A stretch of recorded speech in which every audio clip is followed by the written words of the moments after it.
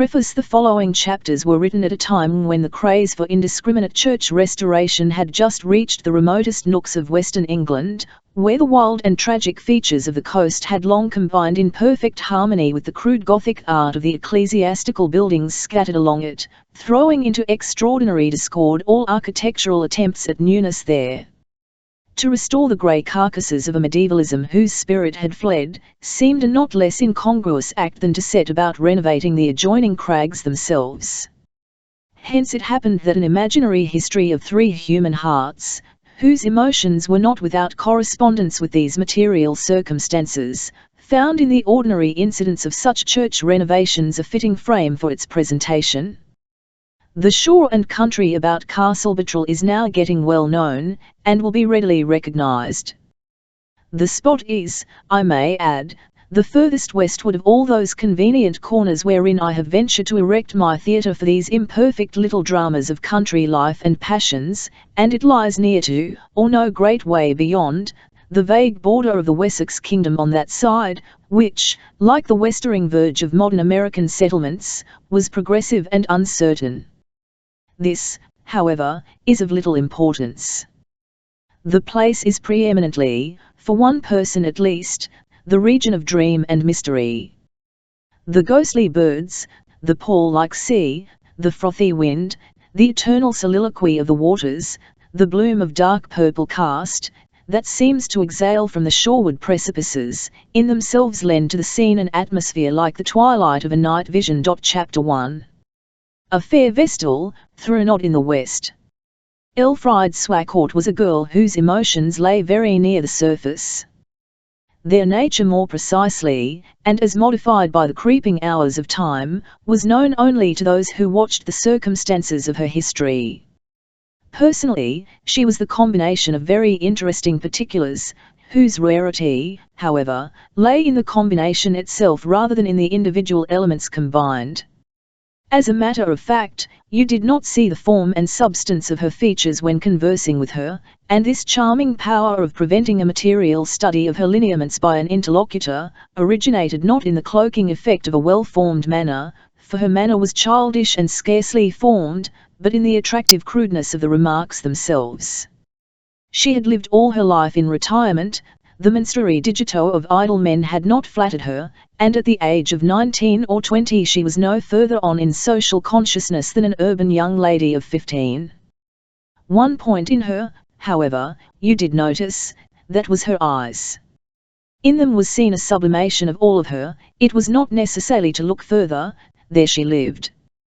These eyes were blue, blue as autumn distance, blue as the blue we see between the retreating mouldings of hills and woody slopes on a sunny September morning.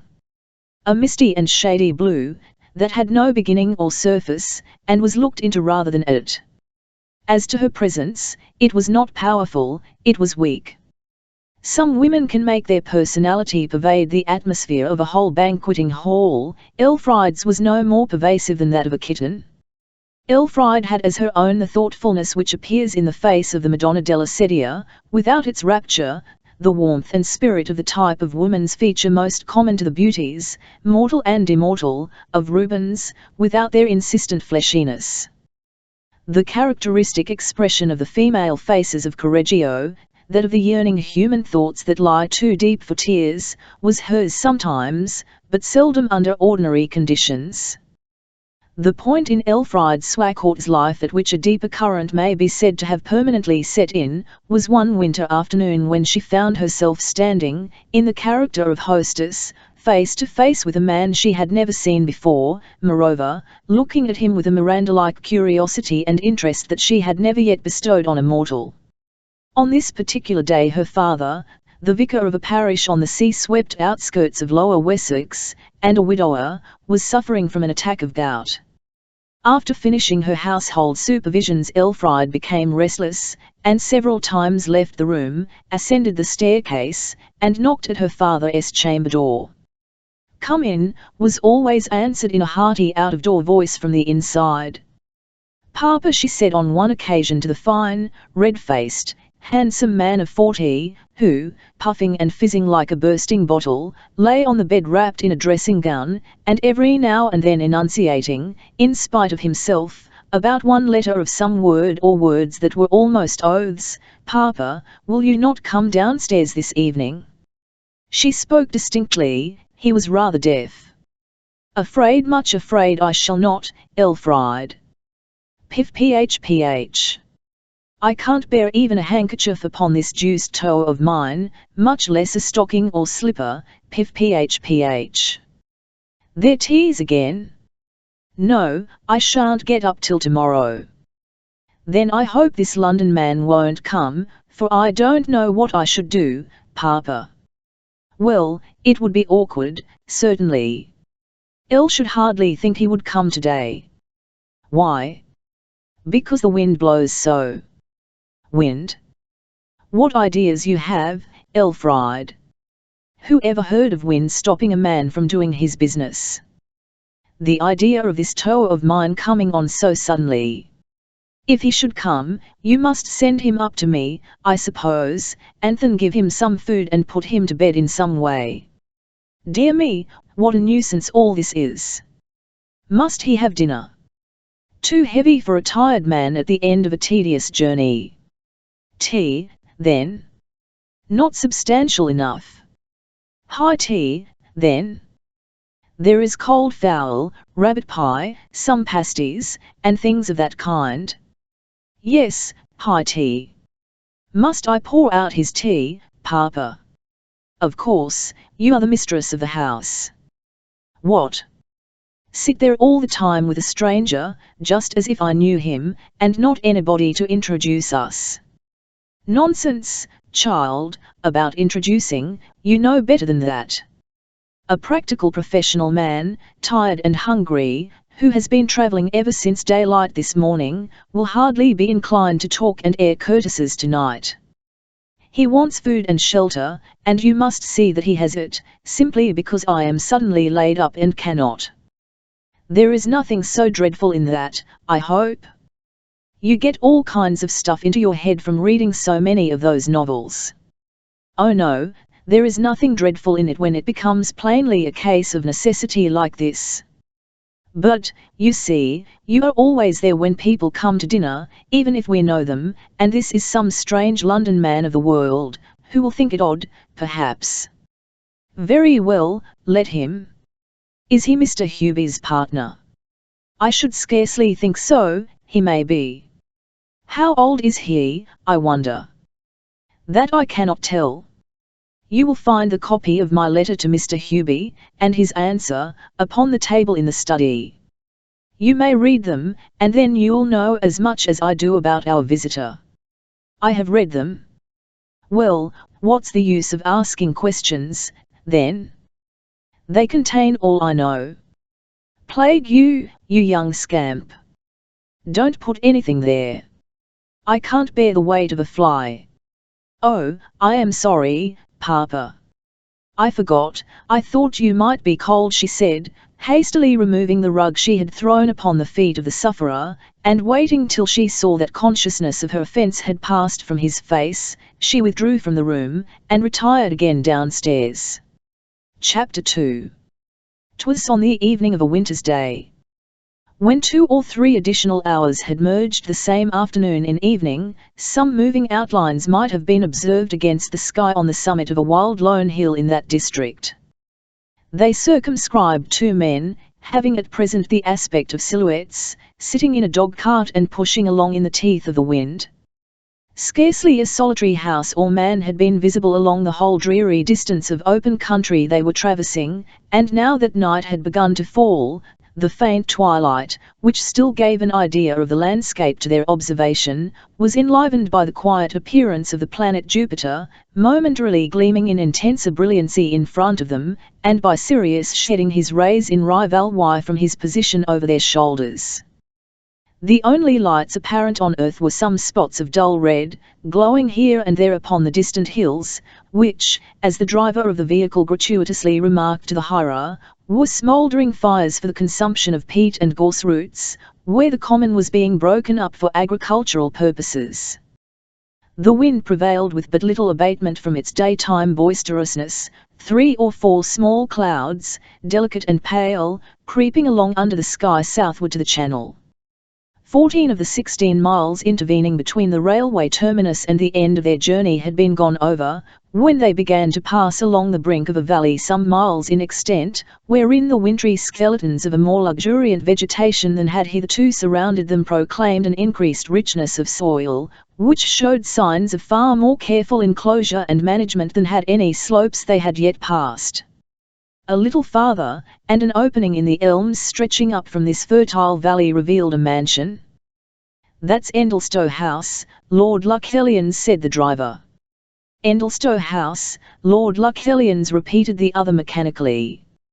He then turned himself sideways, and keenly scrutinized the almost invisible house with an interest which the indistinct picture itself seemed far from adequate to create. "Yes, that's Lord Luxellian's," he said yet again after a while, as he still looked in the same direction. "What, be we going there?" "No, Endlestowe Vicarage, as I have told you." Thought you might have altered your mind, sir, as you have stared that way at nothing so long." "Oh no, I am interested in the house, that's all. In lost people be, as the saying is. Not in the sense that I am." "Oh. Well, his family is no better than my own, I believe." "How is that?" "Hedges and ditches by rights.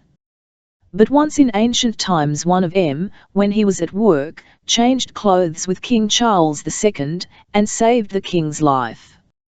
King Charles came up to him like a common man, and said offhand, 'Man in the my name is Charles II, and that's the truth on't.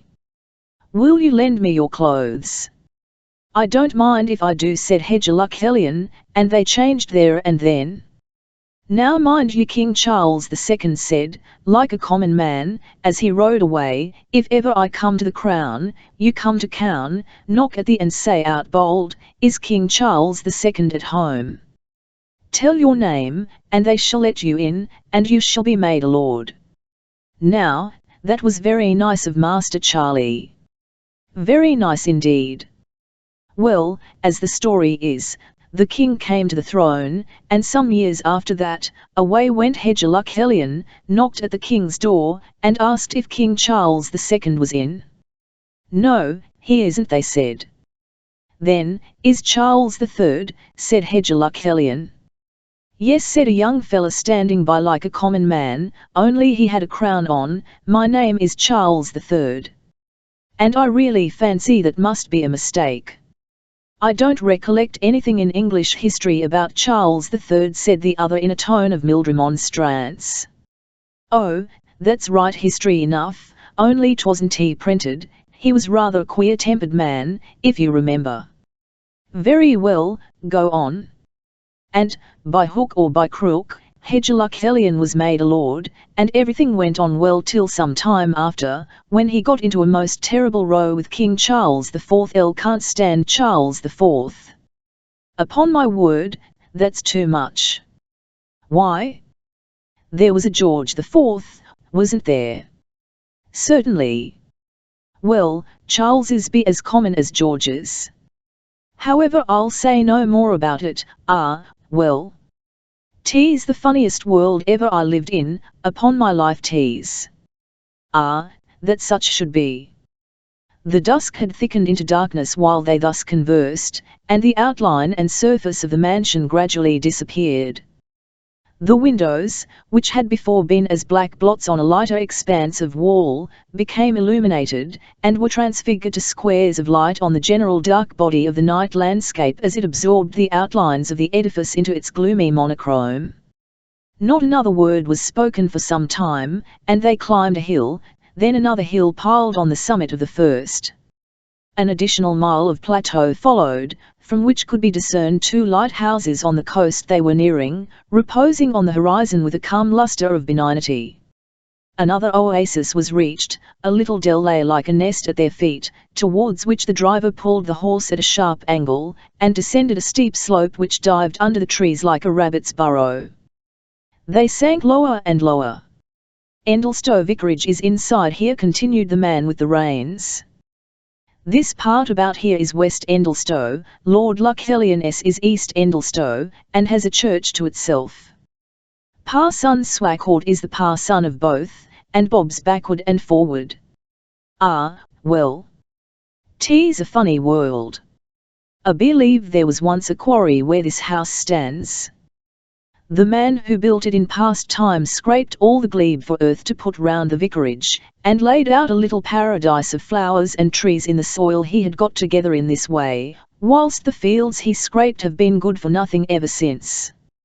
How long has the present incumbent been here? Maybe about a year, or a year and half. 'Tisn't he 2 years, for they don't scandalise him yet, and, as a rule, a parish begins to scandalise the parson at the end of 2 years among em familiar. But he's a very nice party. Parson Swacourt knows me pretty well from often driving over, and I know Parson Swacourt. They emerged from the bower, swept round in a curve, and the chimneys and gables of the vicarage became darkly visible.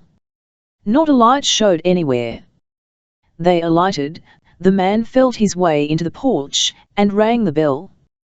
At the end of 3 or 4 minutes, spent in patient waiting without hearing any sounds of a response, the stranger advanced and repeated the call in a more decided manner. He then fancied he heard footsteps in the hall, and sundry movements of the doorknob, but nobody appeared. Perhaps they bean't at home, sighed the driver. And I promised myself a bit of supper in Parson Swacourt's kitchen. Sick lovely mate pies and fig cakes, and cider, and drops zero cordial that they do keep here. All right, neighbours. Be ye rich men or be ye poor men, that ye must needs come to the world's end at this time zero night, exclaimed a voice at this instant, and, turning their heads, they saw a rickety individual shambling round from the back door with a horn lantern dangling from his hand. Time o' night, I believe. And the clock only gone 7 of M. Show a light, and let us in, William Worm. Oh, that you, Robert Lickpan? Nobody else, William Worm. And is the visiting man come? Yes, said the stranger. Is Mr. Swacourt at home? That it is, sir. And would ye mind coming round by the back way? The front door is got stuck the wet, as he will do sometimes, and the Turk can't open en. I know I am only a wambling man that I'll never pay the Lord for my making, sir, but I can show the way in, sir. The new arrival followed his guide through a little door in a wall, and then promenaded a scullery and a kitchen, along which he passed with eyes rigidly fixed in advance, an inbred horror of prying forbidding him to gaze around apartments that formed the back side of the household tapestry. Entering the hall, he was about to be shown to his room, when from the inner lobby of the front entrance, whither she had gone to learn the cause of the delay, sailed forth the form of Elfried. Her start of amazement at the sight of the visitor coming forth from under the stairs proved that she had not been expecting this surprising flank movement, which had been originated entirely by the ingenuity of William Worm. She appeared in the prettiest of all feminine guises, that is to say, in demi-toilette, with plenty of loose curly hair tumbling down about her shoulders. An expression of uneasiness pervaded her countenance, and altogether she scarcely appeared woman enough for the situation. The visitor removed his hat, and the first words were spoken, Elfried prelusively looking with a deal of interest, not unmixed with surprise, at the person towards whom she was to do the duties of hospitality. I am Mr. Smith, said the stranger in a musical voice. I am Miss Swacourt, said Elfried. Her constraint was over. The great contrast between the reality she beheld before her, and the dark, taciturn, sharp, elderly man of business who had lurked in her imagination, a man with clothes smelling of city smoke, skin sallow from want of sun, and talk flavoured with epigram, was such a relief to her that Elfried smiled, almost laughed, in the newcomer's face. Stephen Smith, who has hitherto been hidden from us by the darkness, was at this time of his life but a youth in appearance, and barely a man in years. Judging from his look, London was the last place in the world that one would have imagined to be the scene of his activities. Such a face surely could not be nourished amid smoke and mud and fog and dust. Such an open countenance could never even have seen anything of the weariness, the fever, and the fret of Babylon II. His complexion was as fine as Elfride's own, the pink of his cheeks as delicate. His mouth as perfect as Cupid's bow in form, and as cherry-red in colour as hers. Bright curly hair, bright sparkling blue-grey eyes, a boy's blush and manner, neither whisker nor moustache, unless a little light brown on his upper lip deserved the latter title, this composed the London professional man, the prospect of whose advent had so troubled Elfride. Elfride hastened to say she was sorry to tell him that Mr. Swacourt was not able to receive him that evening, and gave the reason why. Mr. Smith replied, in a voice boyish by nature and manly by art, that he was very sorry to hear this news, but that as far as his reception was concerned, it did not matter in the least. Stephen was shown up to his room. In his absence Elfride stealthily glided into her father's. "He's come, Papa. Such a young man for a businessman." "Oh, indeed. His face just like mine." "H.M. What next?" "Nothing, that's all I know of him yet." "It is rather nice, is it not?" "Well, we shall see that when we know him better. Go down and give the poor fellow something to eat and drink, for heaven's sake. And when he has done eating, say I should like to have a few words with him, if he doesn't mind coming up here." The young lady glided downstairs again, and whilst she awaits young Smith's entry, the letters referring to his visit had better be given. 1. Mr. Swacourt to Mr. Hubie. Endlestowe Vicarage, the 18th of February, 18, are thinking of restoring the tower and aisle of the church in this parish, and Lord Luxellian, the patron of the living, has mentioned your name as that of a trustworthy architect whom it would be desirable to ask to superintend the work. I am exceedingly ignorant of the necessary preliminary steps. Probably, however, the first is that, should you be, as Lord Luxellian says you are, disposed to assist us, yourself or some member of your staff come and see the building, and report thereupon for the satisfaction of parishioners and others. The spot is a very remote one, we have no railway within 14 miles, and the nearest place for putting up it, called a town, though merely a large village, is Castle Buttrell, 2 miles further on, so that it would be most convenient for you to stay at the vicarage, which I am glad to place at your disposal, instead of pushing on to the hotel at Castle Buttrell, and coming back again in the morning. Any day of the next week that you like to name for the visit will find us quite ready to receive you. Yours very truly, Christopher Swacourt. 2. Mr. Hubie to Mr. Swacourt. Percy Place, Charing Cross, the 20th of February, 18. Dear, to your request of the 18th instant, I have arranged to survey and make drawings of the aisle and tower of your parish church, and of the dilapidations which have been suffered to accrue thereto, with a view to its restoration. My assistant, Mr. Stephen Smith, will leave London by the early train tomorrow morning for the purpose. Many thanks for your proposal to accommodate him. He will take advantage of your offer, and will probably reach your house at some hour of the evening. You may put every confidence in him, and may rely upon his discernment in the matter of church architecture. Trusting that the plans for the restoration, which I shall prepare from the details of his survey, will prove satisfactory to yourself and Lord Luxellian, I am, dear sir, yours faithfully, Walter Hubie. Chapter 3. Milk and us birds sing madrigals. That first repast in Endlestowe Vicarage was a very agreeable one to young Stephen Smith. The table was spread, as Elfride had suggested to her father, with the materials for the heterogeneous meal called high tea, a class of refection welcome to all when away from men and towns, and particularly attractive to youthful palates. The table was prettily decked with winter flowers and leaves, amid which the eye was greeted by chops, chicken, pie, and and 2 huge pasties overhanging the sides of the dish with a cheerful aspect of abundance. At the end, towards the fireplace, appeared the tea service, of old-fashioned Worcester porcelain, and behind this arose the slight form of Elfride, attempting to add matronly dignity to the movement of pouring out tea, and to have a weighty and concerned look in matters of marmalade, honey, and clotted cream. Having made her own meal before he arrived, she found to her embarrassment that there was nothing left for her to do but talk when not assisting him. She asked him if he would excuse her finishing a letter she had been writing at a side table, and, after sitting down to it, tingled with a sense of being grossly rude.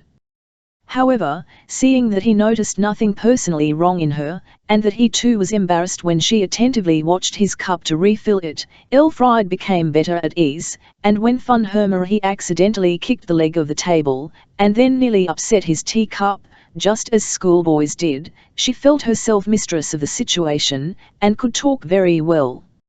In a few minutes ingenuousness and a common term of years obliterated all recollection that they were strangers just met. Stephen began to wax eloquent on extremely slight experiences connected with his professional pursuits, and she, having no experiences to fall back upon, recounted with much animation stories that had been related to her by her father, which would have astonished him had he heard with what fidelity of action and tone they were rendered. Upon the whole, a very interesting picture of Sweet Anne 20 was on view that evening in Mr. Swacourt's house. Ultimately Stephen had to go upstairs and talk loud to the vicar, receiving from him between his puffs a great many apologies for calling him so unceremoniously to a stranger's bedroom.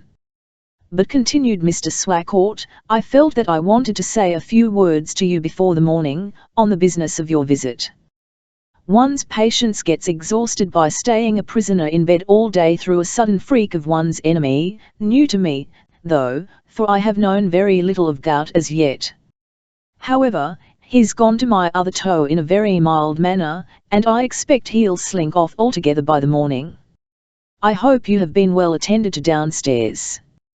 Perfectly. And though it is unfortunate, and I am sorry to see you laid up, I beg you will not take the slightest notice of my being in the house the while. I will not. But I shall be down tomorrow. My daughter is an excellent doctor. A dose or two of her mild mixtures will fetch me round quicker than all the drug stuff in the world. Well, now about the church business. Take a seat, do. We can't afford to stand upon ceremony in these parts, as you see, and for this reason, that a civilized human being seldom stays long with us, and so we cannot waste time in approaching him, or he will be gone before we have had the pleasure of close acquaintance. This tower of ours is, as you will notice, entirely gone beyond the possibility of restoration, but the church itself is well enough. You should see some of the churches in this county. Floors rotten, ivy lining the walls. Dear me! Oh, that's nothing. The congregation of a neighbour of mine, whenever a storm of rain comes on during service, open their umbrellas and hold them up till the dripping ceases from the roof. Now, if you will kindly bring me those papers and letters you see lying on the table, I will show you how far we have got. Stephen crossed the room to fetch them, and the vicar seemed to notice more particularly the slim figure of his visitor. "I suppose you are quite competent," he said. "Quite," said the young man, colouring slightly. "You are very young, I fancy. I should say you are not more than 19. I am nearly 21. Exactly half my age, I am 42. By the way," said Mr. Swacourt, after some conversation, "you said your whole name was Stephen Fitzmaurice, and that your grandfather came originally from Cakesbury. Since I have been speaking, it has occurred to me that I know something of you. You belong to a well-known ancient county family, not ordinary Smiths in the least. I don't think we have any of their blood in our veins. Nonsense. You must. Hand me the landed gentry. Now, let me see. There, Stephen Fitzmaurice Smith, he lies in St. Mary's Church, doesn't he? Well, out of that family sprang the leaseworthy Smiths, and collaterally came General Sir Stephen Fitzmaurice Smith of Cakesbury. Yes, I have seen his monument there," shouted Stephen. But there is no connection between his family and mine, there cannot be. There is none, possibly, to your knowledge. But look at this, my dear sir, said the vicar, striking his fist upon the bedpost for emphasis. Here are you, Stephen Fitzmaurice Smith, living in London, but springing from Cakesbury. Here in this book is a genealogical tree of the Stephen Fitzmaurice Smiths of Cakesbury Manor. You may be only a family of professional men now, I am not inquisitive, I don't ask questions of that kind, it is not in me to do so, but it is as plain as the nose in your face that there's your origin. And, Mr. Smith, I congratulate you upon your blue blood, sir, and, upon my life, a very desirable colour, as the world goes. Ill wish you could congratulate me upon some more tangible quality, said the younger man, sadly no less than modestly. Nonsense. That will come with time. You are young, all your life is before you. Now look, see how far back in the mists of antiquity my own family of Swacourt have a root. Here, you see, he continued, turning to the page, is Geoffrey, the one among my ancestors who lost a barony because he would cut his joke. Ah, it's the sort of us. But the story is too long to tell now. I'm a poor man, a poor gentleman, in fact, those I would be friends with, won't be friends with me, those who are willing to be friends with me, I am above being friends with. Beyond dining with a neighbouring incumbent or two, and an occasional chat, sometimes dinner, with Lord Luxellian, a connection of mine, I am in absolute solitude, absolute. You have your studies, your books, and your daughter. Oh yes, yes, and I don't complain of poverty. Canto coram latrone. Well, Mr. Smith, don't let me detain you any longer in a sick room. Illa. That reminds me of a story I once heard in my younger days. Here the vicar began a series of small private laughs, and Stephen looked inquiry. Oh, no, no. It is too bad to tell, continued Mr. Swacourt in undertones of grim mirth. Well, go downstairs, my daughter must do the best she can with you this evening. Ask her to sing to you, she plays and sings very nicely. Good night, I feel as if I had known you for 5 or 6 years. L11 ring for somebody to show you down. Never mind, said Stephen, L can find the way. And he went downstairs, thinking of the delightful freedom of manner in the remoter counties in comparison with the reserve of London.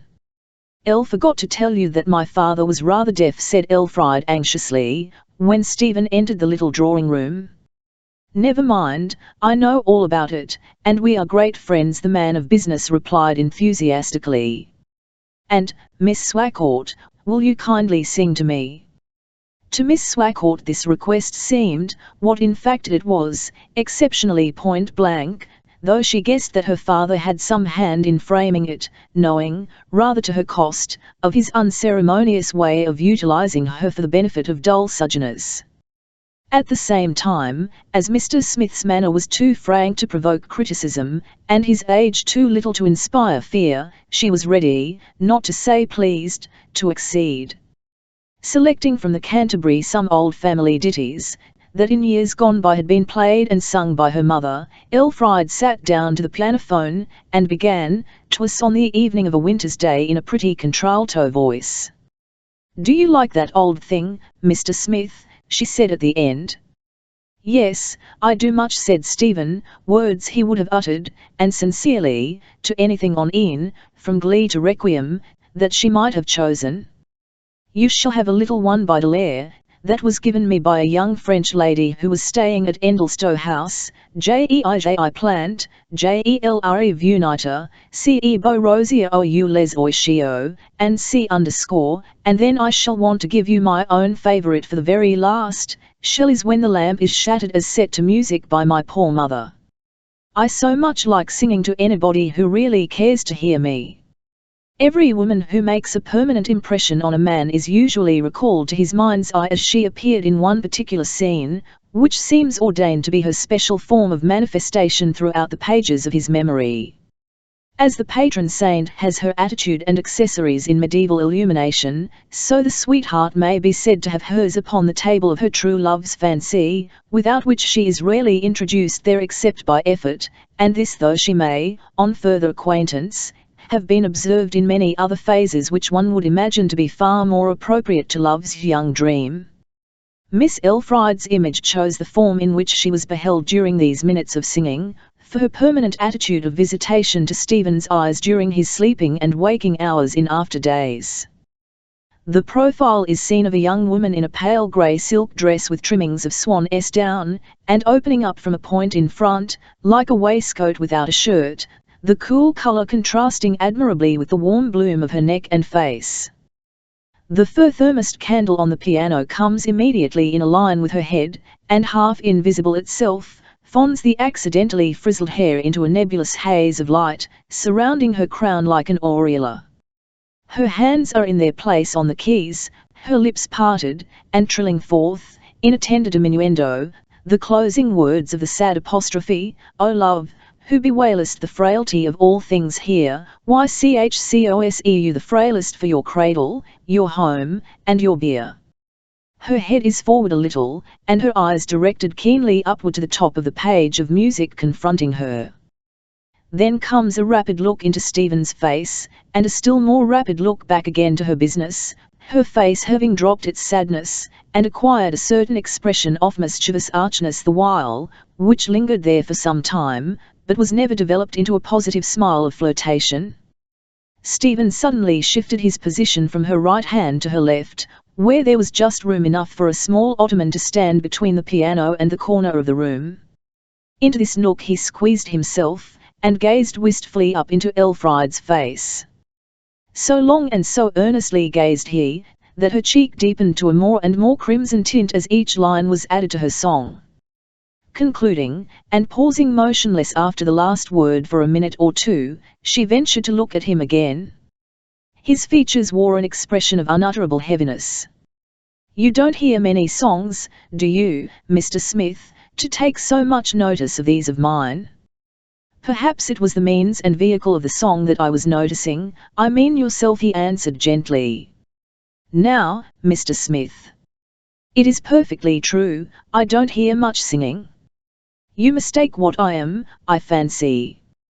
Because I come as a stranger to a secluded spot, you think I must needs come from a life of bustle, and know the latest movements of the day. But I don't. My life is as quiet as yours, and more solitary as death. The death which comes from a plethora of life? But seriously, I can quite see that you are not the least what I thought you would be before I saw you. You are not critical, or experienced, or much to mind. That's why I don't mind singing airs to you that I only half know." Finding that by this confession she had vexed him in a way she did not intend, she added naively, "I'll mean, Mr. Smith, that you are better, not worse, for being only young and not very experienced. You don't think my life here so very tame and dull, I know." "I do not, indeed," he said with fervour. "It must be delightfully poetical, and sparkling, and fresh, and, there you go, Mr. Smith. Well, men of another kind, when I get them to be honest enough to own the TNLTH, think just the reverse, that my life must be a dreadful bore in its normal state, though pleasant for the exceptional few days they pass here. I could live here always," he said, and with such a tone and look of unconscious revelation that Elfride was startled to find that her harmonies had fired a small Troy, in the shape of Stephen's heart. She said quickly, "But you can't live here always." "Oh no." And he drew himself in with the sensitiveness of a snail.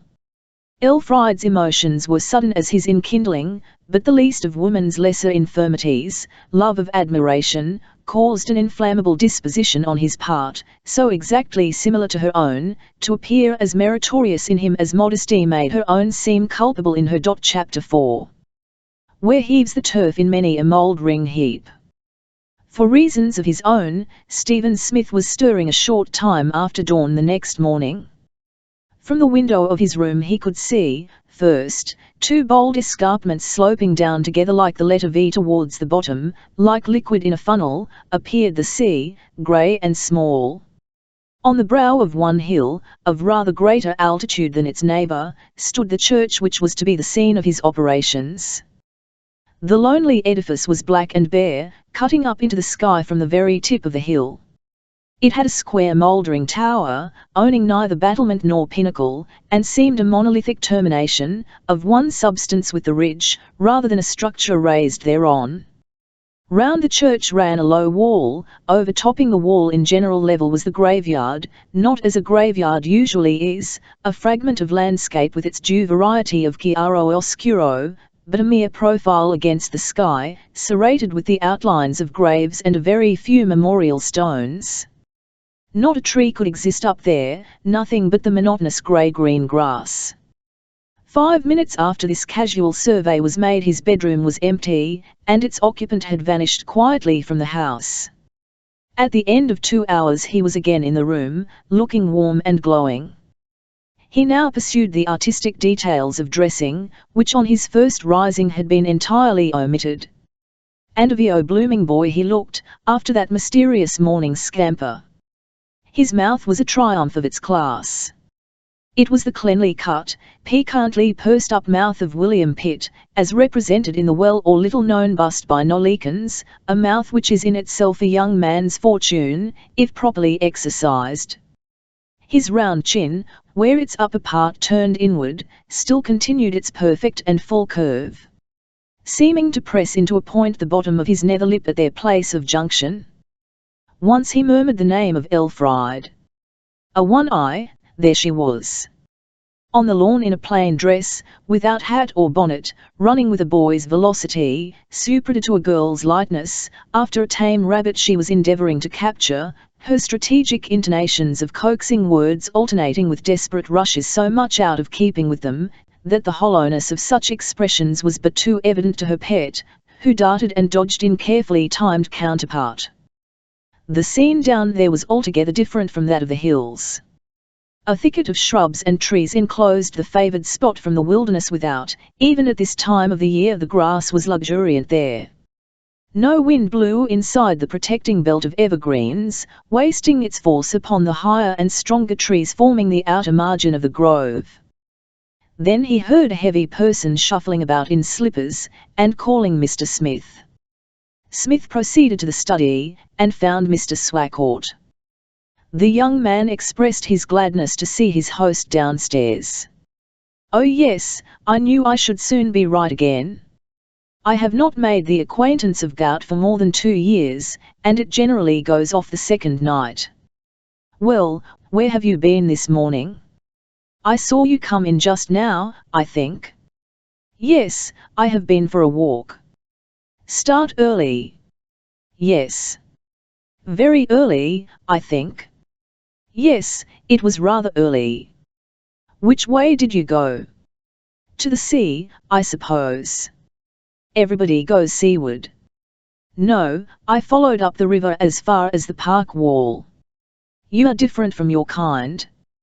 "Well, I suppose such a wild place is a novelty, and so tempted you out of bed." "Not altogether a novelty." "I like it." The youth seemed averse to explanation. You must, to go cock-watching the morning after a journey of 14 or 16 hours. But there's no accounting for tastes, and I am glad to see that yours are no meaner.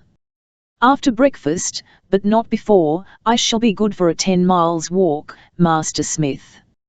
Certainly there seemed nothing exaggerated in that assertion.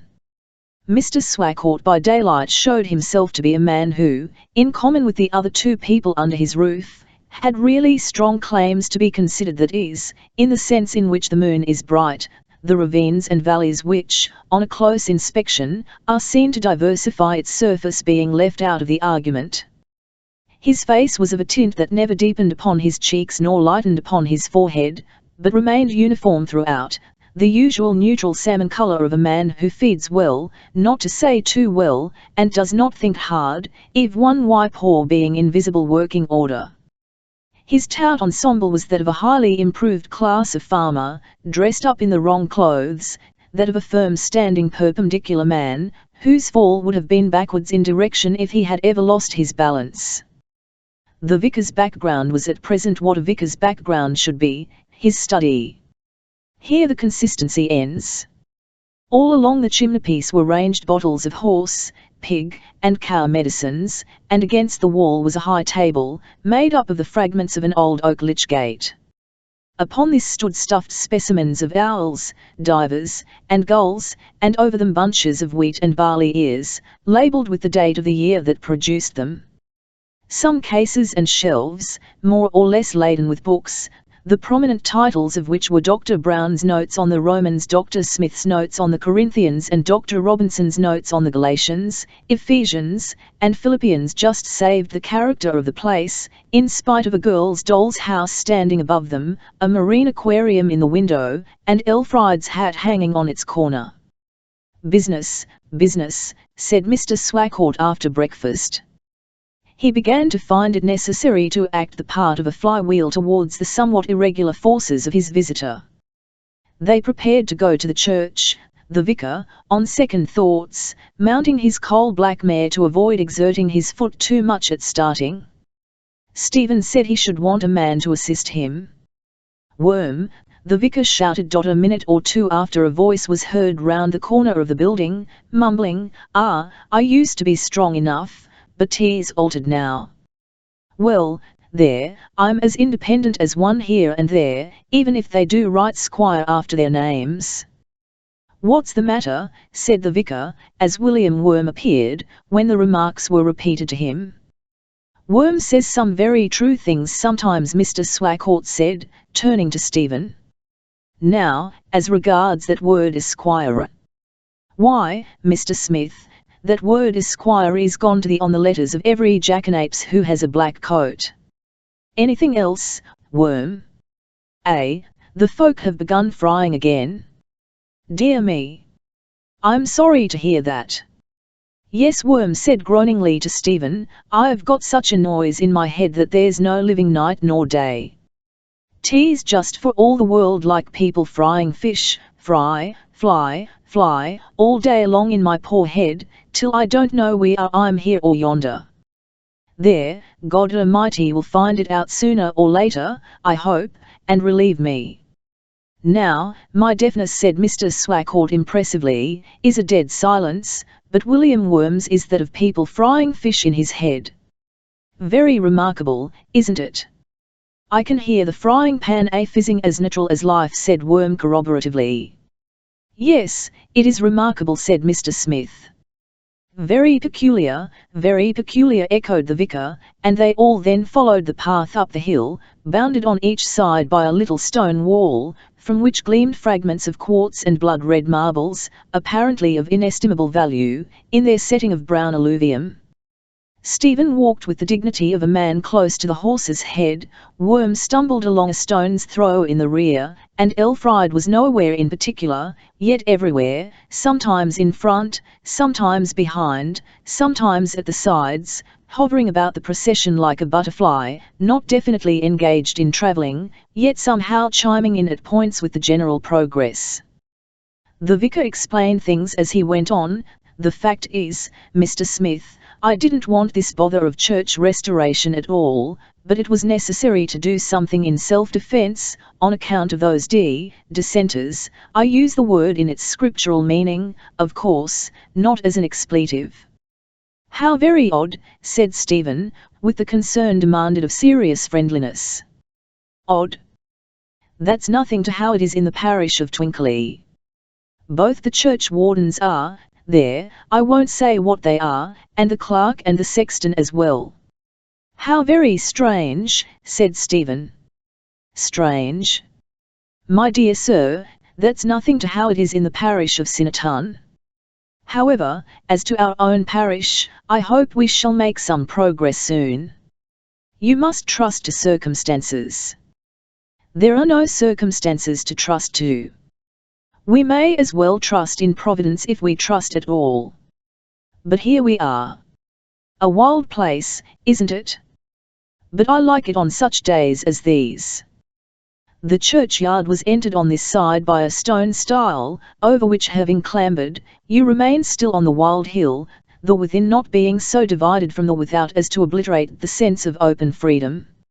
A delightful place to be buried in, postulating that delight can accompany a man to his tomb under any circumstances.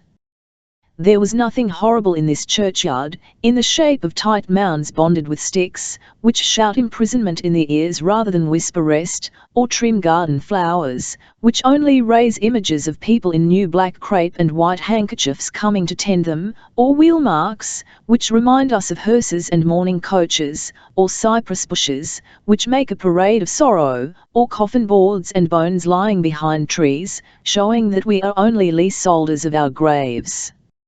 No, nothing but long, wild, untutored grass, diversifying the forms of the mounds it covered, themselves irregularly shaped, with no eye to effect, the impressive presence of the old mountain that all this was a part of being nowhere excluded by disguising art.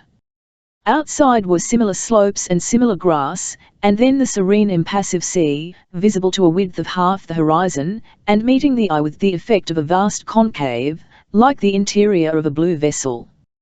Detached rocks stood upright afar, a collar of foam girding their bases, and repeating in its whiteness the plumage of a countless multitude of gulls that restlessly hovered about.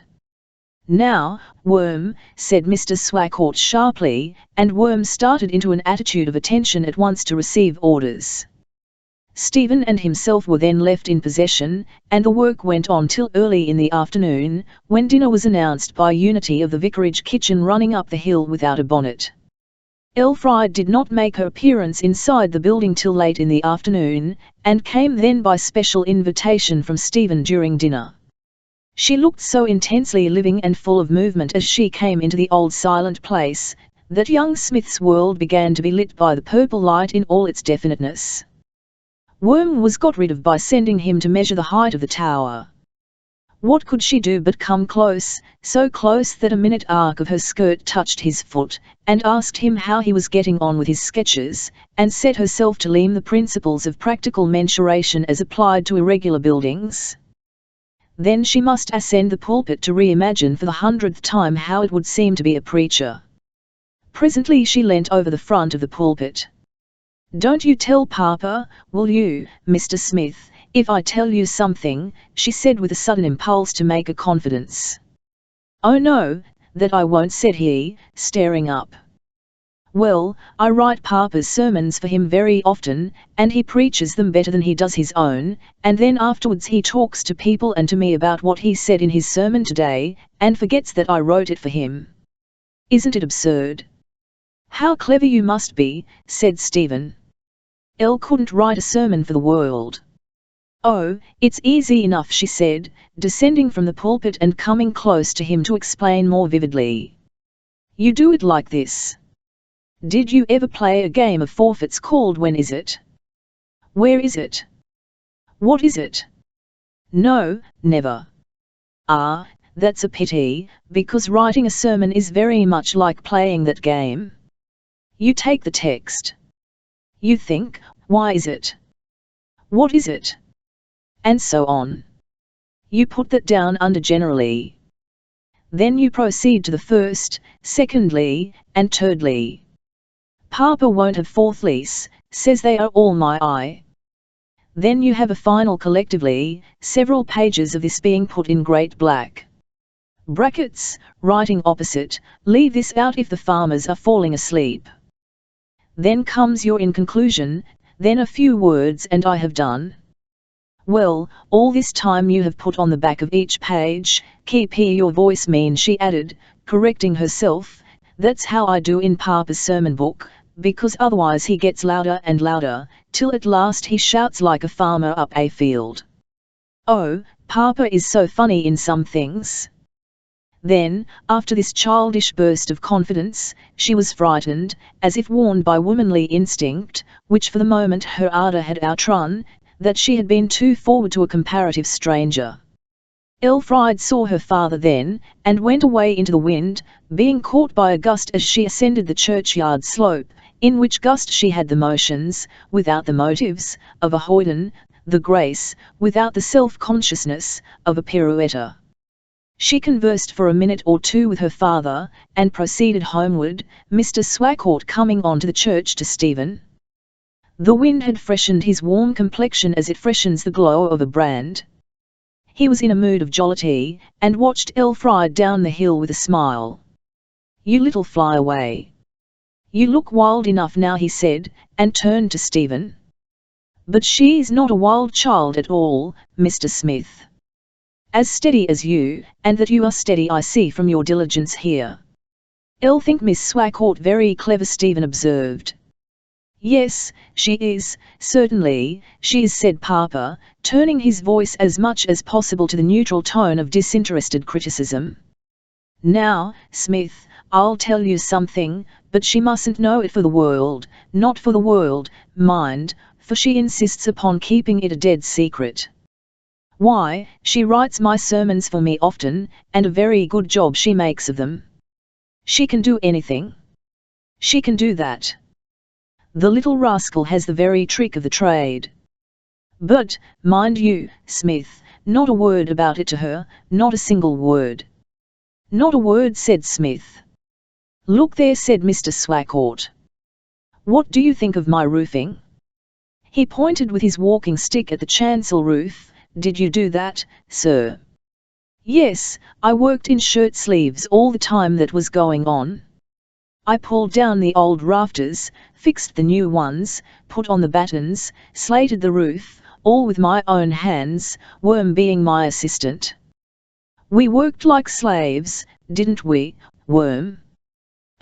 Sure, we did, harder than some here and there, he, said William Worm, cropping up from somewhere. "Like slaves, I believe, he. And weren't you foaming mad, sir, when the nails wouldn't go straight? Mighty ill. There, 'tisn't he so bad to cuss and keep it in as to cuss and let it out, is it, sir?" "Well, why?" "Because you, sir, when you were putting on the roof, only used to cuss in your mind, which is, I suppose, no harm at all. I don't think you know what goes on in my mind, Worm." "Oh, don't he, sir, he. Maybe I'm but a poor wambling thing, sir, and can't read much, but I can spell as well as some here and there. Don't ye mind, sir, that blusterous night when ye asked me to hold the candle to ye in your workshop, when you were making a new chair for the chancel?" "Yes, what of that?" "I stood with the candle, and you said you liked company, if 'twas only a dog or cat, maining me, and the chair wouldn't do nohow." "Ah, I remember. No, the chair wouldn't do nohow. I was very well to look at, but, Lord! Worm, how often have I corrected you for irreverent speaking, was very well to look at, but you couldn't sit in the chair nohow. 'Twas all a twist the chair, like the letter Z, directly you sat down upon the chair. 'Get up, Worm,' says you, when you seed the chair go all a sway me. Up you took the chair, and flung in like fire and brimstone to fother end of your shop all in a passion. 'Damn the chair,' says just what I was thinking,' says you, sir. 'I could see it in your face, sir,' says I, 'and I hope you and God will forgive me for saying what you wouldn't.' To save your life you couldn't help laughing, sir, at a poor wambler reading your thoughts so plain. I'm as wise as one here and there. I thought you had better have a practical man to go over the church and tower with you," Mr. Swacourt said to Stephen the following morning, "so I got Lord Luckellion's permission to send for a man when you came. I told him to be there at 10 o'clock. He's a very intelligent man, and he will tell you all you want to know about the state of the walls. His name is John Smith." Elfriede did not like to be seen again at the church with Stephen. "I will watch here for your appearance at the top of the tower," she said laughingly. "I shall see your figure against the sky. And when I am up there I'll wave my handkerchief to you, Miss Swacourt," said Stephen. "In 12 minutes from this present moment," he added, looking at his watch, "I'll be at the summit and look out for you. She went round to the corner of the shrubbery, whence she could watch him down the slope leading to the foot of the hill on which the church stood. There she saw waiting for him a white spot, a mason in his working clothes. Stephen met this man and stopped. To her surprise, instead of their moving on to the churchyard, they both leisurely sat down upon a stone close by their meeting place, and remained as if in deep conversation. Elfriede looked at the time. 9 of the 12 minutes had passed, and Stephen showed no signs of moving. More minutes passed, she grew cold with waiting, and shivered. It was not till the end of a quarter of an hour that they began to slowly wend up the hill at a snail's pace. Rude and unmannerly, she said to herself, colouring with pique. Anybody would think he was in love with that horrid mason instead of with. The sentence remained unspoken, though not unhout. She returned to the porch. "Is the man you sent for a lazy, sit-still, do-nothing kind of man?" she inquired of her father. "No," he said, surprised, "quite the reverse. He is Lord Luxellian's master mason, John Smith." "Oh," said Elfriede indifferently, and returned towards her bleak station, and waited and shivered again. It was a trifle, after all, a childish thing, looking out from a tower and waving a handkerchief. But her new friend had promised, and why should he tease her so? The effect of a blow is as proportionate to the texture of the object struck as to its own momentum, and she had such a superlative capacity for being wounded that little hits struck her hard. It was not till the end of half an hour that 2 figures were seen above the parapet of the dreary old pile, motionless as bitterns on a ruined mosque. Even then Stephen was not true enough to perform what he was so courteous to promise, and he vanished without making a sign.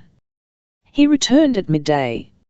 Elfriede looked vexed when unconscious that his eyes were upon her, when conscious, severe. However, her attitude of coldness had long outlived the coldness itself, and she could no longer utter feigned words of indifference. "Ah, you weren't kind to keep me waiting in the cold, and break your promise," she said at last reproachfully, in tones too low for her father's powers of hearing. Forgive me," said Stephen with dismay. "I had forgotten, quite forgotten. Something prevented my remembering." "Any further explanation?" said Miss Capricious, pouting. He was silent for a few minutes, and looked askance. "None," he said, with the accent of one who concealed a sin. Chapter 5. Bosom D high in tufted trees. It was breakfast time. As seen from the vicarage dining room, which took a warm tone of light from the fire, the weather and scene outside seemed to have stereotyped themselves in unrelieved shades of grey. The long-armed trees and shrubs of juniper, cedar, and pine varieties, were greyish-black, those of the broad-leaved sort, together with the herbage, were greyish-green, the Etemel hills and tower behind them were greyish-brown, the sky, dropping behind all, grey of the purest melancholy. Yet in spite of this sombre artistic effect, the morning was not one which tended to lower the spirits. It was even cheering. For it did not rain, nor was rain likely to fall for many days to come. Elfriede had turned from the table towards the fire and was idly elevating a hand screen before her face, when she heard the click of a little gate outside. "Ah, here's the postman," she said, as a shuffling, active man came through an opening in the shrubbery and across the lawn. She vanished, and met him in the porch, afterwards coming in with her hands behind her back. "How many are there?" "3 for Papa, 1 for Mr. Smith, none for Miss Swacourt." "And, Papa, look here, one of yours is from, whom do you Luxellian? And it has something hard in it, a lump of something. I've been feeling it through the envelope, and can't think what it is. What does Luxellian write for, I wonder?" Mr. Swacourt had said simultaneously with her words. He handed Stephen his letter, and took his own, putting on his countenance a higher class of look than was customary, as became a poor gentleman who was going to read a letter from a peer. Stephen read his missive with a countenance quite the reverse of the vicar's. "Percy Place, Thursday evening. Dear Smith, old H is in a towering rage with you for being so long about the church sketches. Swears you are more trouble than you are worth. He says I am to write and say you are to stay no longer on any consideration, that he would have done it all in 3 hours very easily. I told him that you were not like an experienced hand, which he seemed to forget, but it did not make much difference. However, between you and me privately, if I were you I would not alarm myself for a day or so, if I were not inclined to return. I would make out the week and finish my spree. He will blow up just as much if you appear here on Saturday as if you keep away till Monday morning. Yours very TNLLY, Simpkins Jenkins. Dear me, very awkward, said Stephen, rather enlatter, and confused with the kind of confusion that assails an understrapper when he has been enlarged by accident to the dimensions of a superior, and is somewhat rudely pared down to his original size. What is awkward? Said Miss Swackort. Smith by this time recovered his equanimity, and with it the professional dignity of an experienced architect. Important business demands my immediate presence in London, I regret to say, he replied. What? Must you go at once? Said Mr. Swackort, looking over the edge of his letter. Important business? A young fellow like you to have important business. The TNLTH is, said Stephen, blushing, and rather ashamed of having pretended even so slightly to a consequence which did not belong to him. The truth is, Mr. Hubie has sent to say I am to come home, and I must obey him. I see, I see. It is politic to do so, you mean? Now I can see more than you think. You are to be his partner. I booked you for that directly I read his letter to me the other day, and the way he spoke of you. He thinks a great deal of you, Mr. Smith, or he wouldn't be so anxious for your return. Unpleasant to Stephen such remarks as these could not sound. To have the expectancy of partnership with one of the largest practicing architects in London thrust upon him was cheering, however untenable he felt the idea to be. He saw that, whatever Mr. Hubie might think, Mr. Swackort certainly thought much of him to entertain such an idea on such slender ground as to be absolutely no ground at all. And then, unaccountably, his speaking face exhibited a cloud of sadness, which a reflection on the remoteness of any such contingency could hardly have sufficed to cause. Elfried was struck with that look of his, even Mr. Swackort noticed it. Well, he said cheerfully, never mind that now. You must come again on your own account, not on business. Come to see me as a visitor, you know, say, in your holidays. All you town men have holidays like schoolboys. When are they? In August, I believe. Very well, come in August, and then you need not hurry away so. I am glad to get somebody decent to talk to, or at, in this outlandish Ultima Thule. But, by the by, I have something to say. You won't go today. No, I need not, said Stephen hesitatingly. I'm not obliged to get back before Monday morning. Very well, then, that brings me to what I am going to propose. This is a letter from Lord Luxellian. I think you heard me speak of him as the resident landowner in this district, and patron of this living. I know of him. He is in London now. It seems that he has run up on business for a day or two, and taken Lady Luxellian with him.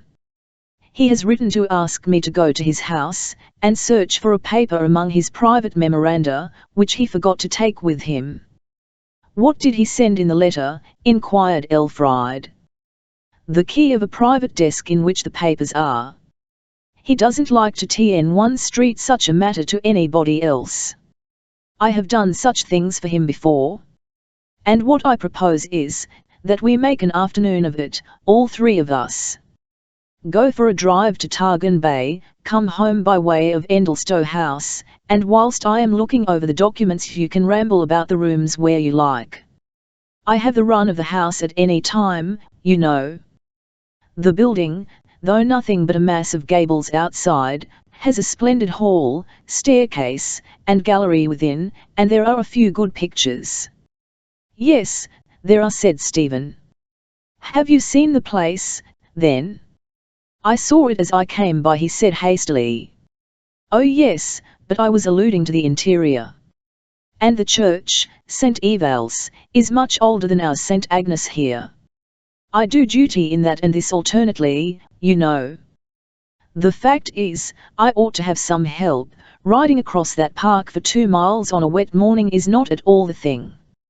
If my constitution were not well seasoned, as thank God it is, here Mr. Swacourt looked down his front, as if his constitution were visible, should be coughing and barking all the year round. And when the family goes away, there are only about 3 servants to preach to when I get there. Well, that shall be the arrangement, then. Elfried, you will like to go. Elfried assented, and the little breakfast party separated. Stephen rose to go and take a few final measurements at the church, the vicar following him to the door with a mysterious expression of inquiry on his face. You'll put up with our not having family prayer this morning, I hope, he whispered. Yes, quite so, said Stephen. To tell you the truth, he continued in the same undertone, we don't make a regular thing of it, but when we have strangers visiting us, I am strongly of opinion that it is the proper thing to do, and I always do it. I am very strict on that point. But you, Smith, there is something in your face which makes me feel quite at home, no nonsense about you, in short. Ah, it reminds me of a splendid story I used to hear when I was a helter-skelter young fellow, such a story. The vicar shook his head self-forbiddingly, and grimly laughed. Was it a good story? Said young Smith, smiling too. Oh yes, but 'tis too bad, too bad. Couldn't tell it to you for the world. Stephen went across the lawn, hearing the vicar chuckling privately at the recollection as he withdrew. They started at 3 o'clock. The grey morning had resolved itself into an afternoon bright with a pale pervasive sunlight, without the sun itself being visible. Lightly they trotted along, the wheels nearly silent, the horses' hoofs clapping, almost ringing, upon the hard, white, turnpike road as it followed the level ridge in a perfectly straight line, seeming to be absorbed ultimately by the white of the sky. Targan Bay, which had the merit of being easily got at, was duly visited. They then swept round by innumerable lanes, in which not 20 consecutive yards were either straight or level, to the domain of Lord Lucellian. A woman with a double chin and thick neck, like Queen Anne by Dale, threw open the lodge gate, a little boy standing behind her. I'll give him something, poor little fellow, said Elfried, pulling out her purse and hastily opening it.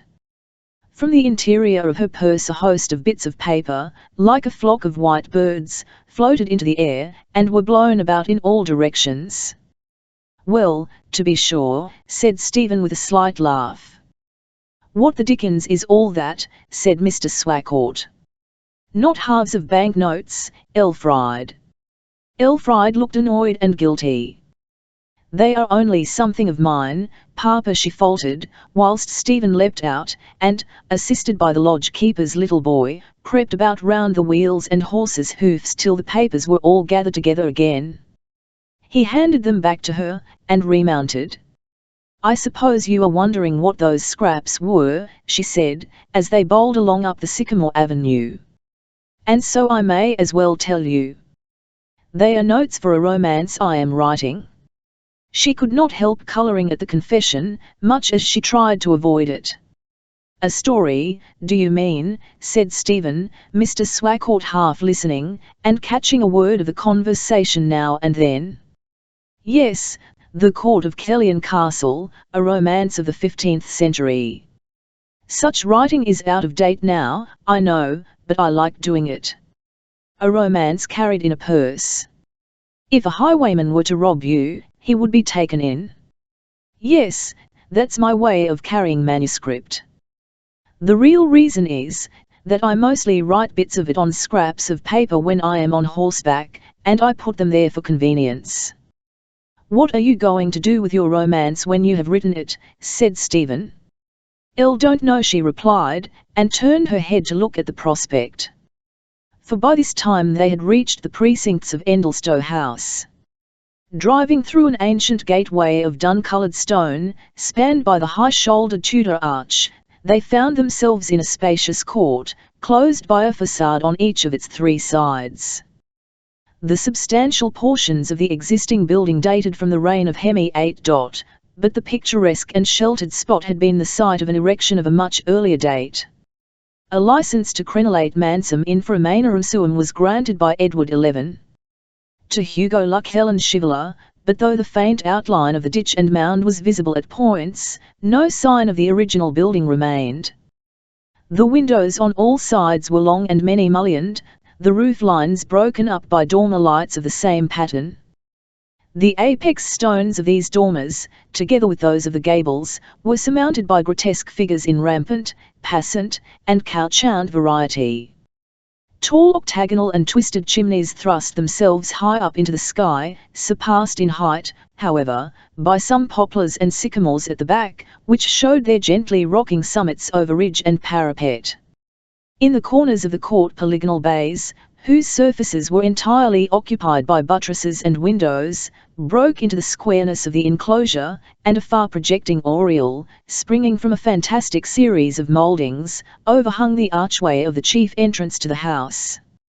As Mr. Swacourt had remarked, he had the freedom of the mansion in the absence of its owner. Upon a statement of his errand they were all admitted to the library, and left entirely to themselves. Mr. Swacourt was soon up to his eyes in the examination of a heap of papers he had taken from the cabinet described by his correspondent. Stephen and Elfriede had nothing to do but to wander about till her father was ready. Elfriede entered the gallery, and Stephen followed her without seeming to do so.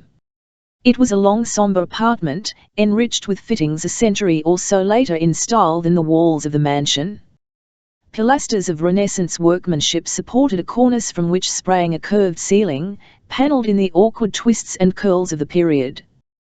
The old Gothic quarries still remained in the upper portion of the large window at the end, though they had made way for a more modern form of glazing elsewhere. Stephen was at one end of the gallery looking towards Elfriede, who stood in the midst, beginning to feel somewhat depressed by the society of Luchelian shades of cadaverous complexion fixed by Holbein, Kneller, and Lely, and seeming to gaze at and through her in a moralizing mood. The silence, which cast almost a spell upon them, was broken by the sudden opening of a door at the far end. Out bounded a pair of little girls, lightly yet warmly dressed. Their eyes were sparkling, their hair swinging about and around, their red mouths laughing with unalloyed gladness. "All, Miss Swacourt, dearest elf. We heard you. Are you going to stay here? You are our little mamma, are you not? Our big mamma is gone to London," said one.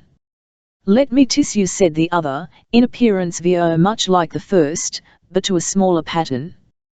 Their pink cheeks and yellow hair were speedily intermingled with the folds of Elfriede's dress. She then stooped and tenderly embraced them both. "Such an odd thing," said Elfriede, smiling, and turning to Stephen. "They have taken it into their heads lately to call me little mamma because I am very fond of them, and wore a dress the other day something like one of Lady. These 2 young creatures were the Honourable Mary and the Honourable Kate, scarcely appearing large enough as yet to bear the weight of such ponderous prefixes. They were the only 2 children of Lord and Lady Luchelian, and, as it proved, had been left at home during their parents' temporary absence, in the custody of nurse and governess. Lord Luchelian was dotingly fond of the children, rather indifferent towards his wife, since she had begun to show an inclination not to please him by giving him a boy. All children instinctively ran after Elfriede, looking upon her more as an unusually nice large specimen of their own tribe than as a grown-up elder. It had now become an established rule, that whenever she met them, indoors or out of doors, weekdays or Sundays, they were to be severally pressed against her face and bosom for the space of a quarter of a minute, and otherwise made much of on the delightful system of cumulative epithet and caress to which unpractised girls will occasionally abandon themselves. A look of misgiving by the youngsters towards the door by which they had entered directed attention to a maid-servant appearing from the same quarter, to put an end to this sweet freedom of the poor Honourables Mary and Kate.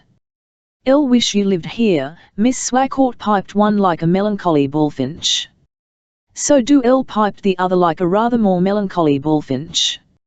"Lamma can't play with us so nicely as you do. I don't think she ever learned playing when she was little. When shall we come to see you?" "As soon as you like, dears." "And sleep at your house all night?" "That's what I mean by coming to see you. I don't care to see people with hats and bonnets on, and all standing up and walking about. As soon as we can get Mamma's permission you shall come and stay as long as ever you like. Goodbye." The prisoners were then led off, Elfriede again turning her attention to her guest, whom she had left standing at the remote end of the gallery. On looking around for him he was nowhere to be seen. Elfriede stepped down to the library, thinking he might have rejoined her father there. But Mr. Swacourt, now cheerfully illuminated by a pair of candles, was still alone, untying packets of letters and papers, and tying them up again. As Elfriede did not stand on a sufficiently intimate footing with the object of her interest to justify her, as a proper young lady, to commence the active search for him that youthful impulsiveness prompted, and as, nevertheless, for a nascent reason connected with those divinely cut lips of his, she did not like him to be absent from her side, she wandered desultorily back to the oak staircase, pouting and casting her eyes about in hope of discerning his boyish figure. Though daylight still prevailed in the rooms, the corridors were in a depth of shadow, chill, sad, and silent, and it was only by looking along them towards light spaces beyond that anything or anybody could be discerned therein. One of these light spots she found to be caused by a side door with glass panels in the upper part. Elfriede opened it, and found herself confronting a secondary or inner lawn, separated from the principal lawn front by a shrubbery. And now she saw a perplexing sight. At right angles to the face of the wing she had emerged from, and within a few feet of the door, jutted out another wing of the mansion, lower and with less architectural character. Immediately opposite to her, in the wall of this wing, was a large broad window, having its blind drawn down, and illuminated by a light in the room it screened. On the blind was a shadow from somebody close inside it, a person in profile. The profile was unmistakably that of Stephen. It was just possible to see that his arms were uplifted, and that his hands held an article of some kind. Then another shadow appeared, also in profile, and came close to him. This was the shadow of a woman. She turned her back towards Stephen, he lifted and held out what now proved to be a shawl or mantle, placed it carefully, so carefully, round the lady, disappeared, reappeared in her front, fastened the mantle. Did he then kiss her? Surely not. Yet the motion might have been a kiss. Then both shadows swelled to colossal dimensions, grew distorted, vanished. 2 minutes elapsed. "Ah, Miss Swacourt. I am so glad to find you. I was looking for you," said a voice at her elbow, Stephen's voice. She stepped into the passage. 10, you know any of the members of this establishment, said she. Not a single one, how should I, he replied. Chapter 6. Fare thee weel a while. Simultaneously with the conclusion of Stephen's remark, the sound of the closing of an external door in their immediate neighbourhood reached Elfriede's ears. It came from the further side of the wing containing the illuminated room. She then discerned, by the aid of the dusky departing light, a figure, whose sex was undistinguishable, walking down the gravelled path by the parterre towards the river. The figure grew fainter, and vanished under the trees. Mr. Swacourt's voice was heard calling out their names from a distant corridor in the body of the building. They retraced their steps, and found him with his coat buttoned up and his hat on, awaiting their advent in a mood of self-satisfaction at having brought his search to a successful close. The carriage was brought round, and without further delay the trio drove away from the mansion, under the echoing gateway arch, and along by the leafless sycamores, as the stars began to kindle their trembling lights behind the maze of branches and twigs. No words were spoken either by youth or maiden. Her unpractised mind was completely occupied in fathoming its recent acquisition. The young man who had inspired her with such novelty of feeling, who had come directly from London on business to her father, having been brought by chance to Endlestowe House had, by some means or other, acquired the privilege of approaching some lady he had found therein, and of honouring her by petty signs of a marked in the space of half an hour. What room were they standing in? Thought Elfride. As nearly as she could guess, it was Lord Luxellian's business room, or office. What people were in the house? None but the governess and servants, as far as she knew, and of these he had professed a total ignorance. Had the person she had indistinctly seen leaving the house anything to do with the performance? It was impossible to say without appealing to the culprit himself, and that she would never do. The more Elfride reflected, the more certain did it appear that the meeting was a chance rencounter, and not an appointment. On the ultimate inquiry as to the individuality of the woman, Elfride at once assumed that she could not be an inferior. Stephen Smith was not the man to care about passages at love with women beneath him. Though gentle, ambition was visible in his kindling eyes. He evidently hoped for much, hoped indefinitely, but extensively. Elfride was puzzled, and being puzzled, was, by a natural sequence of girlish sensations, vexed with him. No more pleasure came in recognizing that from liking to attract him she was getting on to love him, boyish as he was and innocent as he had seemed. They reached the bridge which formed a link between the eastern and western halves of the parish. Situated in a valley that was bounded outwardly by the sea, it formed a point of depression from which the road ascended with great steepness to West Endlestowe and the vicarage.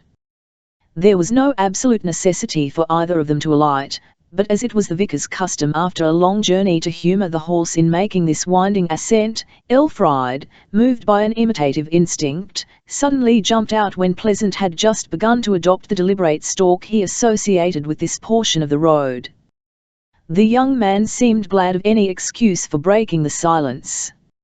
"Why, Miss Swacourt, what a risky thing to do!" he exclaimed, immediately following her example by jumping down on the other side. "Oh no, not at all," replied she coldly, the shadow phenomenon at Endlestowe House still paramount within her. Stephen walked along by himself for 2 or 3 minutes, wrapped in the rigid reserve dictated by her tone.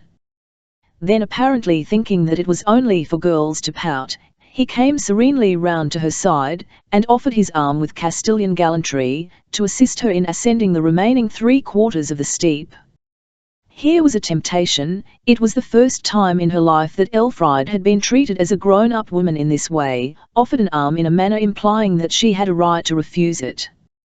Till tonight she had never received masculine attentions beyond those which might be contained in such homely remarks as "Elfride, give me your hand," "Elfride, take hold of my arm," from her father. Her callow heart made an epoch of the incident. She considered her array of feelings, for and against. Collectively they were for taking this offered arm. The single one of pique determined her to punish Stephen by refusing. "No, thank you, Mr. Smith, I can get along better by myself." It was Elfride's first fragile attempt at browbeating a lover. Fearing more the issue of such an undertaking than what a gentle young man might think of her waywardness, she immediately afterwards determined to please herself by reversing her statement. "On second thoughts, I will take it," she said. They slowly went their way up the hill, a few yards behind the carriage. "How silent you are, Miss Swacourt," Stephen observed. "Perhaps I think you silent too," she returned.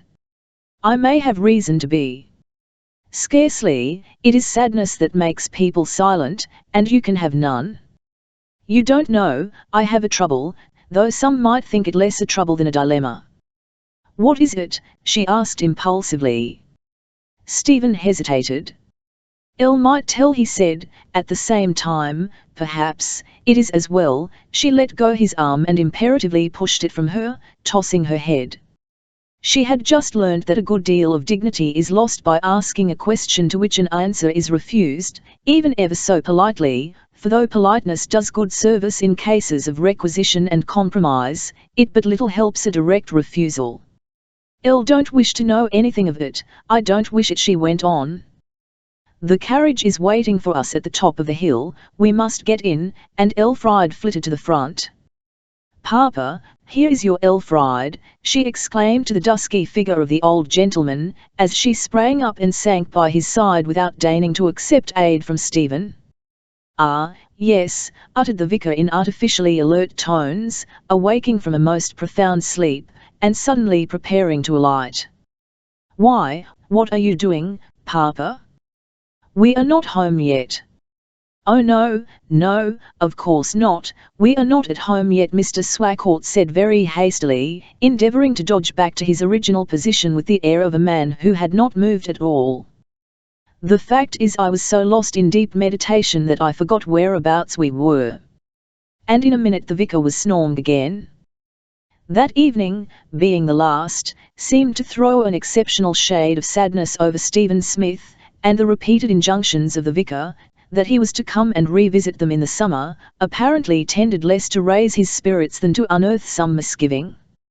He left them in the grey light of dawn, whilst the colours of earth were sombre, and the sun was yet hidden in the east. Elfriede had fidgeted all night in her little bed lest none of the household should be awake soon enough to start him, and also lest she might miss seeing again the bright eyes and curly hair, to which their owner's possession of a hidden mystery added a deeper tinge of romance. To some extent, so soon does womanly interest take a solicitous turn, she felt herself responsible for his safe conduct. They breakfasted before daylight, Mr. Swacourt, being more and more taken with his guest's ingenuous appearance, having determined to rise early and bid him a friendly farewell. It was, however, rather to the vicar's astonishment, that he saw Elfriede walk into the breakfast table, candle in hand.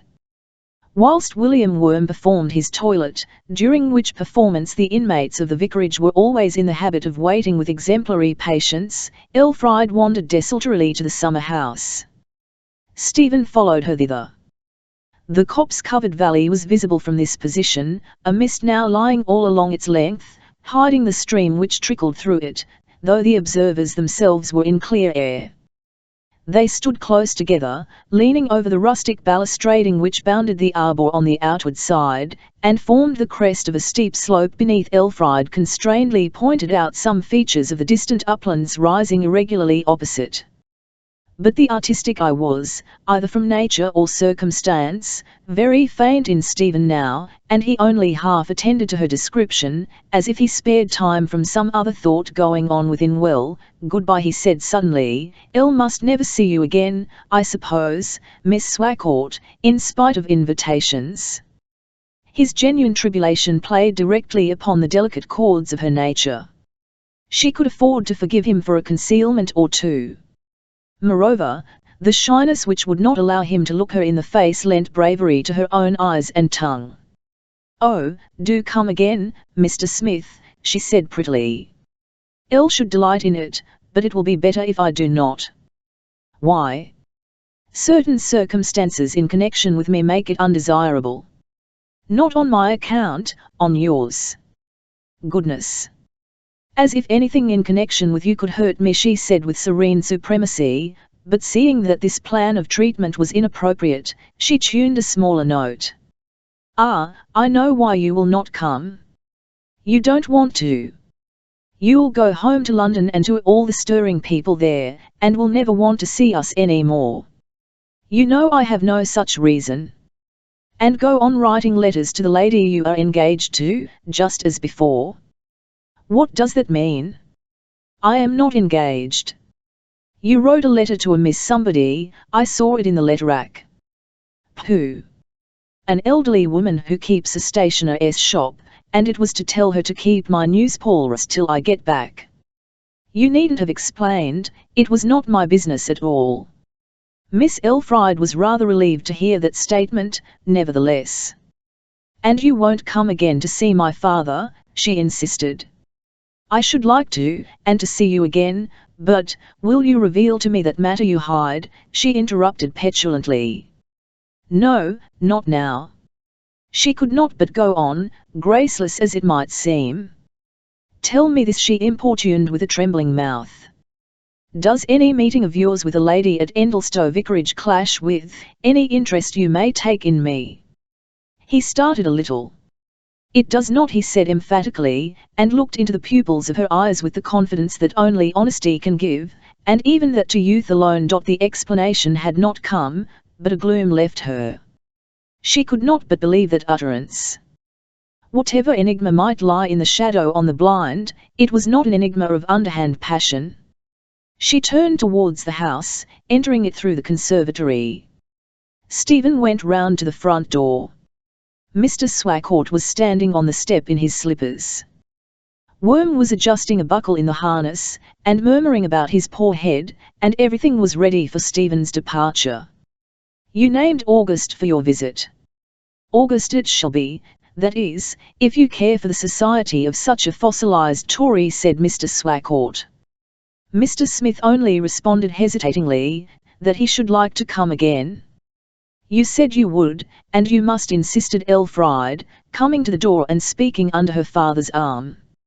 Whatever reason the youth may have had for not wishing to enter the house as a guest, it no longer predominated.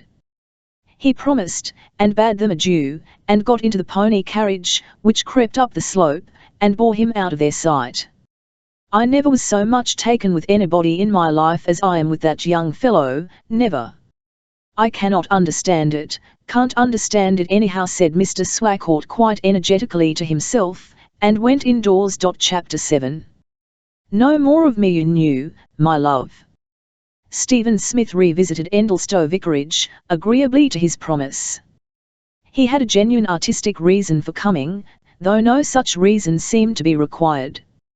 36 old seat ends, of exquisite 15th-century workmanship, were rapidly decaying in an aisle of the church, and it became politic to make drawings of their worm-eaten contours ere they were battered past recognition in the turmoil of the so-called Restoration.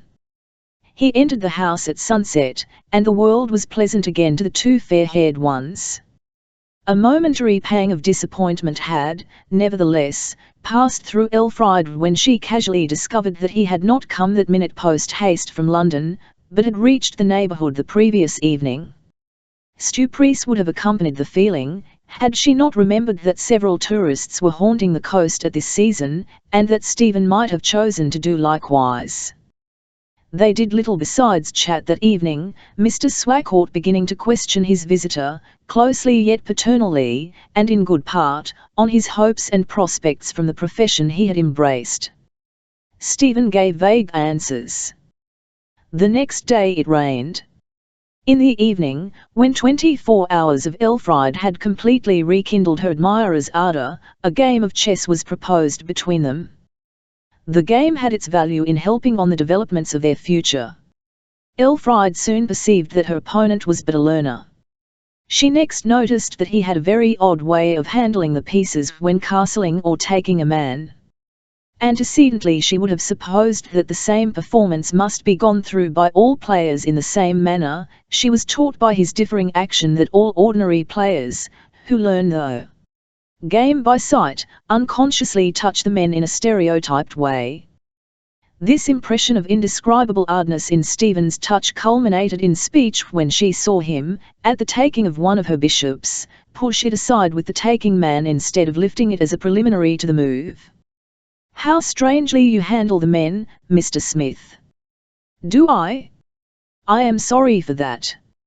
"Oh no, don't be sorry, it is not a matter great enough for sorrow." "But who taught you to play?" "Nobody, Miss Swacourt," he said. "I learned from a book lent me by my friend Mr. Knight, the noblest man in the world." "But you have seen people play." "I have never seen the playing of a single game. This is the first time I ever had the opportunity of playing with a living opponent. I have worked out many games from books, and studied the reasons of the different moves, but that is all." This was a full explanation of his mannerism, but the fact that a man with the desire for chess should have grown up without being able to see or engage in a game astonished her not a little.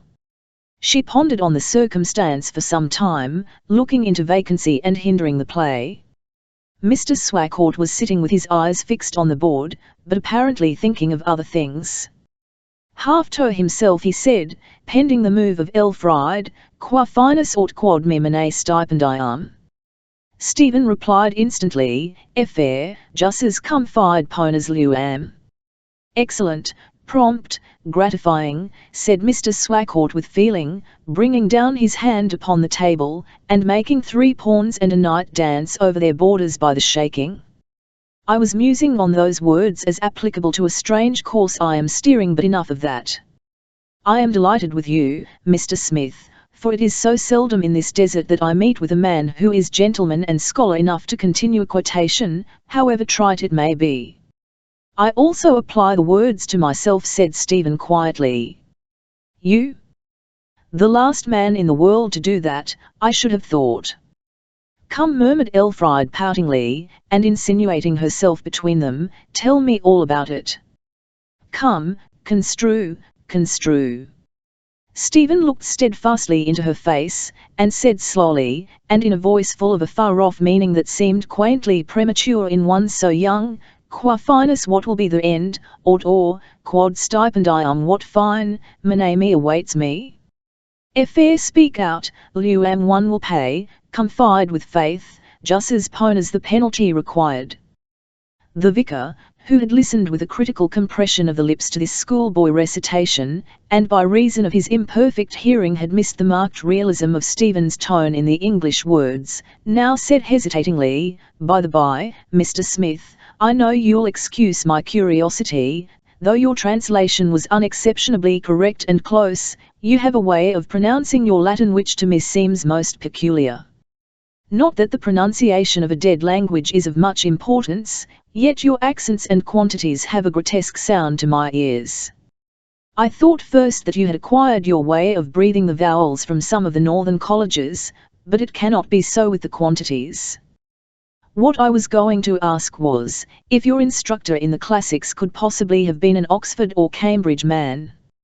"Yes, he was an Oxford man, fellow of St. Cyprian's." "Really?" "Oh yes, there's no doubt about it." "The oddest thing ever I heard awful," said Mr. Swacourt, starting with astonishment. "That the pupil of such a man, the best and cleverest man in England," cried Stephen enthusiastically. "That the pupil of such a man should pronounce Latin in the way you pronounce it beats all I ever heard. How long did he instruct you?" 4 years. 4 years. "It is not so strange when I explain," Stephen hastened to say. "It was done in this way, by letter. I sent him exercises and construing twice a week, and twice a week he sent them back to me corrected, with marginal notes of instruction. That is how I learned my Latin and Greek, such as it is. He is not responsible for my scanning. He has never heard me scan a line." "A novel case, and a singular instance of patience," cried the vicar. "On his part, not on mine. Ah, Henry Knight is 1 in 1,000. I remember his speaking to me on this very subject of pronunciation. He says that, much to his regret, he sees a time coming when every man will pronounce even the common words of his own tongue as seems right in his own ears, and be thought none the worse for it, that the speaking age is passing away, to make room for the writing age." Both Elfriede and her father had waited attentively to hear Stephen go on to what would have been the most interesting part of the story, namely, what circumstances could have necessitated such an unusual method of education. But no further explanation was volunteered, and they saw, by the young man's manner of concentrating himself upon the chessboard, that he was anxious to drop the subject. The game proceeded. Elfriede played by rote, Stephen by thought. It was the cleverest thing to checkmate him after so much labour, she considered. What was she dishonest enough to do in her compassion? To let him checkmate her. A second game followed, and being herself absolutely indifferent as to the result, her playing was above the average among women, and she knew it, she allowed him to give checkmate again. A final game, in which she adopted the Museo gambit as her opening, was terminated by Elfriede's victory at the 12th move. Stephen looked up suspiciously. His heart was throbbing even more excitedly than was hers, which itself had quickened when she seriously set to work on this last occasion. Mr. Swacourt had left the room. You have been trifling with me till now, he exclaimed, his face flushing. You did not play your best in the first 2 games. Elfride's guilt showed in her face. Stephen became the picture of vexation and sadness, which, relishable for a moment, caused her the next instant to regret the mistake she had made. Mr. Smith, forgive me, she said sweetly. I see now, though I did not at first, that what I have done seems like contempt for your skill. But, indeed, I did not mean it in that sense. I could not, upon my conscience, win a victory in those first and second games over one who fought at such a disadvantage and so manfully. He drew a long breath, and murmured bitterly, Ah, you are cleverer than Elle. You can do everything, I can do nothing. Oh, Miss Swacourt, he burst out wildly, his heart swelling in his throat, Elle must tell you how I love you. All these months of my absence I have worshipped you. He leapt from his seat like the impulsive lad that he was, slid round to her side, and almost before she suspected it his arm was round her waist, and the 2 sets of curls intermingled. So entirely new was full-blown love to Elfride, that she trembled as much from the novelty of the emotion as from the emotion itself. Then she suddenly withdrew herself and stood upright, vexed that she had submitted unresistingly even to his momentary pressure. She resolved to consider this demonstration as premature. You must not begin such things as those, she said with coquettish hauteur of a very transparent nature, and you must not do so again, and Papa is coming. Let me kiss you, only a little one, he said with his usual delicacy, and without reading the factitiousness of her manner. No, not one. Only on your cheek. No. Forehead? Oh, certainly not. You care for somebody else, then? Ah, I thought so. I am sure I do not. Nor for me either. How can I tell, she said simply, the simplicity lying merely in the broad outlines of her manner and speech. There were the semitone of voice and half-hidden expression of eyes which tell the initiated how very fragile is the ice of reserve at these times. Footsteps were heard. Mr. Swacourt then entered the room, and their private colloquy ended. The day after this partial revelation, Mr. Swacourt proposed a drive to the cliffs beyond Targan Bay, a distance of 3 or 4 miles. Half an hour before the time of departure a crash was heard in the backyard, and presently Worm came in, saying partly to the world in general, partly to himself, and slightly to his auditors, sure. That frying of fish will be the end of William Worm. They be at it again this morning, same as ever, fizz, fizz, fizz. Your head bad again, Worm, said Mr. Swacourt. What was that noise we heard in the yard? Sir, a weak wambling man and the frying have been going on in my poor head all through the long night and this morning as usual, and I was so dazed it that down fell a piece of leg wood across the shaft of the pony shay, and splintered it off. Says I feel it as if 'twas my own shay, and though I've done it, and parish pay is my lot if I go from here, perhaps I am as independent as one here and there. Dear me, the shaft of the carriage broken, cried Elfride. She was disappointed, Stephen doubly so. The vicar showed more warmth of temper than the accident seemed to demand, much to Stephen's uneasiness and rather to his surprise. He had not supposed so much latent sternness could coexist with Mr. Swacourt's frankness and good nature. You shall not be disappointed, said the vicar at length. It is almost too long a distance for you to walk. Elfride can trot down on her pony, and you shall have my old nag, Smith. Elfride exclaimed triumphantly, You have never seen me on horseback, oh, you must. She looked at Stephen and read his thoughts immediately. Ah, you don't ride, Mr. Smith. I am sorry to say I don't. Fancy a man not able to ride, said she rather pertly. The vicar came to his rescue. That's common enough, he has had other lessons to learn. Now, I recommend this plan, let Elfride ride on horseback, and you, Mr. Smith, walk beside her. The arrangement was welcomed with secret delight by Stephen. It seemed to combine in itself all the advantages of a long slow ramble with Elfriede, without the contingent possibility of the enjoyment being spoilt by her becoming weary. The pony was saddled and brought round. "Now, Mr. Smith," said the lady imperatively, coming downstairs, and appearing in her riding habit, as she always did in a change of dress, like a new edition of a delightful volume, "you have a task to perform today. These earrings are my very favourite darling ones, but the worst of it is that they have such short hooks that they are liable to be dropped if I toss my head about much, and when I am riding I can't give my mind to them. It would be doing me night service if you keep your eyes fixed upon them, and remember them every minute of the day, and tell me directly I drop one. They have had such hairbreadth escapes, haven't they, Unity?" she continued to the parlour-maid who was standing at the door.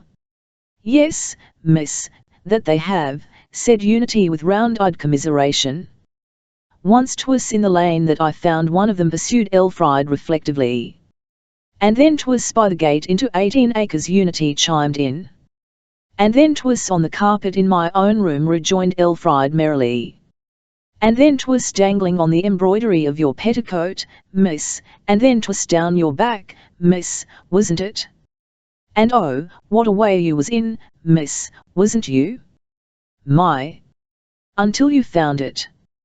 Stephen took Elfriede's slight foot upon his hand. "1, 2, 3, and up," she said. "Unfortunately not so."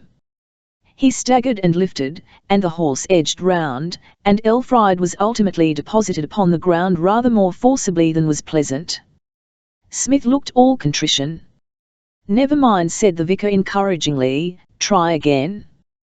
'Tis a little accomplishment that requires some practice, although it looks so easy. Stand closer to the horse's head, Mr. Smith." "Indeed, I shan't let him try again," said she with a microscopic look of indignation. "Worm, come here, and help me to mount." Worm stepped forward, and she was in the saddle in a trice.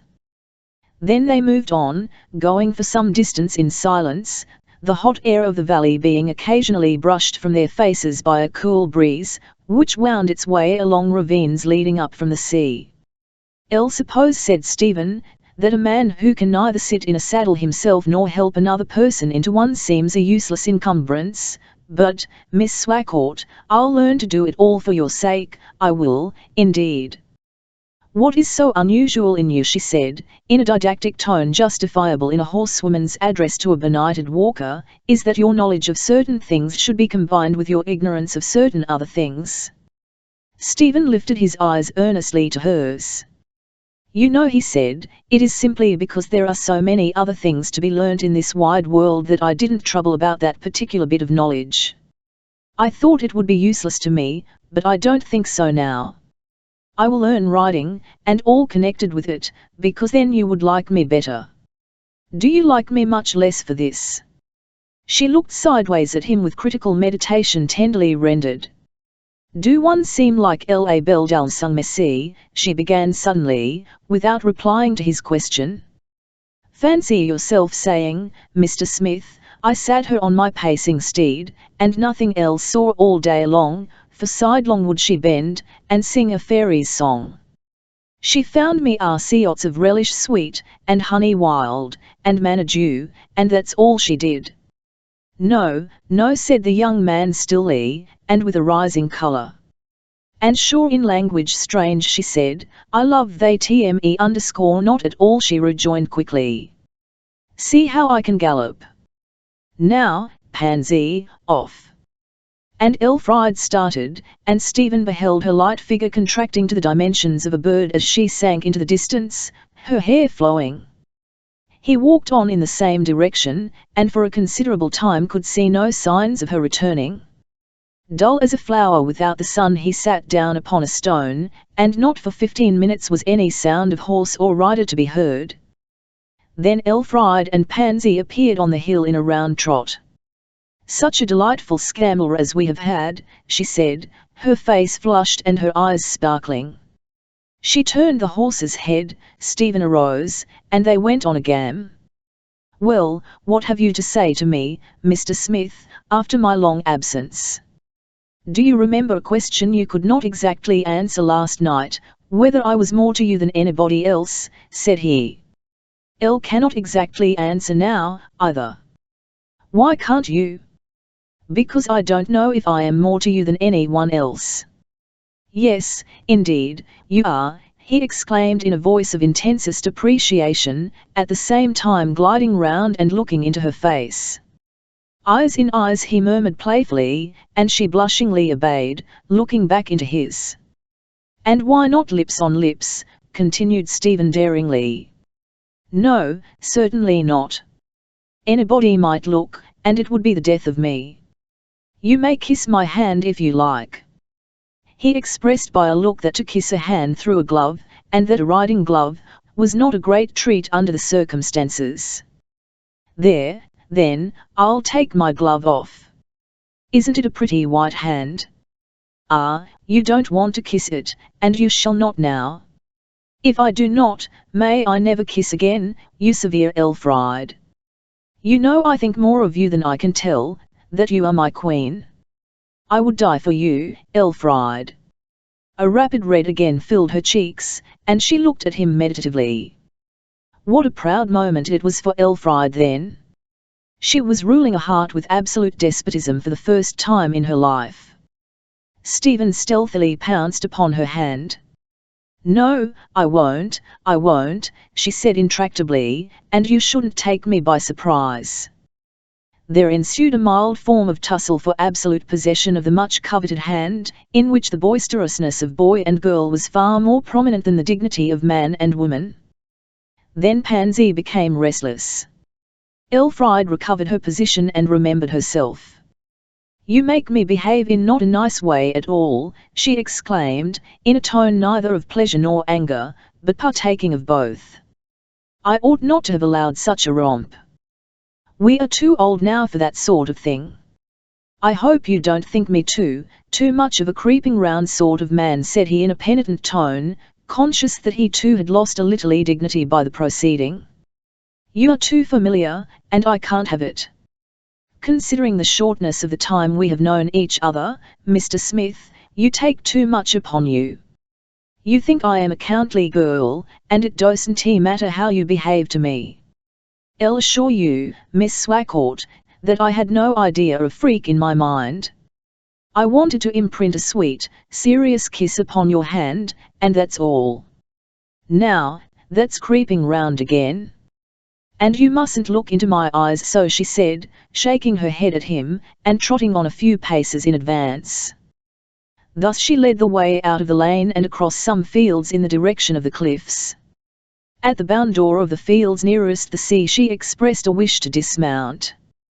The horse was tied to a post, and they both followed an irregular path, which ultimately terminated upon a flat ledge passing round the face of the huge blue-black rock at a height about midway between the sea and the topmost verge. There, far beneath and before them, lay the everlasting stretch of ocean.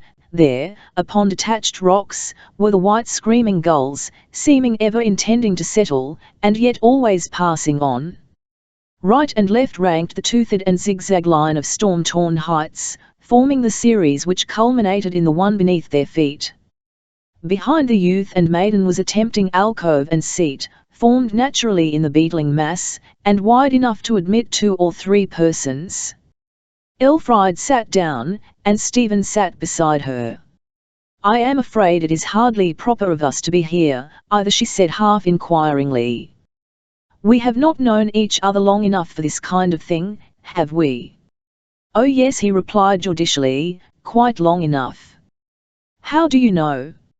"It is not length of time, but the manner in which our minutes beat, that makes enough or not enough in our acquaintanceship." "Yes, I see that. But I wish Papa suspected or knew what a very new thing I am doing. He does not think of it at all. Darling Elf, I wish we could be married. It is wrong for me to say it, I know it is, before you know more, but I wish we might be, all the same. Do you love me deeply, deeply?" "No," she said in a fluster. At this point-blank denial, Stephen turned his face away decisively, and preserved an ominous silence, the only objects of interest on earth for him being apparently the 3 or 4 score seabirds circling in the air afar off. "I'll mean to stop you quite," she faltered with some alarm, and seeing that he still remained silent, she added more anxiously, "If you say that again, perhaps, I will not be quite so. You don't like me to, oh, my Elfried," he exclaimed, and kissed her. It was Elfried's first kiss. And so awkward and unused was she, full of striving, no relenting. There was none of those apparent struggles to get out of the trap which only results in getting further in, no final attitude of receptivity, no easy close of shoulder to shoulder, hand upon hand, face upon face, and, in spite of coyness, the lips in the right place at the supreme moment. That graceful though apparently accidental falling into position, which many have noticed as precipitating the end and making sweethearts the sweeter, was not here. Why? Because experience was absent. A woman must have had many kisses before she kisses well. In fact, the art of tendering the lips for these amatory salutes follows the principles laid down in treatises on legerdemain for performing the trick called forcing a card. The card is to be shifted nimbly, withdrawn, edged under, and withal not to be offered till the moment the unsuspecting person's hand reaches the pack, this forcing to be done so modestly and yet so coaxingly, that the person trifled with imagines he is really choosing what is in fact thrust into his hand. Well, there were no such facilities now, and Stephen was conscious of it, first with a momentary regret that his kiss should be spoilt by her confused receipt of it, and then with the pleasant perception that her awkwardness was her charm. "And you do care for me and love me," said he. "Yes. Very much. Yes. And I mustn't ask you if you'll wait for me, and be my wife some day." "Why not?" she said naively. "There is a reason why, my Elfried." "Not any one that I know of." "Suppose there is something connected with me which makes it almost impossible for you to agree to be my wife, or for your father to countenance such an idea." "Nothing shall make me cease to love you, no blemish can be found upon your personal nature." "That is pure and generous, I know, and having that, how can I be cold to you? And shall nothing else affect us, shall nothing beyond my nature be a part of my quality in your eyes, Elf?" "Nothing whatever," she said with a breath of relief. "Is that all? Some outside circumstance?" "What do I care? You can hardly judge, dear, till you know what has to be judged. For that, we will stop till we get home. I believe in you, but I cannot feel bright. Love is new, and fresh to us as the dew, and we are together. As the lover's world goes, this is a great deal. Stephen, I fancy I see the difference between me and you, between men and women generally, perhaps. I am content to build happiness on any accidental basis that may lie near at hand, you are for making a world to suit your happiness. Elfried, you sometimes say things which make you seem suddenly to become 5 years older than you are, or than I am, and that remark is one.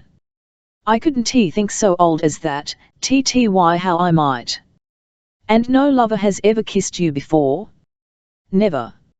"I knew that, you were so unused.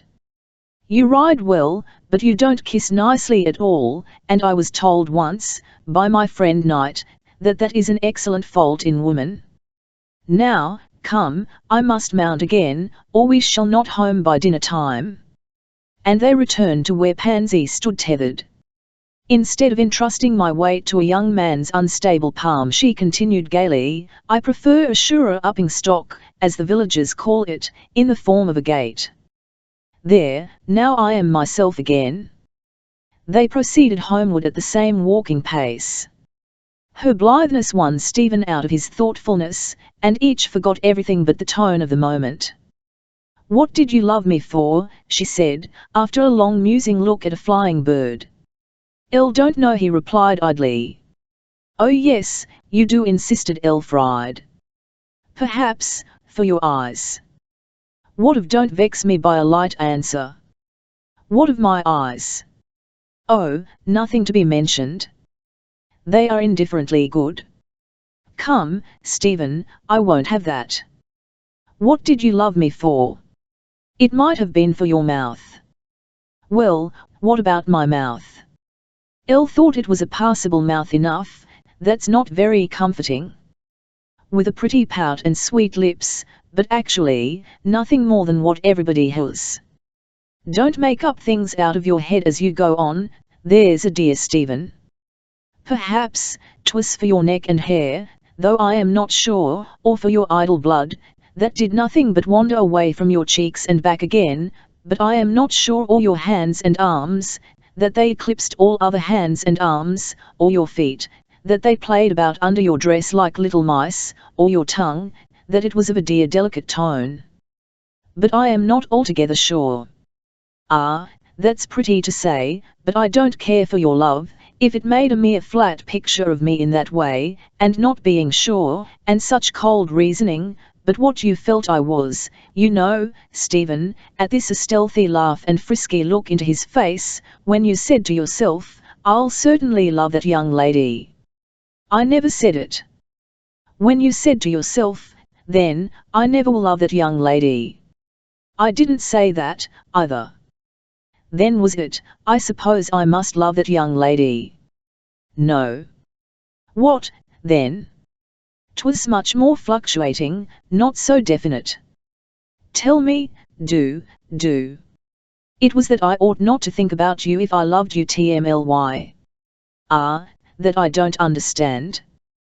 There's no getting it out of you. And I'll not ask you ever any more, never more, to say out of the deep reality of your heart what you loved me for. Sweet Tantalizer, what's the use? It comes to this sole simple thing, that at one time I had never seen you, and I didn't love you, that then I saw you, and I did love you. Is that enough? Yes, I will make it do, I'll know, I think, what I love you for. You are nice looking, of course, but I didn't mean for that. It is because you are so docile and gentle. Those are not quite the correct qualities for a man to be loved for, said Stephen, in rather a dissatisfied tone of self-criticism. Well, never mind. I must ask your father to allow us to be engaged directly we get indoors. It will be for a long time. I like it the better, Stephen, don't mention it till tomorrow. Why? Because, if he should object, I don't think he will, but if he should, we shall have a day longer of happiness from our ignorance. Well, what are you thinking of so deeply? I was thinking how my dear friend Knight would enjoy this scene. I wish he could come here. You seem very much engrossed with him, she answered, with a jealous little toss. He must be an interesting man to take up so much of your attention. Interesting, said Stephen, his face glowing with his fervour. Noble, you ought to say. Oh yes, I forgot, she said half satirically. The noblest man in England, as you told us last night. He is a fine fellow, laugh as you will, Miss Elf. I'll know he is your hero. But what does he do? Anything. He writes. What does he write? I have never heard of his name. Because his personality, and that of several others like him, is absorbed into a huge we, namely, the impalpable entity called the present, a social and literary review. Is he only a reviewer? Only, Elf.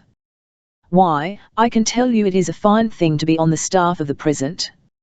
Finer than being a novelist considerably. That's a hit at me, and my poor court of Kellyan Castle. No, Elfried, he whispered, I didn't mean that. I mean that he is really a literary man of some eminence, and not altogether a reviewer. He writes things of a higher class than reviews, though he reviews a book occasionally. His ordinary productions are social and ethical essays, all that the present contains which is not literary reviewing. I admit he must be talented if he writes for the present. We have it sent to us irregularly. I want Papa to be a subscriber, but he's so conservative. Now the next point in this Mr. Knight, I suppose he is a very good man. An excellent man. I shall try to be his intimate friend some day. But aren't you now? No, not so much as that, replied Stephen, as if such a supposition were extravagant. You see, it was in this way. He came originally from the same place as Elle, and taught me things, but I am not intimate with him. Shan't I be glad when I get richer and better known, and hob and nob with him? Stephen's eyes sparkled. A pout began to shape itself upon Elfride's soft lips. You think always of him, and like him better than you do me. No, indeed, Elfride. The feeling is different quite. But I do like him, and he deserves even more affection from me than I give. You are not nice now, and you make me as jealous as possible, she exclaimed perversely. No, you will never speak to any third person of me so warmly as you do to me of, but you don't understand, Elfriede, he said with an anxious movement. You shall know him some day. He is so brilliant. No, it isn't exactly brilliant, so thoughtful, nor does thoughtful express him, that it would charm you to talk to him. He's a most desirable friend, and that isn't half I could say. Don't care how good he is, I don't want to know him, because he comes between me and you. You think of him night and day, ever so much more than of anybody else, and when you are thinking of him, I am shut out of your mind. No, dear Elfriede, I love you dearly. And I don't like you to tell me so warmly about him when you are in the middle of loving me. Stephen, suppose that I and this man-knight of yours were both drowning, and you could only save one of us. Yes, the stupid old proposition, which would I save? Well, which? Not me. Both of you, he said, pressing her pendant hand. No, that won't do, only one of us. I cannot say, I don't know. It is disagreeable, quite a horrid idea to have to handle. Aha, I know. You would save him, and let me drown, and I don't care about your love. She had endeavoured to give a playful tone to her words, but the latter speech was rather forced in its gaiety. At this point in the discussion she trotted off to turn a corner which was avoided by the footpath, the road and the path reuniting at a point a little further on. On again making her appearance she continually managed to look in a direction away from him, and left him in the cool shade of her displeasure. Stephen was soon beaten at this game of indifference. He went round and entered the range of her vision. Are you offended, Elf? Why don't you talk? Save me, then, and let that Mr. Clever of yours drown. I hate him. Now, which would you? Really, Elfriede, you should not press such a hard question. It is ridiculous. Then I won't be alone with you any more. Unkind, to wound me so. She laughed at her own absurdity but persisted. Come, Elf, let's make it up and be friends. Say you would save me, then, and let him drown. I would save you, and him too. And let him drown. Come, or you don't love me, she teasingly went on. And let him drown, he ejaculated despairingly. There, now I am yours, she said, and a woman's flush of triumph lit her eyes. Only one earring, miss, as I'm alive, said Unity on their entering the hall. With a face expressive of wretched misgiving, Elfride's hand flew like an arrow to her ear. There, she exclaimed to Stephen, looking at him with eyes full of reproach. I quite forgot, indeed. If I had only remembered, he answered, with a conscience-stricken face. She wheeled herself round, and turned into the shrubbery. Stephen followed. If you had told me to watch anything, Stephen, I should have religiously done it, she capriciously went on, as she heard him behind her. Forgetting is forgivable. Well, you will find it, if you want me to respect you and be engaged to you when we have asked Papa.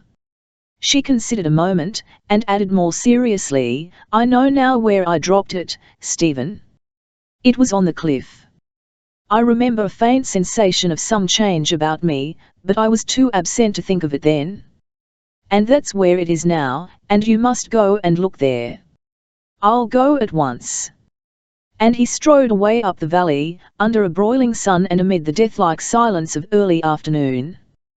He ascended, with giddy-paced haste, the windy range of rocks to where they had sat, felt and peered about the stones and crannies, but Elfride's stray jewel was nowhere to be seen.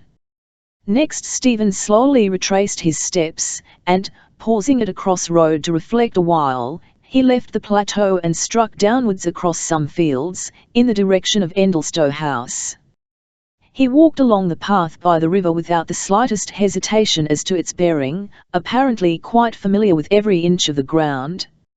As the shadows began to lengthen and the sunlight to mellow, he passed through 2 wicket gates, and drew near the outskirts of Endlestow Park. The river now ran along under the park fence, previous to entering the grove itself, a little further on. Here stood a cottage, between the fence and the stream, on a slightly elevated spot of ground, round which the river took a turn. The characteristic feature of this snug habitation was its one chimney in the gable end, its squareness of form disguised by a huge cloak of ivy, which had grown so luxuriantly and extended so far from its base, as to increase the apparent bulk of the chimney to the dimensions of a tower. Some little distance from the back of the house rose the park boundary, and over this were to be seen the sycamores of the grove, making slow inclinations to the just awakening air. Stephen crossed the little wood bridge in front, went up to the cottage door, and opened it without knock or signal of any kind. Exclamations of welcome burst from some person or persons when the door was thrust ajar, followed by the scrape of chairs on a stone floor, as if pushed back by their occupiers in rising from a table. The door was closed again, and nothing could now be heard from within, save a lively chatter and the rattle of plates. Chapter 8. Alan Adale is no baron or lord. The mists were creeping out of pools and swamps for their pilgrimages of the night when Stephen came up to the front door of the vicarage. Elfride was standing on the step illuminated by a lemon-hued expanse of western sky. "You never have been all this time looking for that earring," she said anxiously. "Oh no, and I have not found it." "Never mind. Though I am much vexed, they are my prettiest." "But, Stephen, whatever have you been doing? Where have you been?" "I have been so uneasy. I feared for you, knowing not an inch of the country. I thought, suppose he has fallen over the cliff. But now I am inclined to scold you for frightening me so." "El must speak to your father now," he said rather abruptly. "I have so much to say to him, and to you, Elfride." "Will what you have to say endanger this nice time of ours, and is it that same shadowy secret you allude to so frequently, and will it make me unhappy?" "Possibly." She breathed heavily, and looked around as if for a prompter. "Put it off till tomorrow," she said. He involuntarily sighed too. "No, it must come tonight." "Where is your father, Elfride?" "Somewhere in the kitchen garden, I think," she replied. "That is his favourite evening retreat. I will leave you now. Say all that's to be said, doll, there is to be done. Think of me waiting anxiously for the end." And she re-entered the house. She waited in the drawing-room, watching the lights sink to shadows, the shadows sink to darkness, until her impatience to know what had occurred in the garden could no longer be controlled. She passed round the shrubbery, unlatched the garden door, and skimmed with her keen eyes the whole twilight space that the 4 walls enclosed and sheltered. They were not there. She mounted a little ladder, which had been used for gathering fruit, and looked over the wall into the field. This field extended to the limits of the glebe, which was enclosed on that side by a privet hedge. Under the hedge was Mr. Swacourt, walking up and down, and talking aloud, to himself, as it sounded at first. "No," another voice shouted occasional replies, and this interlocutor seemed to be on the other side of the hedge. The voice, though soft in quality, was not Stephen's. The second speaker must have been in the long-neglected garden of an old manor house hard by, which, together with a small estate attached, had lately been purchased by a person named Troyton, whom Elfride had never seen. Her father might have STNLCK up an acquaintanceship with some member of that family through the privet hedge, or a stranger to the neighbourhood might have wandered thither. Well, there was no necessity for disturbing him. And it seemed that, after all, Stephen had not yet made his desired communication to her father. Again she went indoors, wondering where Stephen could be. For want of something better to do, she went upstairs to her own little room. Here she sat down at the open window, and, leaning with her elbow on the table and her cheek upon her hand, she fell into meditation. It was a hot and still August night. Every disturbance of the silence which rose to the dignity of a noise could be heard for miles, and the merest sound for a long distance. So she remained, thinking of Stephen, and wishing he had not deprived her of his company to no purpose, as it appeared. How delicate and sensitive he was, she reflected, and yet he was man enough to have a private mystery, which considerably elevated him in her eyes.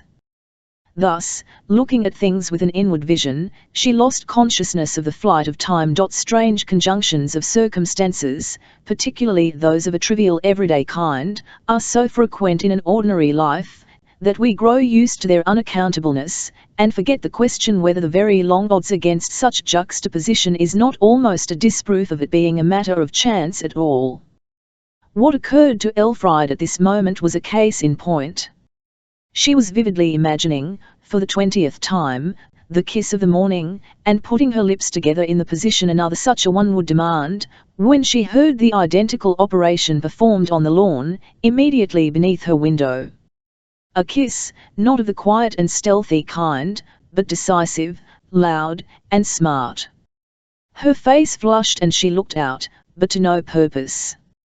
The dark rim of the upland drew a keen sad line against the pale glow of the sky, unbroken except where a young cedar on the lawn, that had outgrown its fellow trees, shot its pointed head across the horizon, piercing the firmamental lustre like a sting.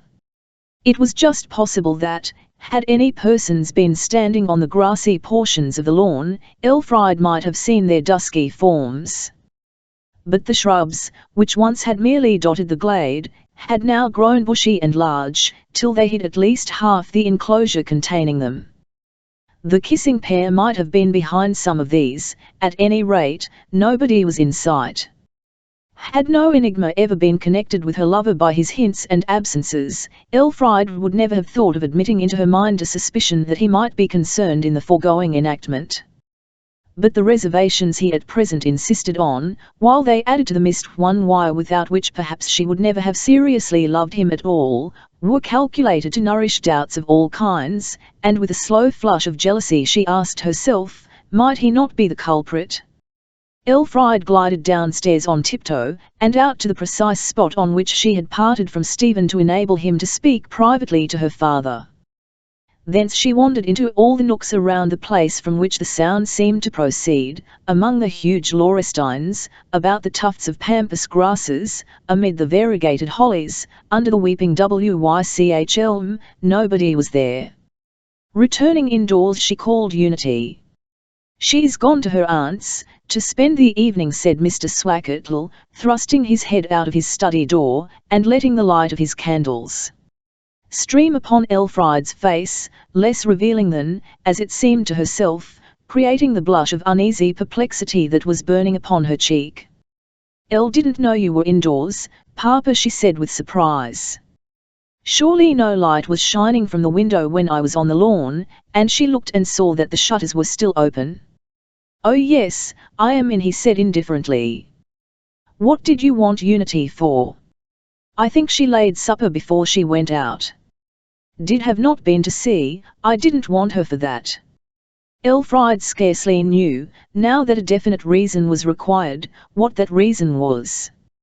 Her mind for a moment strayed to another subject, unimportant as it seemed.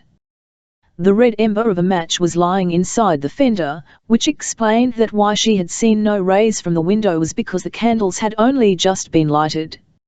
"I'll come directly," said the vicar. "Elle thought you were out somewhere with Mr. Smith." Even the inexperienced Elfriede could not help thinking that her father must be wonderfully blind if he failed to perceive what was the nascent consequence of herself and Stephen being so unceremoniously left together, wonderfully careless, if he saw it and did not think about it, wonderfully good, if, as seemed to her by far the most probable supposition, he saw it and thought about it and approved of it. These reflections were cut short by the appearance of Stephen just outside the porch, silvered about the head and shoulders with touches of moonlight, that had begun to creep through the trees. "Has your trouble anything to do with a kiss on the lawn?" she asked abruptly, almost passionately. "Kiss on the lawn?" "Yes," she said, imperiously now. "I didn't comprehend your meaning, nor do I now exactly. I snidely have kissed nobody on the lawn, if that is really what you want to know, Elfriede. You know nothing about such a performance." "Nothing whatever." "What makes you ask?" "Don't press me to tell, it is nothing of impertinence." "And, Stephen, you have not yet spoken to Papa about our engagement?" "No," he said regretfully, "I could not find him directly, and then I went on thinking so much of what you said about objections, refusals, bitter words possibly ending our happiness, that I resolved to put it off till tomorrow. That gives us one more day of delight of a tremulous kind." "Yes, but it would be improper to be silent too long, I think," she said in a delicate voice, which implied that her face had grown warm. "I warned him to know we love, Stephen." "Why did you adopt as your own my thought of delay?" "I will explain, but I want to tell you of my secret first, to tell you now. It is 2 or 3 hours yet to bedtime. Let us walk up the hill to the church." Elfriede passively assented, and they went from the lawn by a side wicket, and ascended into the open expanse of moonlight which streamed around the lonely edifice on the summit of the hill. The door was locked. They turned from the porch, and walked hand in hand to find a resting place in the churchyard. Stephen chose a flat tomb, showing itself to be newer and whiter than those around it, and sitting down himself, gently drew her hand towards him. "No, not there," she said. "Why not here?" "A mere fancy, but never mind." And she sat down. "Elf, will you love me, in spite of everything that may said against?" "Oh, Stephen, what makes you repeat that so continually and so sadly?" "You know I will." "Yes, indeed," she said, drawing closer, "whatever may be said of you, and nothing bad can be, I will cling to you just the same. Your ways shall be my ways until I die." "Did you ever think what my parents might be, or what society I originally moved in?" "No, not particularly. I have observed 1 or 2 little points in your manners which are rather quaint, no more. I suppose you have moved in the ordinary society of professional people." "Supposing I have not, that none of my family have a profession except me." "Don't mind. What you are only concerns me. Where do you think I went to school? I mean, to what kind of school?" "Dr. Somebody's Academy," she said simply. "No. To a dame's school originally, then to a national school." "Only to those." "Well, I love you just as much, Stephen, dear Stephen," she murmured tenderly, "I do indeed." "And why should you tell me these things so impressively?" "What do they matter to me?" He held her closer and proceeded, "What do you think my father does for his living, that is to say? He practices some profession or calling, I suppose." "No, he is a mason." "A Freemason?" "No, a cottager and journeyman mason." Elfriede said nothing at first. After a while she whispered, "That is a strange idea to me. But never mind, what does it matter? But aren't you angry with me for not telling you before?" "No, not at all." "Is your mother alive?" "Yes." "Is she a nice lady?" "Very, the best mother in the world. Her people had been well-to-do yeomen for centuries, but she was only a dairymaid." "Oh, Stephen," came from her in whispered exclamation. She continued to attend to a dairy long after my father married her, pursued Stephen, without further hesitation. And I remember very well how, when I was very young, I used to go to the milking, look on at the skimming, sleep through the churning, and make believe I helped her. Ah, that was a happy time enough.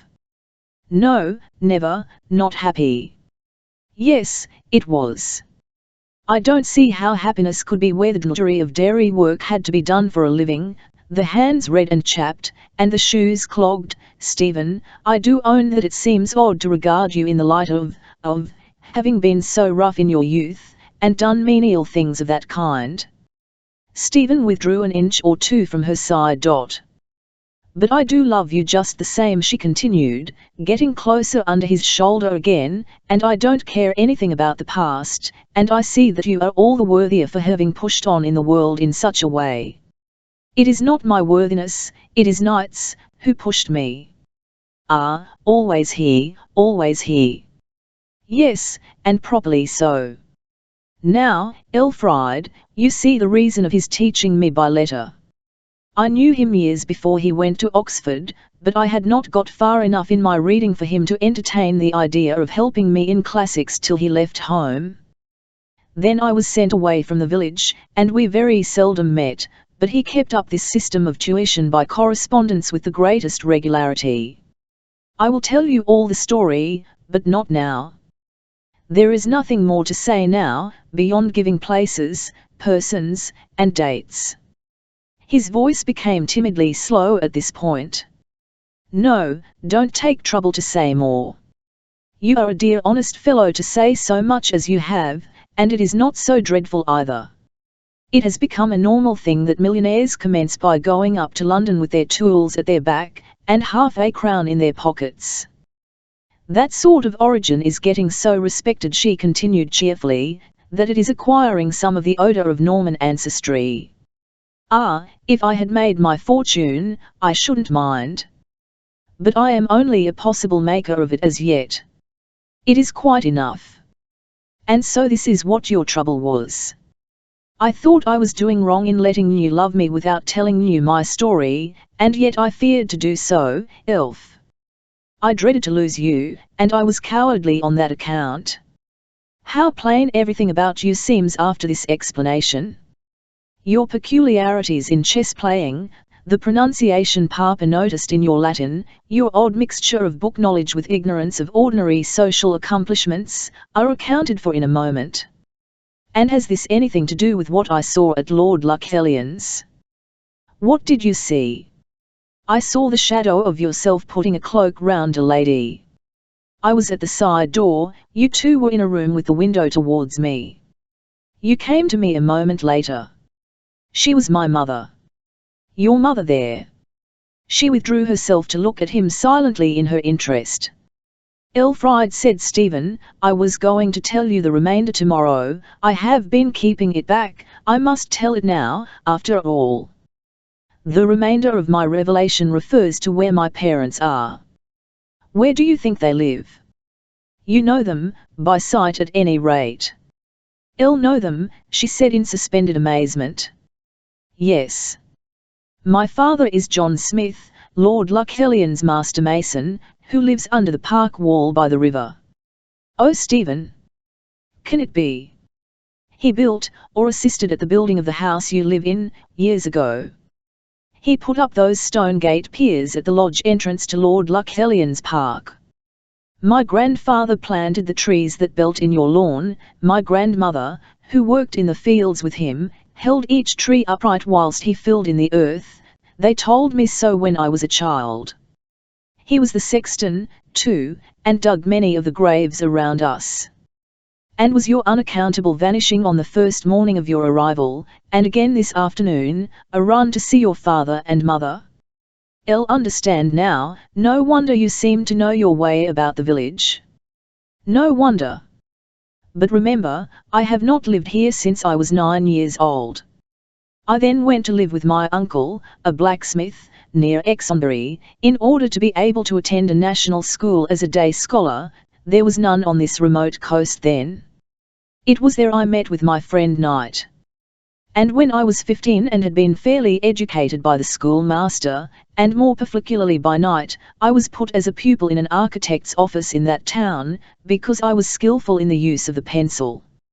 A full premium was paid by the F01TS of my mother and father, rather against the wishes of Lord Luxellian, who likes my father, however, and thinks a great deal of him.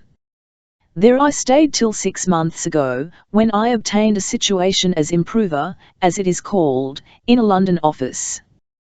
That's all of me. To think you, the London visitor, the town man, should have been born here, and have known this village so many years before I did. How strange, how very strange it seems to me, she murmured. My mother curtsied to you and your father last Sunday, said Stephen, with a pained smile at the thought of the incongruity. And your papa said to her, I'm glad to see you so regular at church, Jane. I'll remember it, but I have never spoken to her. We have only been here 18 months, and the parish is so large. Contrast with this, said Stephen, with a miserable laugh, your father's belief in my blue blood, which is still prevalent in his mind. The first night I came, he insisted upon proving my descent from one of the most ancient West County families, on account of my second Christian name, when the truth is, it was given me because my grandfather was assistant gardener in the Fitzmaurice Smith family for 30 years. Having seen your face, my darling, I had not heart to contradict him, and tell him what would have cut me off from a friendly knowledge of you. She sighed deeply. Yes, I see now how this inequality may be made to trouble us, she murmured, and continued in a low, sad whisper, Elle wouldn't have minded if they had lived far away. Papa might have consented to an engagement between us if your connection had been with villages 100 miles off. Remoteness softens family contrasts. But he will not like, oh Stephen, Stephen. What can I do? Do, he said tentatively, yet with heaviness. Give me up, let me go back to London, and think no more of me. No, no, I cannot give you up. This hopelessness in our affairs makes me care more for you. I see what did not strike me at first. Stephen, why do we trouble? Why should Papa object? An architect in London is an architect in London. Who inquires there? Nobody. We shall live there, shall we not? Why need we be so alarmed? And Elf, said Stephen, his hopes kindling with hers, Knight thinks nothing of my being only a cottager's son. He says I am as worthy of his friendship as if I were a lord's, and if I am worthy of his friendship, I am worthy of you, am I not, Elfried? I not only have never loved anybody but you, she said, instead of giving an answer, but I have not even formed a strong friendship, such as you have for Knight. I wish you hadn't. It diminishes me. Now, Elfried, you know better, he said wooingly. And had you really never any sweetheart at all? None that was ever recognized by me as such. But did nobody ever love you? Yes, a man did once, very much, he said. How long ago? Oh, a long time. How long, dearest? A 12-month. That's not very long, rather disappointedly. Elle said long, not very long. And did he want to marry you? I believe he did. But I didn't see anything in him. He was not good enough, even if I had loved him. May I ask what he was? A farmer. A farmer not good enough, how much better than my family? Stephen murmured. Where is he now? He continued to Elfried. Here. Here. What do you mean by that? I mean that he is here. Where here? Under us. He is under this tomb. He is dead, and we are sitting on his grave. Elf, said the young man, standing up and looking at the tomb, how odd and sad that revelation seems. It quite depresses me for the moment. Stephen. I didn't wish to sit here, but you would do so. You never encouraged him. Never by look, word, or sign, she said solemnly. He died of consumption, and was buried the day you first came. Let us go away. I don't like standing by him, even if you never loved him. He was before me. Worries make you unreasonable, she half pouted, following Stephen at the distance of a few steps. Perhaps I ought to have told you before we sat down. Yes, let us go. Chapter 9. Her father did fume, oppressed, in spite of themselves, by a foresight of impending complications. Elfried and Stephen returned down the hill hand in hand. At the door they paused wistfully, like children late at school. Women accept their destiny more readily than men. Elfried had now resigned herself to the overwhelming idea of her lover's sorry antecedents. Stephen had not forgotten the trifling grievance that Elfried had known earlier admiration than his own. What was that young man's name? He inquired. Felix Jethway, a widow's only son. I remember the family. She hates me now. She says I killed him. Stephen mused, and they entered the porch. Stephen, I love only you, she tremulously whispered. He pressed her fingers, and the trifling shadow passed away, to admit again the mutual and more tangible trouble. The study appeared to be the only room lighted up. They entered, each with a demeanour intended to conceal the inconcealable fact that reciprocal love was their dominant chord. Elfried perceived a man, sitting with his back towards herself, talking to her father. She would have retired, but Mr. Swacourt had seen her. Come in, he said, it is only Martin Canister, come for a copy of the register for Mrs. Jethway. Martin Canister, the sexton, was rather a favourite with Elfried. He used to absorb her attention by telling her of his strange experiences in digging up after long years the bodies of persons he had known, and recognising them by some little sign, though in reality he had never recognised any. He had shrewd small eyes and a great wealth of double chin, which compensated in some measure for considerable poverty of nose. The appearance of a slip of paper in Canister's hand, and a few shillings lying on the table in front of him, denoted that the business had been transacted, and the tenor of their conversation went to show that a summary of village news was now engaging the attention of parishioner and parson. Mr. Canister stood up and touched his forehead over his eye with his finger, in respectful salutation of Elfried, gave half as much salute to Stephen, whom he, in common with other villagers, had never for a moment recognised, then sat down again and resumed his discourse. Where had I got on to, sir? To driving the pile, said Mr. Swacourt. The pile 'twas. So, as I was saying, Nat was driving the pile in this manner, as I might say. Here Mr. Canister held his walking stick scrupulously vertical with his left hand, and struck a blow with great force on the knob of the stick with his right. John was steadying the pile so, as I might say. Here he gave the stick a slight shake, and looked Finlay in the various eyes around to see that before proceeding further his listeners well grasped the subject at that stage. Well, when Nat had struck some half-dozen blows more upon the pile, stopped for a second or two. John, thinking he had done striking, put his hand upon the top zero the pile to guide in a pull, and see if it were firm in the ground. Mr. Canister spread his hand over the top of the stick, completely covering it with his palm. Well, so to speak, Nat hadn't meant to stop striking, and when John had put his hand upon the pile, the beetle, oh dreadful, said Elfried. The beetle was already coming down, you see, sir. Nat just caught sight of his hand, but couldn't stop the blow in time. Down came the beetle upon poor John Smith's hand, and squashed into a pummy. Dear me, dear me. Poor fellow, said the vicar, with an intonation like the groans of the wounded in a pianoforte performance of the Battle of Prague. John Smith, the master mason, cried Stephen hurriedly. No other, and a better-hearted man God Almighty never made. Is he so much hurt? I have heard, said Mr. Swacourt, not noticing Stephen, that he has a son in London, a very promising young fellow. Oh, how he must be hurt, repeated Stephen. A beetle couldn't hurt very little.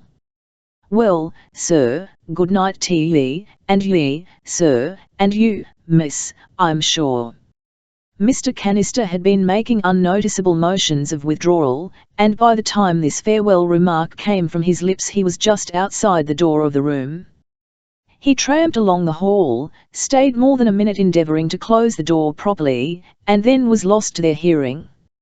Stephen had meanwhile turned and said to the vicar, "Please excuse me this evening. I must leave. John Smith is my father." The vicar did not comprehend at first. "What did you say?" he inquired. "John Smith is my father," said Stephen deliberately. A surplus tinge of redness rose from Mr. Swacourt's neck, and came round over his face. The lines of his features became more firmly defined, and his lips seemed to get thinner. It was evident that a series of little circumstances, hitherto unheeded, were now fitting themselves together, and forming a lucid picture in Mr. Swacourt's mind in such a manner as to render useless further explanation on Stephen's part. "Indeed," the vicar said, in a voice dry and without inflection. This being a word which depends entirely upon its tone for its meaning, Mr. Swacourt's enunciation was equivalent to no expression at all.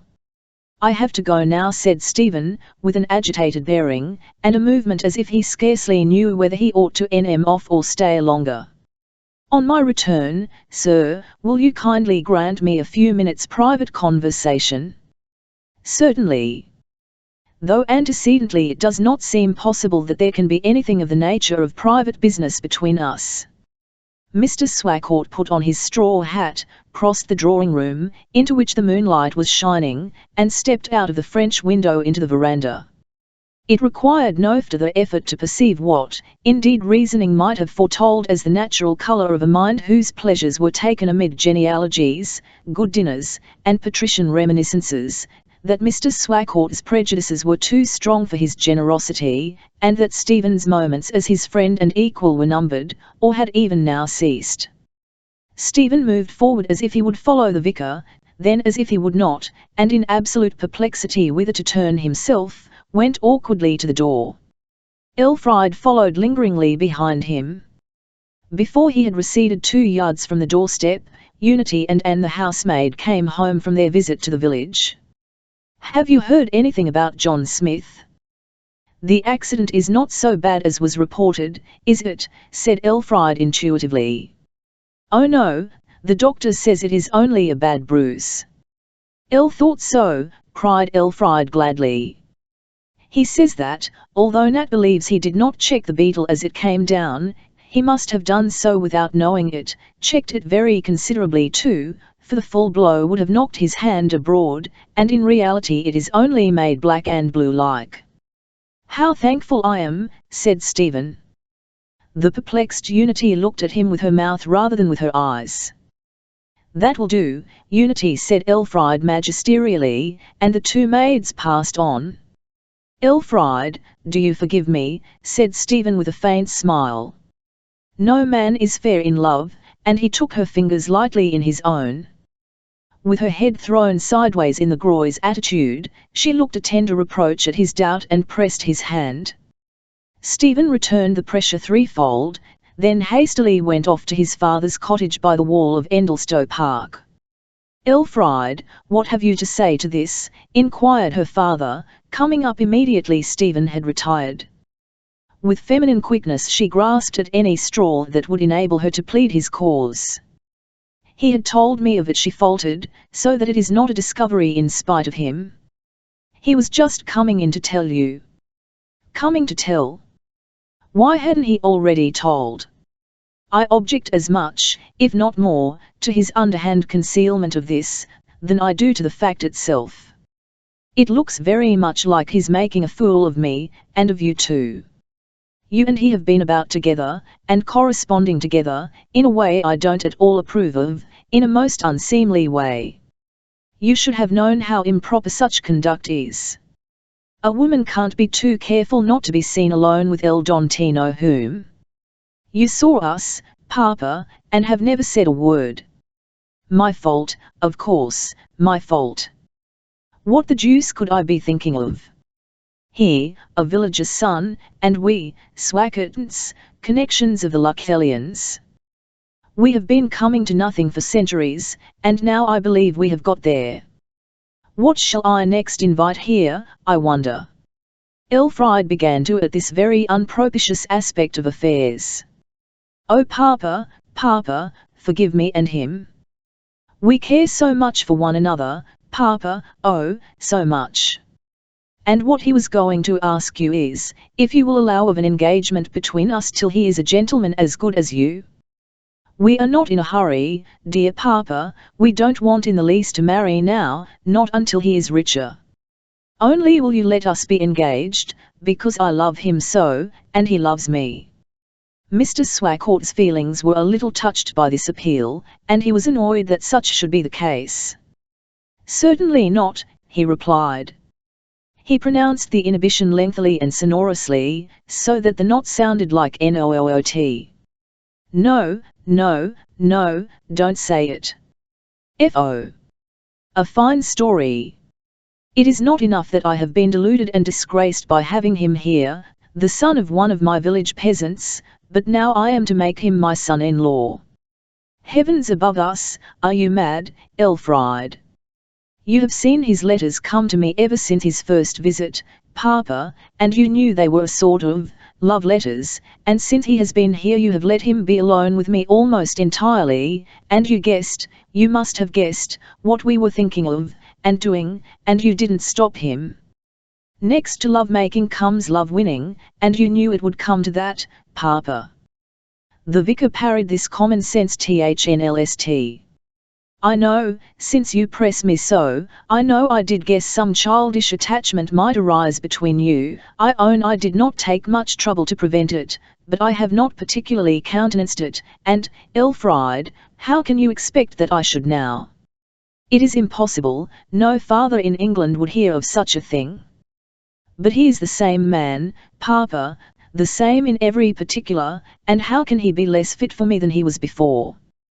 He appeared a young man with well-to-do friends, and a little property, but having neither, he is another man. You inquired nothing about him? I went by Hubie's introduction. He should have told me. So should the young man himself. Of course he should.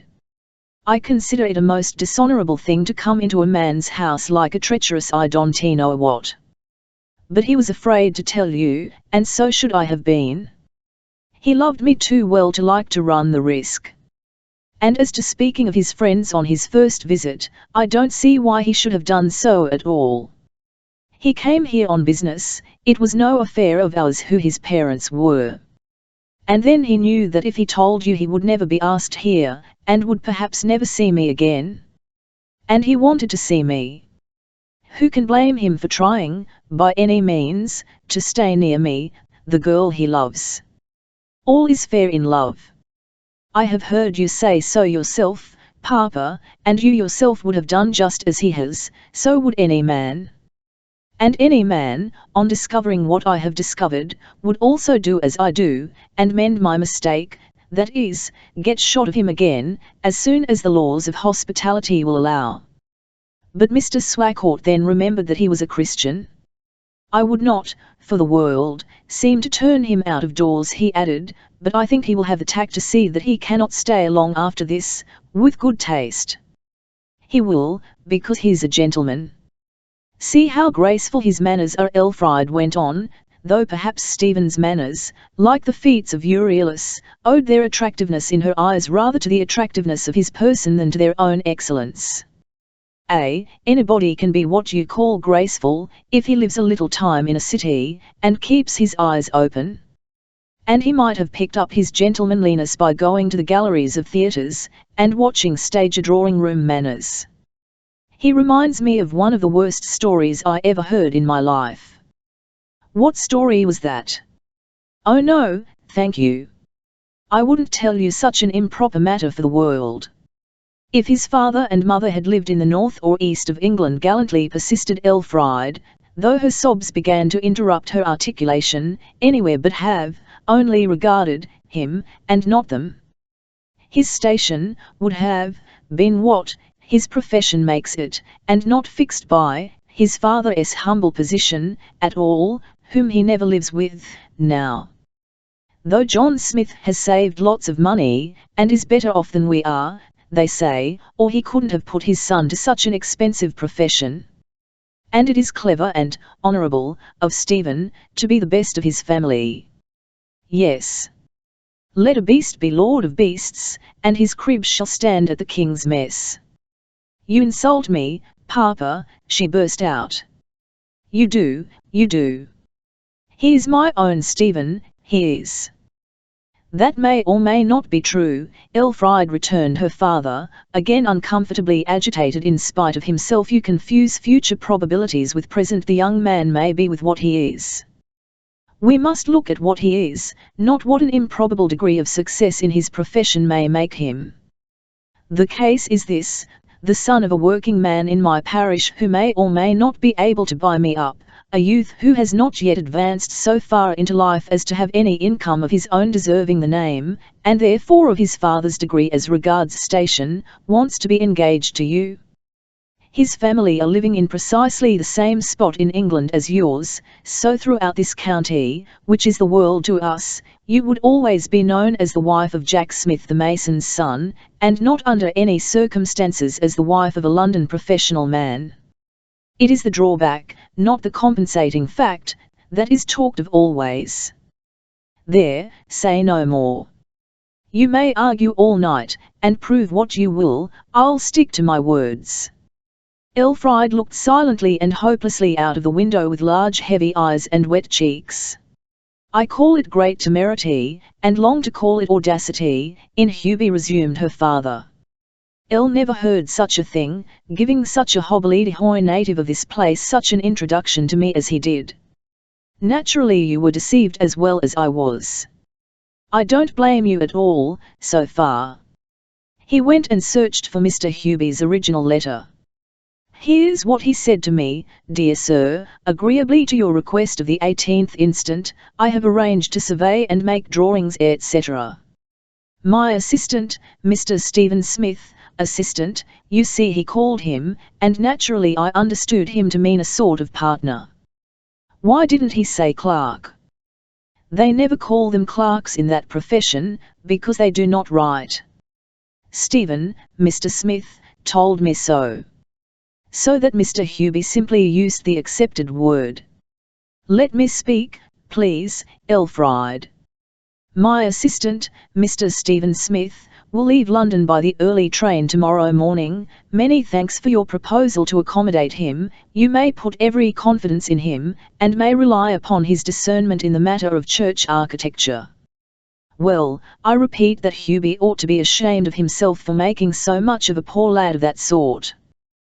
Professional men in London, Elfriede argued, don't know anything about their clerks' fathers and mothers.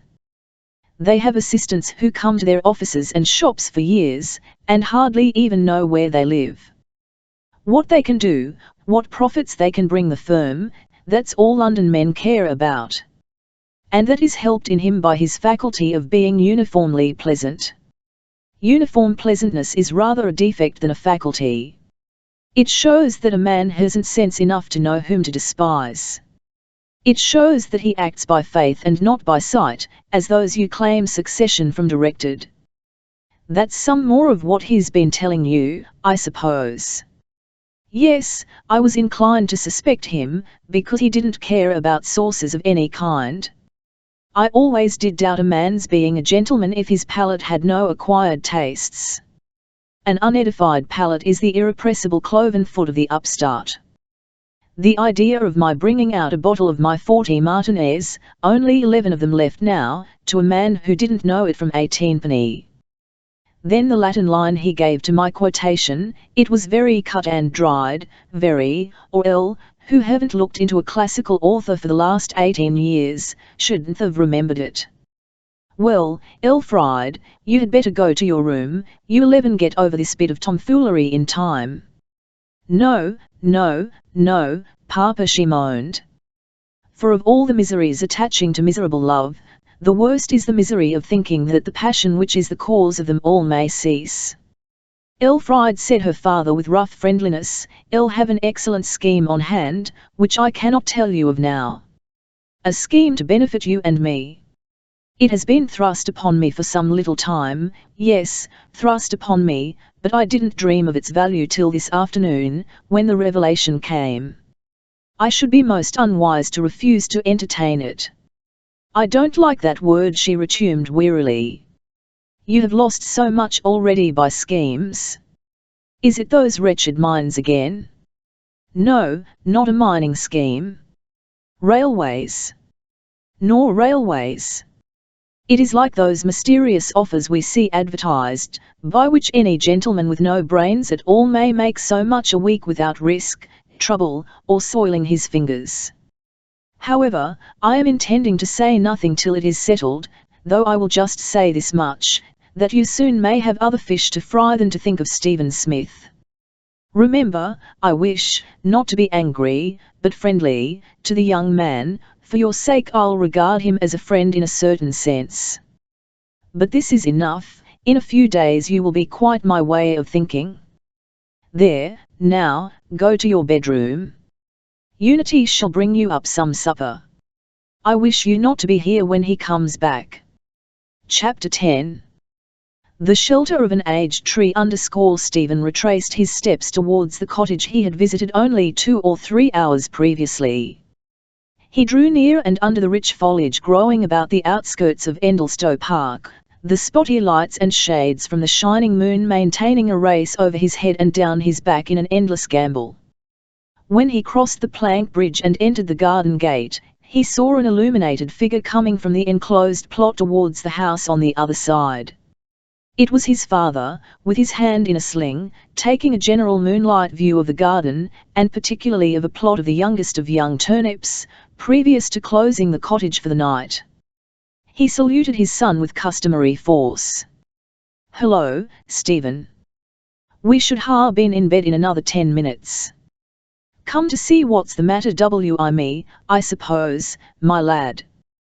The doctor had come and gone, and the hand had been pronounced as injured but slightly, though it might possibly have been considered a far more serious case if Mr. Smith had been a more important man. Stephen's anxious inquiry drew from his father words of regret at the inconvenience to the world of his doing nothing for the next 2 days, rather than of concern for the pain of the accident. Together they entered the house.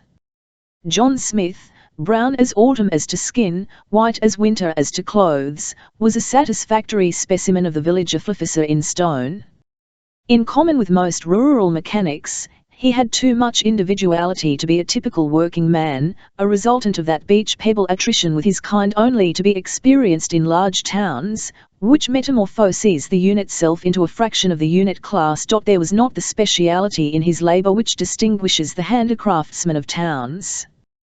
Though only a mason, strictly speaking, he was not above handling a brick, if bricks were the order of the day, or a slate or tile, if a roof had to be covered before the wet weather set in, and nobody was near who could do it better. Indeed, on 1 or 2 occasions in the depth of winter, when frost peremptorily forbids all use of the trowel, making foundations to settle, stones to fly, and mortar to crumble, he had taken to felling and sawing trees. Moreover, he had practiced gardening in his own plot for so many years that, on an emergency, he might have made a living by that calling.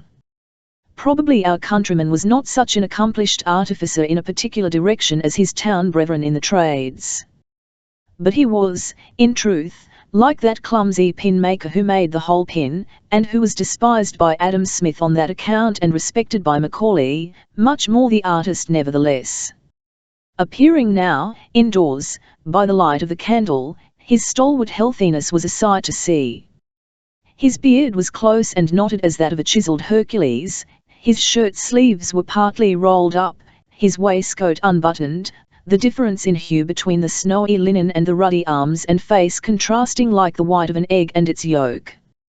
Mrs. Smith, on hearing them enter, advanced from the pantry. Mrs. Smith was a matron whose countenance addressed itself to the mind rather than to the eye, though not exclusively. She retained her personal freshness even now, in the prosy afternoon time of her life, but what her features were primarily indicative of was a sound common sense behind them, as a whole, appearing to carry with them a sort of argumentative commentary on the world in general. The details of the accident were then rehearsed by Stephen's father, in the dramatic manner also common to Martin Canister, other individuals of the neighbourhood, and the rural world generally. Mrs. Smith threw in her sentiments between the acts, as choruphers of the tragedy, to make the description complete. The stow at last came to an end, as the longest will, and Stephen directed the conversation into another channel. "Well, mother, they know everything about me now," he said quietly. "Well done," replied his father, "now my mind's at peace. I blame myself, I never shall forgive myself, for not telling them before," continued the young man. Mrs. Smith at this point abstracted her mind from the former subject. "Don't see what you have to grieve about, Stephen," she said.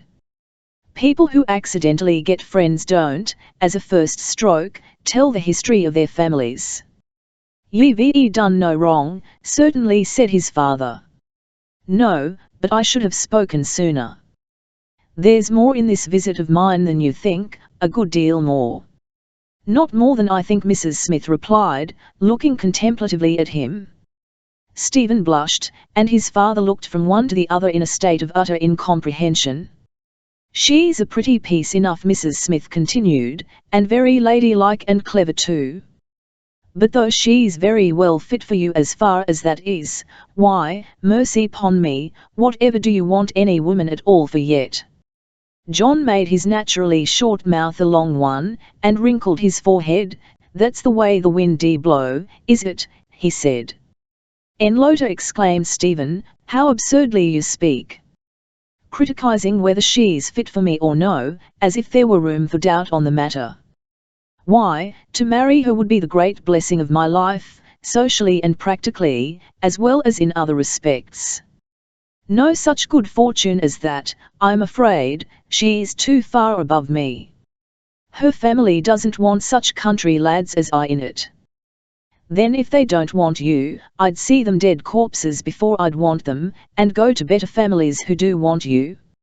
"Ah, yes, but I could never put up with the distaste of being welcomed among such people as you mean, whilst I could get indifference among such people as hers." "What crazy twist o' thinking will enter your head next?" said his mother. "And come to that, she's not a bit too high for you, or you too low for her. See how careful I be to keep myself up.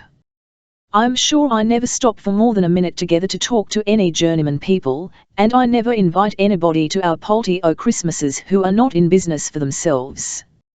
And I talk to several toppermost carriage people that come to my lords without saying or sir to 'em, and they take it as quiet as lambs. You curtsied to the vicar, mother, and I wish you hadn't. But it was before he called me by my Christian name, or he would have got very little curtsying from me," said Mrs. Smith, bridling and sparkling with vexation. "You go on at me, Stephen, as if I were your worst enemy. What else could I do with the man to get rid of him, banging it into me and your father by side and by seam, about his greatness, and what happened when he was a young fellow at college, and I don't know what all, the tongue flopping round his mouth like a mop rag round a dairy. That did, didn't he, John?" "That's about the size of tea," replied her husband. "Every woman nowadays," resumed Mrs. Smith, "if she marry at all, must expect a father-in-law of a rank lower than her father. The men have gone up so, and the women have stood still. Every man you meet is more the Dan than his father, and you are just level her. That's what she thinks herself. It only shows her sense. I knew she was after Stephen, I knew it. After me. Good Lord, what next? And I really must say again that you ought not to be in such a hurry, and wait for a few years. You might go higher than a bankrupt parson's girl then." "The fact is, mother," said Stephen impatiently, "you don't know anything about it. I shall never go higher, because I don't want to, nor should I if I live to be 100. As to you saying that she's after me, I don't like such a remark about her, for it implies a scheming woman, and a man worth scheming for, both of which are not only untrue, but ludicrously untrue, of this case. Isn't it so, father? I'm afraid I don't understand the matter well enough to guide my opinion, said his father, in the tone of the fox who had a cold and could not smell. She couldn't have been very backward anyhow, considering the short time you have known her, said his mother. Well, I think that 5 years hence you'll be plenty young enough to think of such things. And really she can very well afford to wait, and will too, take my word. Living down in an outstep place like this, I am sure she ought to be very thankful that you took notice of her. She'd most likely have died an old maid if you hadn't turned up. All nonsense, said Stephen, but not aloud. A nice little thing she is, Mrs. Smith went on in a more complacent tone now that Stephen had been talked down. There's not a word to say against her, I'll own. I see her sometimes decked out like a horse going to fair, and I admire her for tea. A perfect little lady. But people can't help their thoughts, and if she'd learned to make figures instead of letters when she was at school 'twould have been better for her pocket, for as I said, there never were worse times for such as she than now. Now, mother, said Stephen with smiling deprecation. But I will, said his mother with asperity. Elle don't read the papers for nothing, and I know men all move up a stage by marriage. Men of her class, that is, parsons, marry squires' daughters, squires marry lords' daughters, lords marry dukes' daughters, dukes marry queens' daughters. All stages of gentlemen mate a stage higher, and the lowest stage of gentlewomen are left single, or marry out of their class. But you said just now, dear mother, retorted Stephen, unable to resist the temptation of showing his mother her inconsistency. Then he paused. Well, what did I say? And Mrs. Smith prepared her lips for a new campaign. Stephen, regretting that he had begun, since a volcano might be the consequence, was obliged to go on. You said I wasn't out of her class just before. Yes, there. That's you, that's my own flesh and blood. I'll warrant that you'll pick holes in everything your mother says, if you can, Stephen. You are just like your father for that, take anybody's part but mine. Whilst I am speaking and talking and trying and slaving away for your good, you are waiting to catch me out in that way. So you are in her class, but 'tis what her people would call marrying out of her class. Don't be so quarrelsome, Stephen. Stephen preserved a discreet silence, in which he was imitated by his father, and for several minutes nothing was heard but the ticking of the green-faced case clock against the wall.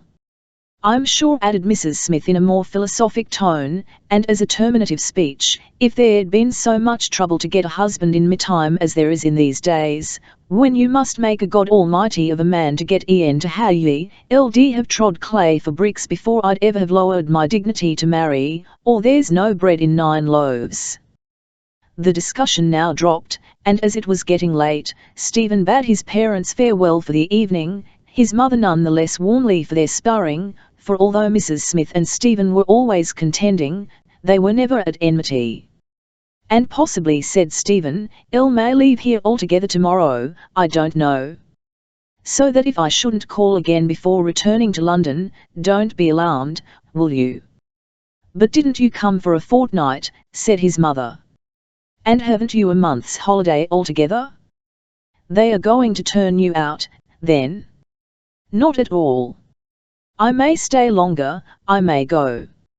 If I go, you had better say nothing about my having been here, for her sake. At what time of the morning does the carrier pass Endlestowe Lane? 7 o'clock. And then he left them. His thoughts were, that should the vicar permit him to become engaged, to hope for an engagement, or in any way to think of his beloved Elfride, he might stay longer. Should he be forbidden to think of any such thing, he resolved to go at once. And the latter, even to young hopefulness, seemed the more probable alternative. Stephen walked back to the vicarage through the meadows, as he had come, surrounded by the soft musical purl of the water through little weirs, the modest light of the moon, the freshening smell of the dews outspread around. It was a time when mere seeing is meditation, and meditation peace. Stephen was hardly philosopher enough to avail himself of nature's offer. His constitution was made up of very simple particulars, was one which, rare in the springtime of civilizations, seems to grow abundant as a nation gets older, individuality fades, and education spreads, that is, his brain had extraordinary receptive powers, and no great creativeness. Quickly acquiring any kind of knowledge he saw around him, and having a plastic adaptability more common in woman than in man, he changed color like a chameleon as the society he found himself in assumed a higher and more artificial tone. He had not many original ideas, and yet there was scarcely an idea to which, under proper training, he could not have added a respectable coordinate. He saw nothing outside himself tonight, and what he saw within was a weariness to his flesh. Yet to a dispassionate observer, his pretensions to Elfriede, though rather premature, were far from absurd as marriages go, unless the accidental proximity of simple but honest parents could be said to make them so. The clock struck 11 when he entered the house. Elfriede had been waiting with scarcely a movement since he departed. Before he had spoken to her, she caught sight of him passing into the study with her father. She saw that he had by some means obtained the private interview he desired. A nervous headache had been growing on the excitable girl during the absence of Stephen, and now she could do nothing beyond going up again to her room as she had done before. Instead of lying down, she sat again in the darkness without closing the door, and listened with a beating heart to every sound from downstairs. The servants had gone to bed. She ultimately heard the two men come from the study and cross to the dining room, where supper had been lingering for more than an hour. The door was left open, and she found that the meal, such as it was, passed off between her father and her lover without any remark, save commonplaces as to cucumbers and melons, their wholesomeness and culture, uttered in a stiff and formal way. It seemed to prefigure failure. Shortly afterwards Stephen came upstairs to his bedroom, and was almost immediately followed by her father, who also retired for the night. Not inclined to get a light, she panily undressed and sat on the bed, where she remained in pained thought for some time, possibly an hour.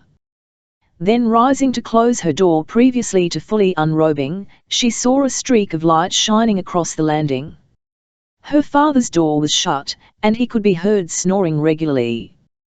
The light came from Stephen's room, and the slight sounds also coming thence emphatically denoted what he was doing. In the perfect silence she could hear the closing of a lid and the clicking of a lock. He was fastening his hat box. Then the buckling of straps and the click of another was securing his portmanteau. With troubled foreboding she opened her door softly, and went towards his. One sensation pervaded her to distraction. Stephen, her handsome youth and darling, was going away, and she might never see him again except in secret and in sadness, perhaps never more. At any rate, she could no longer wait till the morning to hear the result of the interview, as she had intended. She flung her dressing gown round her, tapped lightly at his door, and whispered Stephen. He came instantly, opened the door, and stepped out. "Tell me, are we to hope?" He replied in a disturbed whisper, and a tear approached its outlet, though none fell. "I am not to think of such a preposterous thing, that's what he said. And I am going tomorrow. I should have called you up to bid you goodbye. But he didn't say you were to go, oh Stephen, he didn't say that. No, not in words. But I cannot stay. Oh, don't go. Do come and let us talk. Let us come down to the drawing room for a few minutes, he will hear us here." She preceded him down the staircase with the taper light in her hand, looking unnaturally tall and thin in the long dove-coloured dressing gown she wore. She did not stop to think of the propriety or otherwise of this midnight interview under such circumstances. She thought that the tragedy of her life was beginning, and, for the first time almost, felt that her existence might have a grave side, the shade of which enveloped and rendered invisible the delicate gradations of custom and punctilio. Elfried softly opened the drawing-room door and they both went in. When she had placed the candle on the table, he enclosed her with his arms, dried her eyes with his handkerchief, and kissed their lids. "Stephen, it is over, happy love is over, and there is no more sunshine. I will make a fortune, and come to you, and have you." "Yes, I will. Papa will never hear of it, never, never." "You don't know him?" "I do. He is either biased in favor of a thing, or prejudiced against it. Argument is powerless against either feeling."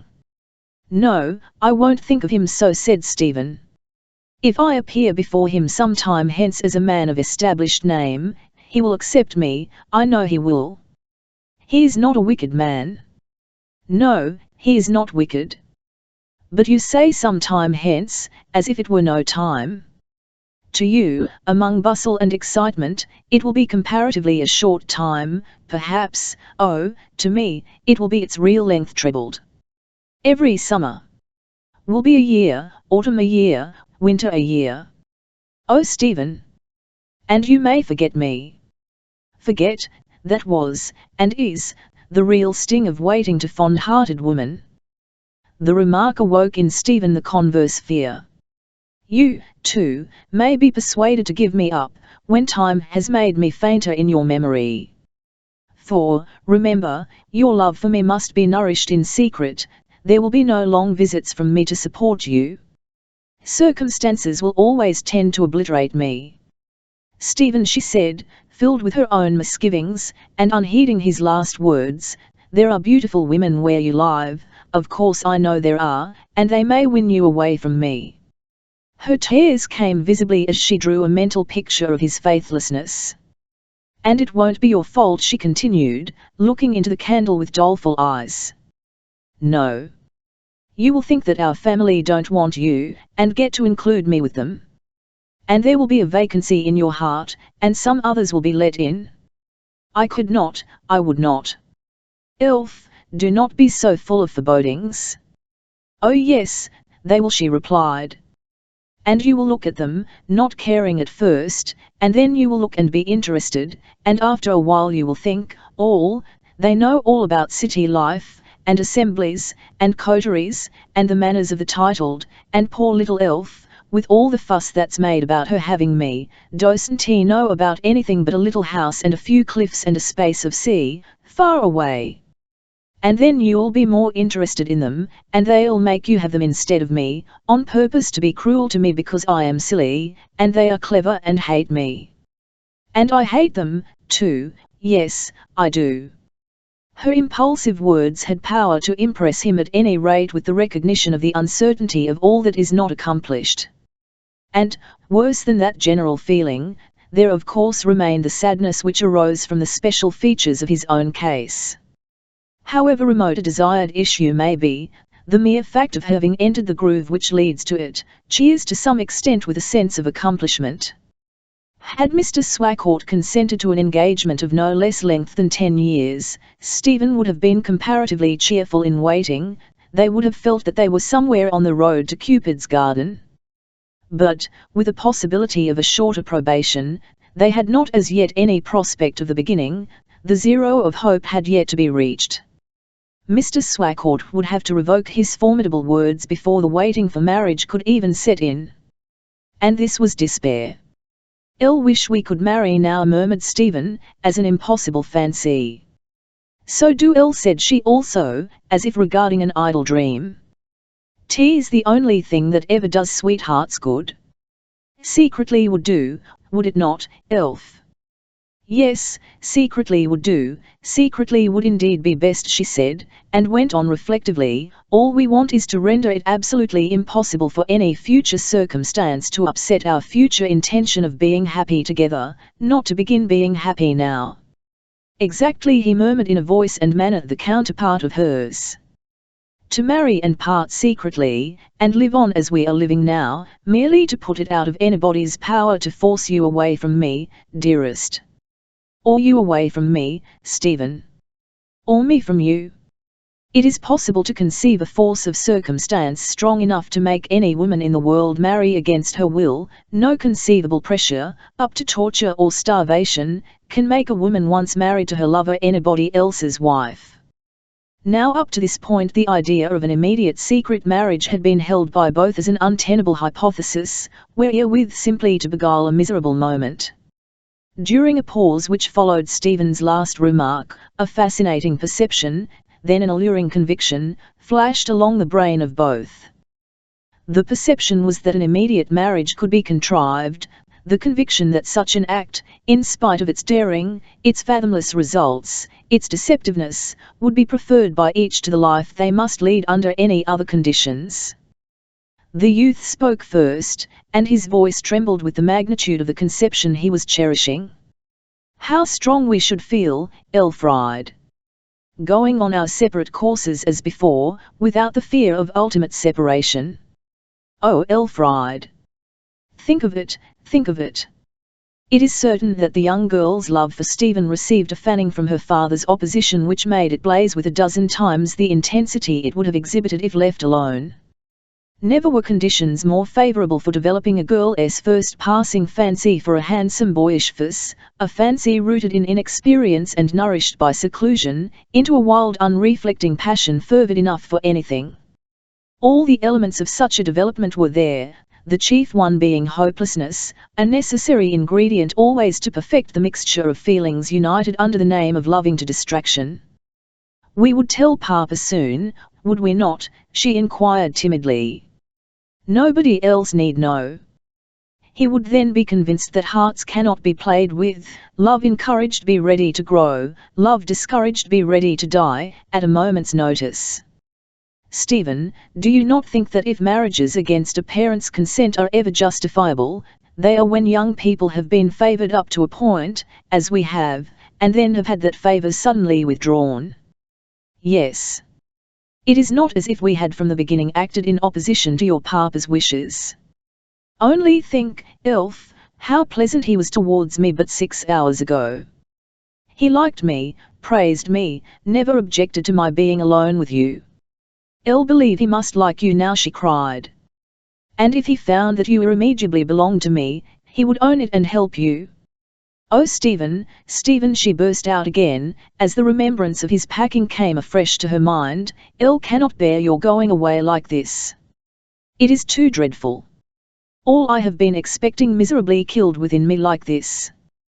Stephen flushed hot with impulse. "I will not be a doubt to you, thought of you shall not be a misery to me," he said. "We will be wife and husband before we part for long." She hid her face on his shoulder. "Anything to make sure," she whispered. "I did not like to propose it immediately," continued Stephen. It seems to me now, like trying to catch you, a girl better in the world than I. Not that, indeed. And am I better in worldly station? What's the use of have-beens? We may have been something once, we are nothing now." Then they whispered long and earnestly together, Stephen hesitatingly proposing this and that plan, Elfried modifying them, with quick breathings, and hectic flush, and unnaturally bright eyes. It was 2 o'clock before an arrangement was finally concluded. She then told him to leave her, giving him his light to go up to his own room. They parted with an agreement not to meet again in the morning. After his door had been some time closed he heard her softly gliding into her chamber. Chapter II Jaume's End in Lovers' Meeting. Stephen lay watching the Great Bear, Elfried was regarding a monotonous parallelogram of window blind. Neither slept that night. Early the next morning, that is to say, 4 hours after their stolen interview, and just as the earliest servant was heard moving about, Stephen Smith went downstairs, portmanteau in hand. Throughout the night he had intended to see Mr. Swacourt again, but the sharp rebuff of the previous evening rendered such an interview particularly distasteful. Perhaps there was another and less honest reason. He decided to put it off. Whatever of moral timidity or obliquity may have lain in such a decision, no perception of it was strong enough to detain him. He wrote a note in his room, which stated simply that he did not feel happy in the house after Mr. Swacourt's sudden veto on what he had favoured a few hours before, but that he hoped a time would come, and that soon, when his original feelings of pleasure as Mr. Swacourt's guest might be recovered. He expected to find the downstairs rooms wearing the grey and cheerless aspect that early morning gives to everything out of the sun. He found in the dining room a breakfast laid, of which somebody had just partaken. Stephen gave the maid-servant his note of adieu. She stated that Mr. Swacourt had risen early that morning, and made an early breakfast. He was not going away that she knew of.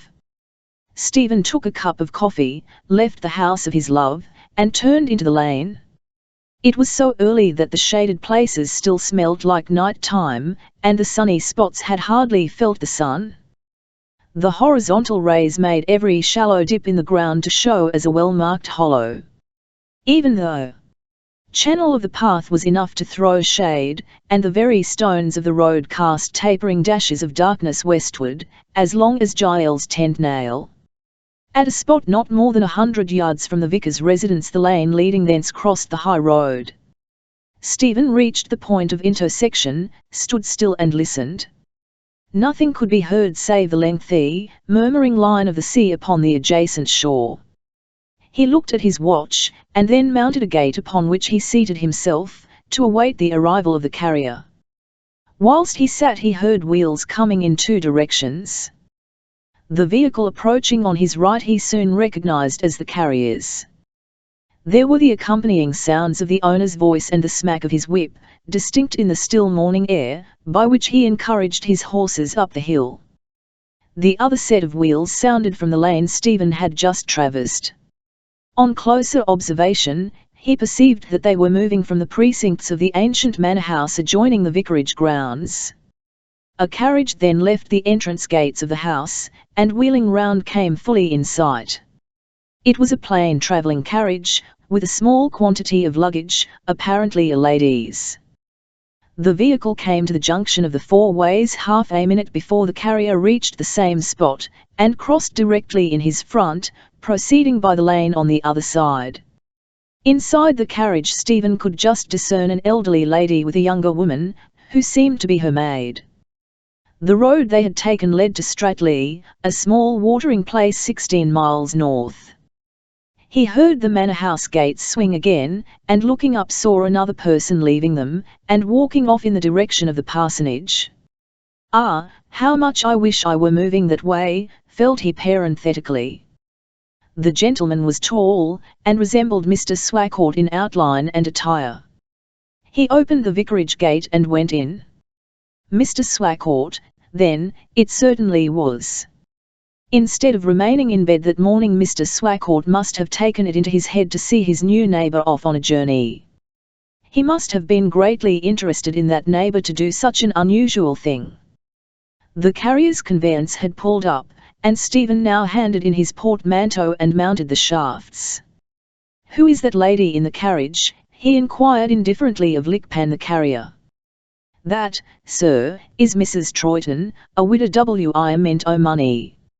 She's the owner of all that part of Endlestowe that is not Lord Luckellion's. Only been here a short time, she came into it by law.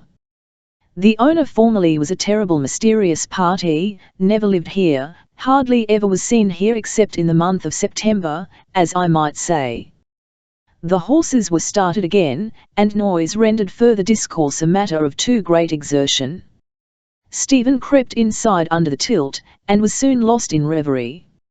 3 hours and a half of straining up hills and jogging down brought them to St. Lance's, the market town and railway station nearest to Endlestowe, and the place from which Stephen Smith had journeyed over the downs on the, to him, memorable winter evening at the beginning of the same year. The carrier's van was so timed as to meet a starting-up train, which Stephen entered. 2 or 3 hours railway travel through vertical cuttings in metamorphic rock, through oak copses rich and green, stretching over slopes and down delightful valleys, glens, and ravines, sparkling with water like many-reeled Ida, and he plunged amid the 150,000 people composing the town of Plymouth. There being some time upon his hands, he left his luggage at the cloakroom, and went on foot along Bedford Street to the nearest church. Here Stephen wandered among the multifarious tombstones and looked in at the chancel window, dreaming of something that was likely to happen by the altar there in the course of the coming month. He turned away and ascended the Hoe, viewed the magnificent stretch of sea and massive promontories of land, but without particularly discerning one feature of the varied perspective. He still saw that inner prospect, the event he hoped for in yonder church. The wide Sound, the breakwater, the lighthouse on far-off Eddystone, the dark steam vessels, brigs, barks, and schooners, either floating stilly, or gliding with tiniest motion, were as the dream, then, the dreamed-of event was as the reality. Soon Stephen went down from the Hoe, and returned to the railway station. He took his ticket, and entered the London train. That day was an irksome time at Endlestowe Vicarage. Neither father nor daughter alluded to the departure of Stephen. Mr. Swacourt's manner towards her partook of the compunctious kindness that arises from a misgiving as to the justice of some previous act, either from lack of the capacity to grasp the whole coup d'eil, or from a natural endowment for certain kinds of stoicism. Women are cooler than men in critical situations of the passive form. Probably, in Elfride's case at least, it was blindness to the greater contingencies of the future she was preparing for herself, which enabled her to ask her father in a quiet voice if he could give her a holiday soon, to ride to St. Lance's and go on to Plymouth. Now, she had only once before gone alone to Plymouth, and that was in consequence of some unavoidable difficulty. Being a country girl, and a good, not to say a wild, horsewoman, it had been her delight to canter, without the ghost of an attendant, over the 14 or 16 miles of hard road intervening between their home and the station at St. Lance's, put up the horse, and go on the remainder of the distance by train, returning in the same manner in the evening. It was then resolved that, though she had successfully accomplished this journey once, it was not to be repeated without some attendance. But Elfride must not be confounded with ordinary young feminine equestrians. The circumstances of her lonely and narrow life made it imperative that in trotting about the neighbourhood she must trot alone or else not at all. Usage soon rendered this perfectly natural to herself. Her father, who had had other experiences, did not much like the idea of a Swacourt, whose pedigree could be as distinctly traced as a thread in a skein of silk, scampering over the hills like a farmer's daughter, even though he could habitually neglect her. But what with his not being able to afford her a regular attendant, and his inveterate habit of letting anything be to save himself trouble, the circumstance grew customary. And so there arose a chronic notion in the villagers' minds that all ladies rode without an attendant, like Miss Swacourt, except a few who were sometimes visiting at Lord Luxellian's. Don't like your going to Plymouth alone, particularly going to St. Lance's on horseback. Why not drive, and take the man? It is not nice to be so overlooked. Worm's company would not seriously have interfered with her plans, but it was her humour to go without him. When do you want to go? Said her father. She only answered, soon. I will consider, he said. Only a few days elapsed before she asked again. A letter had reached her from Stephen. It had been timed to come on that day by special arrangement between them. In it he named the earliest morning on which he could meet her at Plymouth. Her father had been on a journey to Stratleigh, and returned in unusual buoyancy of spirit.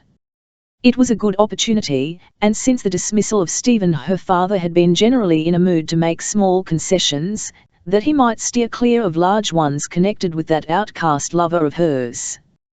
Next Thursday week I am going from home in a different direction, said her father. In fact, I shall leave home the night before. You might choose the same day, for they wish to take up the carpets, or some such thing, I think. As I said, I don't like you to be seen in a town on horseback alone, but go if you will. Thursday week. Her father had named the very day that Stephen also had named that morning as the earliest on which it would be of any use to meet her, that was, about 15 days from the day on which he had left Endlestowe. 15 days, that fragment of duration which has acquired such an interesting individuality from its connection with the English marriage law. She involuntarily looked at her father so strangely, that on becoming conscious of the look she paled with embarrassment. Her father, too, looked confused. What was he thinking of? There seemed to be a special facility offered her by a power external to herself in the circumstance that Mr. Swacourt had proposed to leave home the night previous to her wished-for day. Her father seldom took long journeys, seldom slept from home except perhaps on the night following a remote visitation. Well, she would not inquire too curiously into the reason of the opportunity, nor did he, as would have been natural, proceed to explain it of his own accord. In matters of fact there had hitherto been no reserve between them, though they were not usually confidential in its full sense. But the divergence of their emotions on Stephen's account had produced an estrangement which just at present went even to the extent of reticence on the most ordinary household topics. Elfride was almost unconsciously relieved, persuading herself that her father's reserve on his business justified her in secrecy as regarded her own, a secrecy which was necessarily a foregone decision with her. So anxious is a young conscience to discover a palliative, that the ex post facto nature of a reason is of no account in excluding it. The intervening fortnight was spent by her mostly in walking by herself among the shrubs and trees, indulging sometimes in sanguine anticipations, far more frequently, in misgivings. All her flowers seemed dull of hue, her pets seemed to look wistfully into her eyes, as if they no longer stood in the same friendly relation to her as formerly. She wore melancholy jewellery, gazed at sunsets, and talked to old men and women. It was the first time that she had had an inner and private world apart from the visible one about her.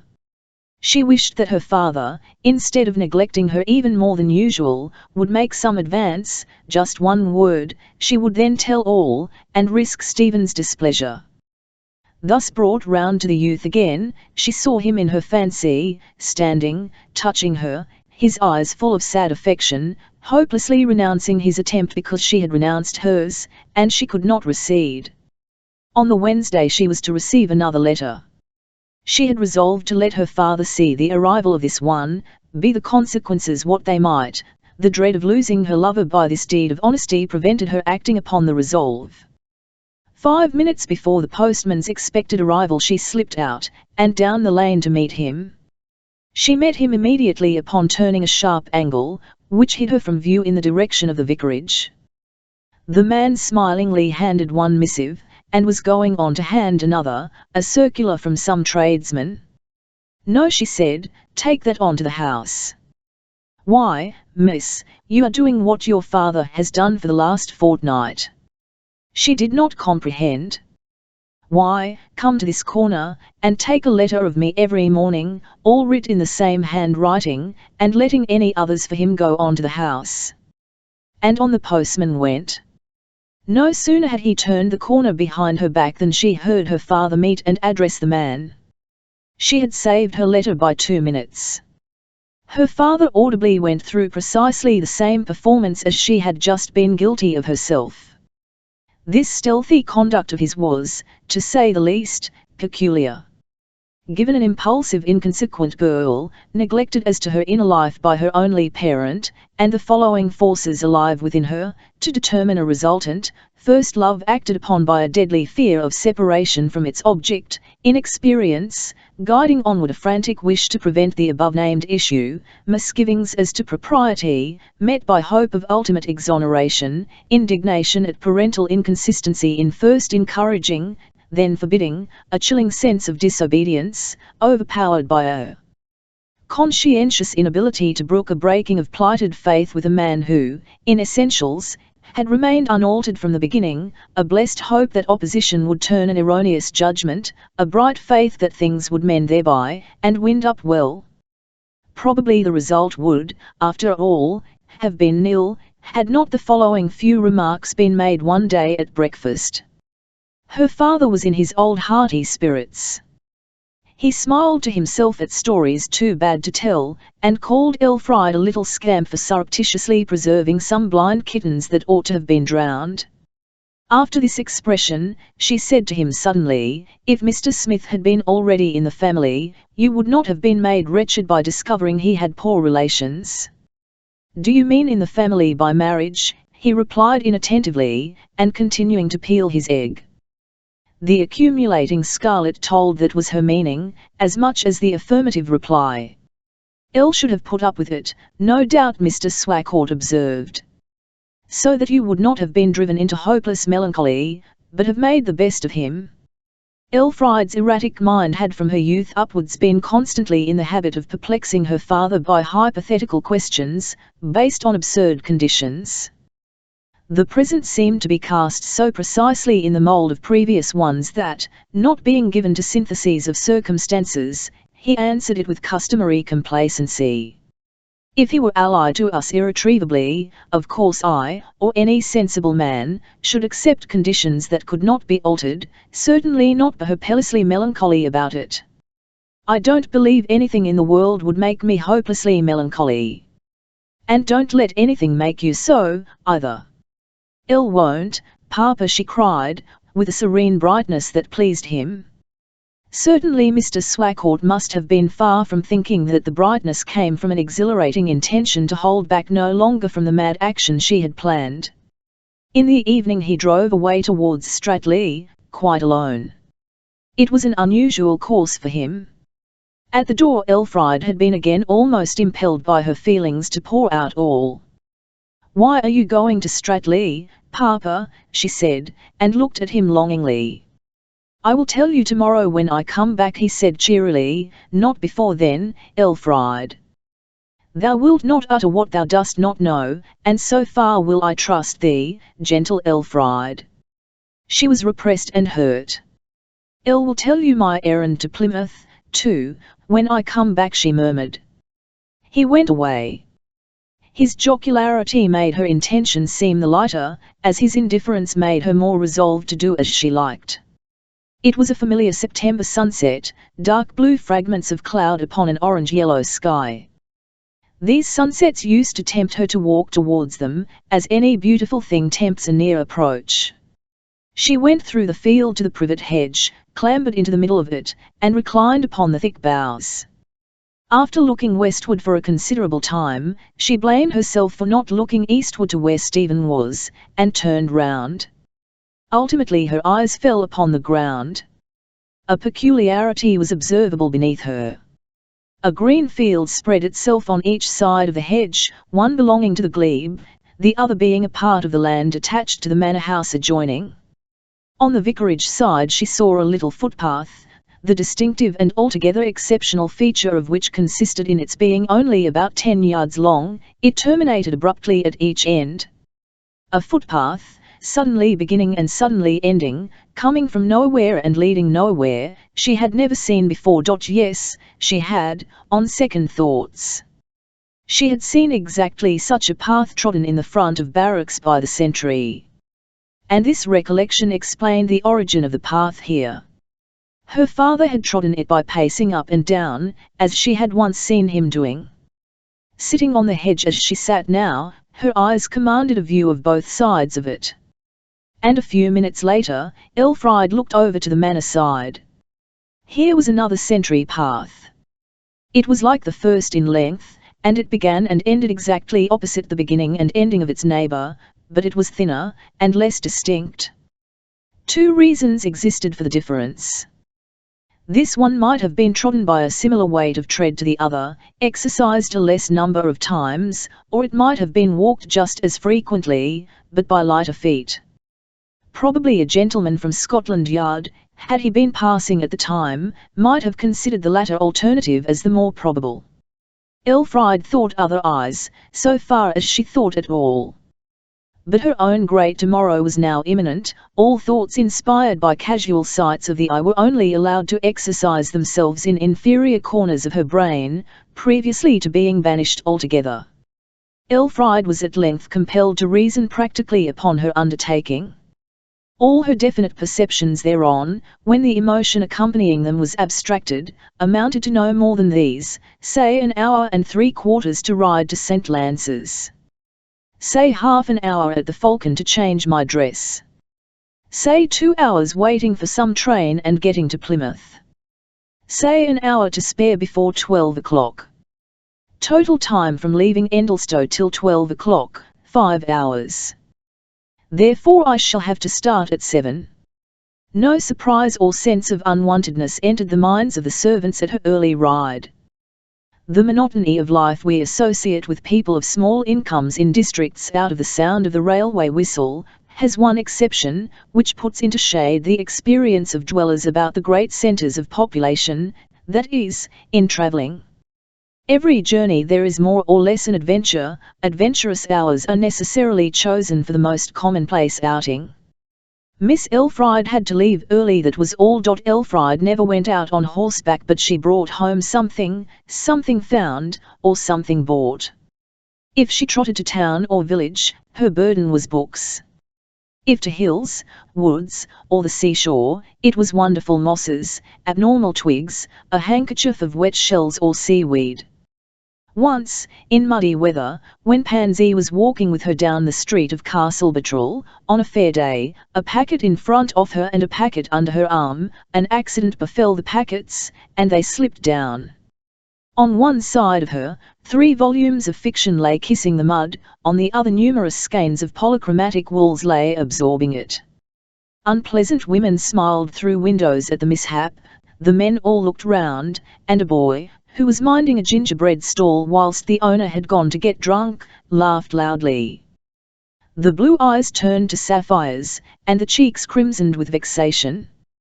After that misadventure she set her wits to work, and was ingenious enough to invent an arrangement of small straps about the saddle, by which a great deal could be safely carried thereon, in a small compass. Here she now spread out and fastened a plain dark walking dress and a few other trifles of apparel. Worm opened the gate for her, and she vanished away. One of the brightest mornings of late summer shone upon her. The heather was at its purplest, the furze at its yellowest, the grasshoppers chirped loud enough for birds, the snakes hissed like little engines, and Elfride at first felt lively. Sitting at ease upon Pansy, in her orthodox riding habit and nondescript hat, she looked what she felt. But the Mercury of those days had a trick of falling unexpectedly. First, only for 1 minute in 10 had she a sense of depression. Then a large cloud, that had been hanging in the north like a black fleece, came and placed itself between her and the sun. It helped on what was already inevitable, and she sank into a uniformity of sadness. She turned in the saddle and looked back. They were now on an open tableland, whose altitude still gave her a view of the sea by Endlestow. She looked longingly at that spot. During this little revulsion of feeling Pansy had been still advancing, and Elfride felt it would be absurd to turn her little mare's head the other way. Still she thought, if I had a mamma at home I would go back. And making one of those stealthy movements by which women let their hearts juggle with their brains, she did put the horse's head about, as if unconsciously, and went at a hand gallop towards home for more than a mile. By this time, from the inveterate habit of valuing what we have renounced directly the alternative is chosen, the thought of her forsaken Stephen recalled her, and she turned about, and cantered on to St. Lance's again. This miserable strife of thought now began to rage in all its wildness. Overwrought and trembling, she dropped the rein upon Pansy's shoulders, and vowed she would be led whither the horse would take her. Pansy slackened her pace to a walk, and walked on with her agitated burden for 3 or 4 minutes. At the expiration of this time they had come to a little byway on the right, leading down a slope to a pool of water. The pony stopped, looked towards the pool, and then advanced and stooped to drink. Elfride looked at her watch and discovered that if she were going to reach St. Lance's early enough to change her dress at the Falcon, and get a chance of some early train to Plymouth, there were only 2 available, it was necessary to proceed at once. She was impatient. It seemed as if Pansy would never stop drinking, and the repose of the pool, the idle motions of the insects and flies upon it, the placid waving of the flags, the leaf skeletons, like Genos filigree, placidly sleeping at the bottom, by their contrast with her own turmoil made her impatience greater. Pansy did turn at last, and went up the slope again to the high road. The pony came upon it, and stood crosswise, looking up and down. Elfride's heart throbbed erratically, and she thought, horses, if left to themselves, make for where they are best fed. Pansy will go home. Pansy turned and walked on towards St. Lance's. Pansy at home, during summer, had little but grass to live on. After a run to St. Lance's she always had a feed of corn to support her on the return journey. Therefore, being now more than halfway, she preferred St. Lance's. But Elfride did not remember this now. All she cared to recognize was a dreamy fancy that today's rash action was not her own. She was disabled by her moods, and it seemed indispensable to adhere to the program. So strangely involved are motives that, more than by her promise to Stephen, more even than by her love, she was forced on by a sense of the necessity of keeping faith with herself, as promised in the inane vow of 10 minutes ago. She hesitated no longer. Pansy went, like the steed of Adonis, as if she told the steps. Presently the quaint gables and jumbled roofs of St. Lance's were spread beneath her, and going down the hill she entered the courtyard of the Falcon. Mrs. Buckle, the landlady, came to the door to meet her. The Swaccourts were well known here. The transition from equestrian to the ordinary guise of railway travellers had been more than once performed by father and daughter in this establishment. In less than a quarter of an hour Elfride emerged from the door in her walking dress, and went to the railway. She had not told Mrs. Buckle anything as to her intentions, and was supposed to have gone out shopping. An hour and 40 minutes later, and she was in Stephen's arms at the Plymouth station. Not upon the platform, in the secret retreat of a deserted waiting room. Stephen's face boded ill. He was pale and despondent. "What is the matter?" she asked. "We cannot be married here today, my elf. I ought to have known it and stayed here.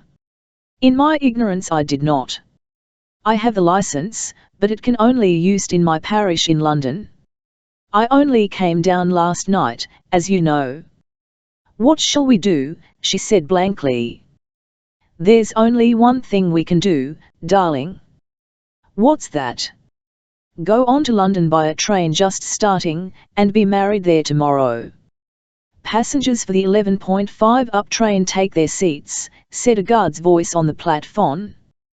"Will you go, Elfride?" "One will." In 3 minutes the train had moved off, bearing away with it Stephen and Elfride. Chapter 12. "Adieu," she cries, and waved her lily hand. The few tattered clouds of the morning enlarged and united, the sun withdrew behind them to emerge no more that day, and the evening drew to a close in drifts of rain. The water drops beat like duck shot against the window of the railway carriage containing Stephen and Elfride. The journey from Plymouth to Paddington, by even the most headlong express, allows quite enough leisure for passion of any sort to cool. Elfride's excitement had passed off, and she sat in a kind of stupor during the latter half of the journey. She was aroused by the clanging of the maze of rails over which they traced their way at the entrance to the station. "Is this London?" she said. "Yes, darling," said Stephen in a tone of assurance he was far from feeling. To him, no less than to her, the reality so greatly differed from the prefiguring. She peered out as well as the window, beaded with drops, would allow her, and saw only the lamps, which had just been lit, blinking in the wet atmosphere, and rows of hideous zinc chimney pipes in dim relief against the sky. She writhed uneasily, as when a thought is swelling in the mind which must cause much pain at its deliverance in words. Elfride had known no more about the stings of evil report than the native wildfowl knew of the effects of Crusoe's first shot. Now she saw a little further, and a little further still. The train stopped. Stephen relinquished the soft hand he had held all the day, and proceeded to assist her onto the platform. This act of alighting upon strange ground seemed all that was wanted to complete a resolution within her. She looked at her betrothed with despairing eyes. "Oh, Stephen," she exclaimed, "I am so miserable. I must go home again, I must. Forgive my wretched vacillation. I don't like it here, nor myself, nor you. Stephen looked bewildered, and did not speak. Will you allow me to go home, she implored. Il won't trouble you to go with me. I will not be any weight upon you, only say you will agree to my returning, that you will not hate me for it, Stephen. It is better that I should return again, indeed it is, Stephen. But we can't return now, he said in a deprecatory tone. I must. I will. How? When do you want to go? Now. Can we go at once? The lad looked hopelessly along the platform. If you must go, and think it wrong to remain, dearest, said he sadly, you shall. You shall do whatever you like, my Elfriede. But would you in reality rather go now than stay till tomorrow, and go as my wife? Yes, yes, much, anything to go now. I must, she cried. We ought to have done one of two things, he answered gloomily. Never to have started, or not to have returned without being married. I don't like to say it, Elfriede, indeed I don't, but you must be told this, that going back unmarried may compromise your good name in the eyes of people who may hear of it. They will not, and I must go. Oh, Elfriede! I am to blame for bringing you away. Not at all. I am the elder. By a month, and what's that? But never mind that now. He looked around. Is there a train for Plymouth tonight? He inquired of a guard. The guard passed on and did not speak. Is there a train for Plymouth tonight? Said Elfriede to another. Yes, miss, the 8. In 10 minutes. You have come to the wrong platform, it is the other side. Change at Bristol into the night mail. Down that staircase, and under the line. They ran down the staircase, Elfriede first, to the booking office, and into a carriage with an official standing beside the door. Show your tickets, please. They are locked in, men about the platform accelerate their velocities till they fly up and down like shuttles in a loom, a whistle, the waving of a flag, a human cry, a steam groan, and away they go to Plymouth again, just catching these words as they glide off. Those two youngsters had a near run for it, and no mistake. Elfriede found her breath. And have you come too, Stephen? Why did you? I shall not leave you till I see you safe at St. Lance's. Do not think worse of me than I am, Elfriede. And then they rattled along through the night, back again by the way they had come. The weather cleared, and the stars shone in upon them. Their 2 or 3 fellow passengers sat for most of the time with closed eyes. Stephen sometimes slept, Elfriede alone was wakeful and palpitating hour after hour. The day began to break, and revealed that they were by the sea. Red rocks overhung them, and, receding into distance, grew livid in the blue-grey atmosphere. The sun rose, and sent penetrating shafts of light in upon their weary faces. Another hour, and the world began to be busy. They waited yet a little, and the train slackened its speed in view of the platform at St. Lance's. She shivered, and mused sadly. I did not see all the consequences, she said. Appearances are woefully against me. If anybody finds me out, I am, I suppose, disgraced. Then appearances will speak falsely, and how can that matter, even if they do? I shall be your husband sooner or later, for certain, and so prove your purity. Stephen, once in London I ought to have married you, she said firmly. It was my only safe defence. I see more things now than I did yesterday. My only remaining chance is not to be discovered, and that we must fight for most desperately. They stepped out. Elfriede pulled a thick veil over her face. A woman with red and scaly eyelids and glistening eyes was sitting on a bench just inside the office door. She fixed her eyes upon Elfriede with an expression whose force it was impossible to doubt, but the meaning of which was not clear, then upon the carriage they had left. She seemed to read a sinister story in the scene. Elfried shrank back, and turned the other way. "Who is that woman?" said Stephen. "She looked hard at you." "Mrs. Jethway, a widow, and mother of that young man whose tomb we sat on the other night." "Stephen, she is my enemy. Would that God had mercy enough upon me to have hidden this from her." 1-0 Not talk so hopelessly, he remonstrated.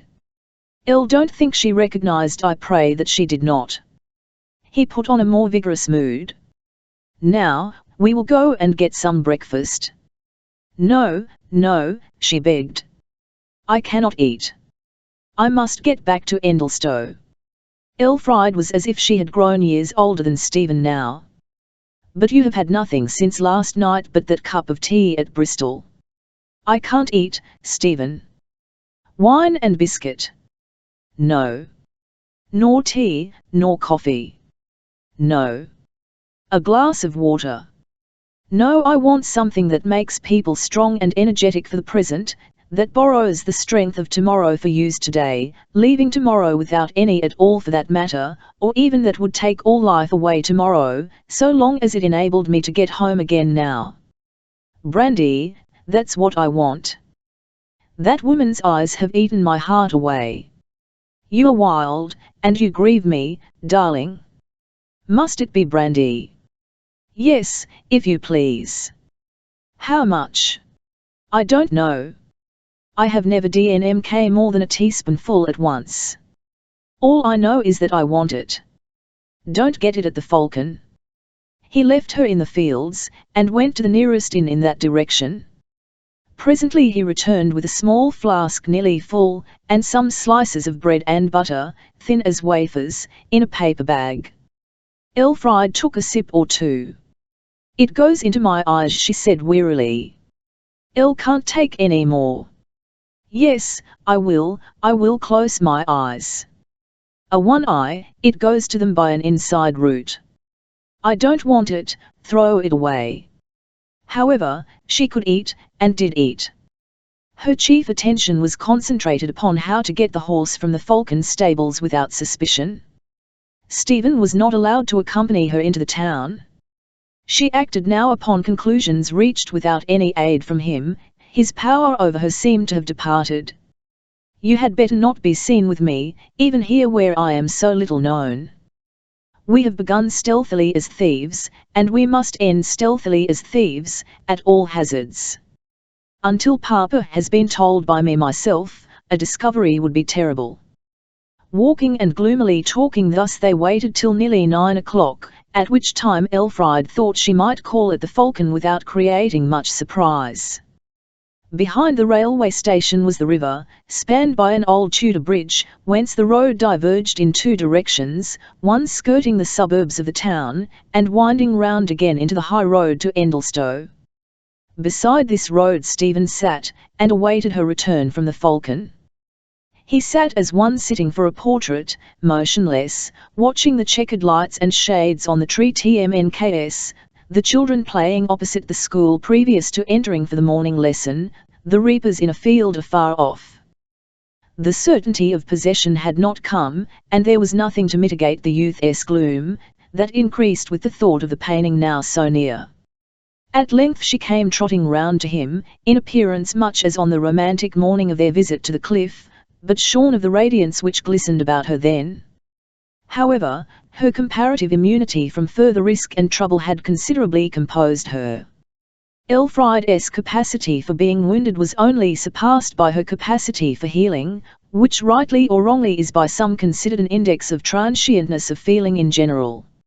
"Elfried, what did they say at the Falcon?" "Nothing. Nobody seemed curious about me. They knew I went to Plymouth, and I have stayed there a night now and then with Miss Bicknell. I rather calculated upon that. And now parting arose like a death to these children, for it was imperative that she should start at once." Stephen walked beside her for nearly a mile. During the walk he said sadly, "Elfried, 24 hours have passed, and the thing is not done."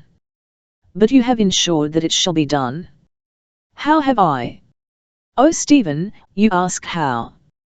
Do you think I could marry another man on earth after having gone thus far with you?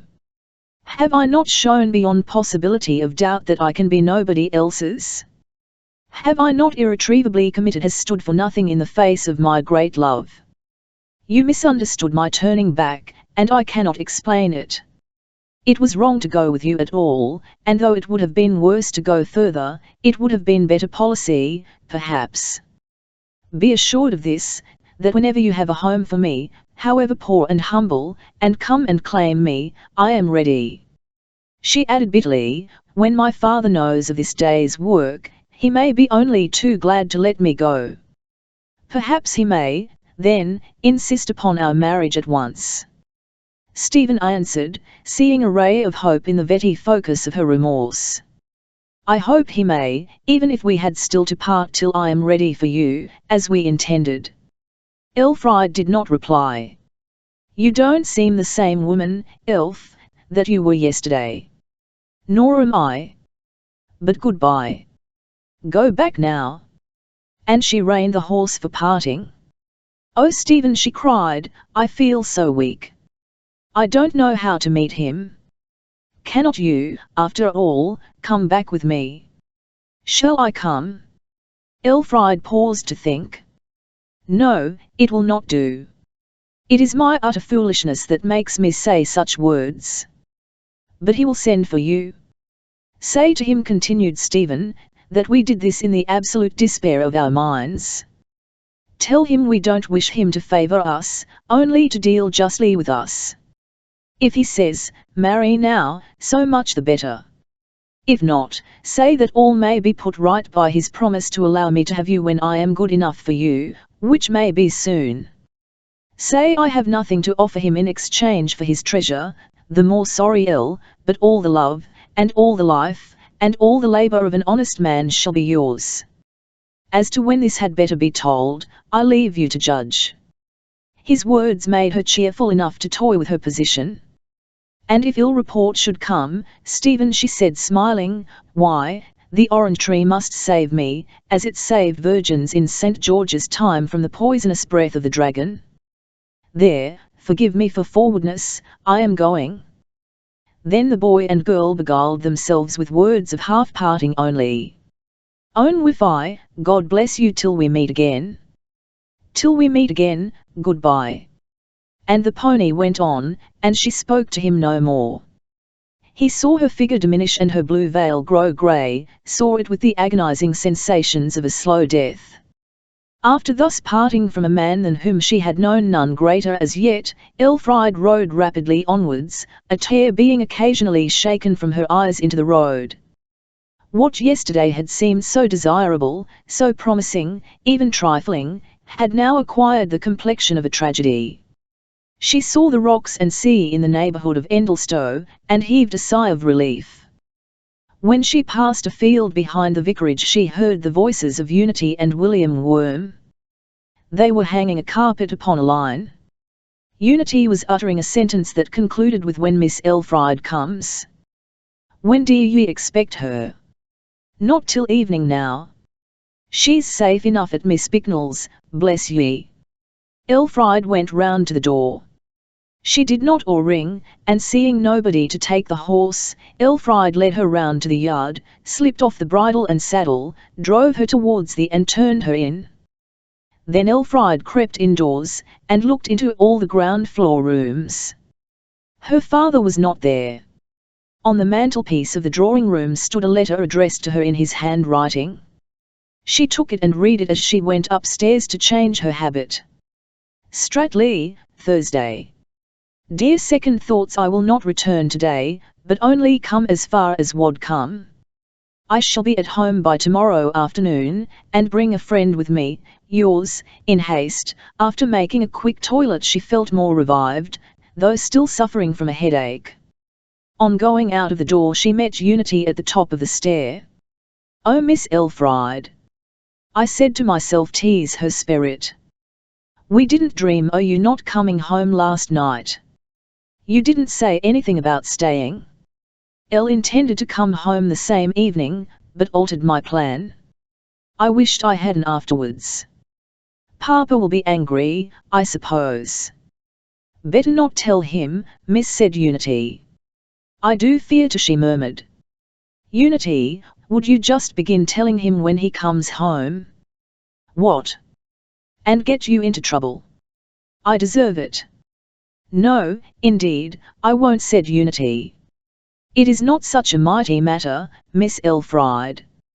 I says to myself, Master's taking a holiday, and because he's not been kind lately to Miss Elfried, she is imitating him. Well, do as you like. And will you now bring me some luncheon? After satisfying an appetite which the fresh marine air had given her in its victory over an agitated mind, she put on her hat and went to the garden and summer house. She sat down, and leant with her head in a corner. Here she fell asleep. Half awake, she hurriedly looked at the time. She had been there 3 hours. At the same moment she heard the outer gate swing together, and wheels sweep round the entrance, some prior noise from the same source having probably been the cause of her awaking. Next her father's voice was heard calling to Worm. Elfried passed along a walk towards the house behind a belt of shrubs. She heard a tongue holding converse with her father, which was not that of either of the servants. Her father and the stranger were laughing together. Then there was a rustling of silk, and Mr. Swackort and his companion, or companions, to all seeming entered the door of the house, for nothing more of them was audible. Elfried had turned back to meditate on what friends these could be, when she heard footsteps, and her father exclaiming behind her, "Oh, Elfried, here you are. I hope you got on well." Elfried's heart smote her, and she did not speak. "Come back to the summer house a minute," continued Mr. Swackort, "I have to tell you of that I promised to." They entered the summer house, and stood leaning over the knotty woodwork of the balustrade. "Now," said her father radiantly, "guess what I have to say." He seemed to be regarding his own existence so intently, that he took no interest in nor even saw the complexion of hers. "I cannot, Papa," she said sadly. "Try, dear." "I would rather not, indeed." "You are tired. You look worn. The ride was too much for you." "Well, this is what I went away for. I went to be married." "Married," she faltered, and could hardly check an involuntary "so did I." A moment after and her resolve to confess perished like a bubble. "Yes, to whom do you think?" "Mrs. Troyton, the new owner of the estate over the hedge, and of the old manor house. It was only finally settled between us when I went to Stratley a few days ago." He lowered his voice to a sly tone of merriment. "Now, as to your stepmother, you'll find she is not much to look at, though a good deal to listen to. She's 20 years older than myself, for one thing. You forget that I know her. She called here once, after we had been, and found her away from home." Of course, of course. "Well, whatever her looks are, she's as excellent a woman as ever breathed. She has had lately left her as absolute property 3,500 a year, besides the devise of this estate, and, by the way, a large legacy came to her in satisfaction of dower, as it is called. 3,500 a year.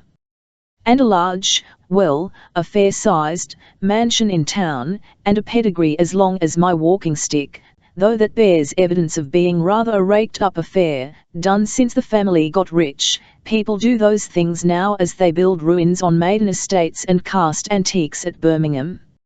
Elfried merely listened and said nothing. He continued more quietly and impressively. "Yes, Elfried, she is wealthy in comparison with us, though with few connections.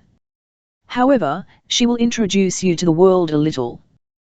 We are going to exchange her house in Baker Street for one at Kensington, for your sake. Everybody is going there now, she says.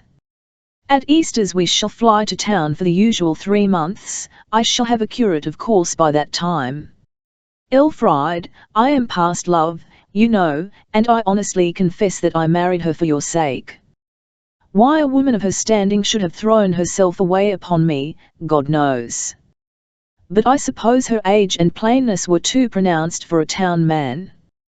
With your good looks, if you now play your cards well, you may marry anybody.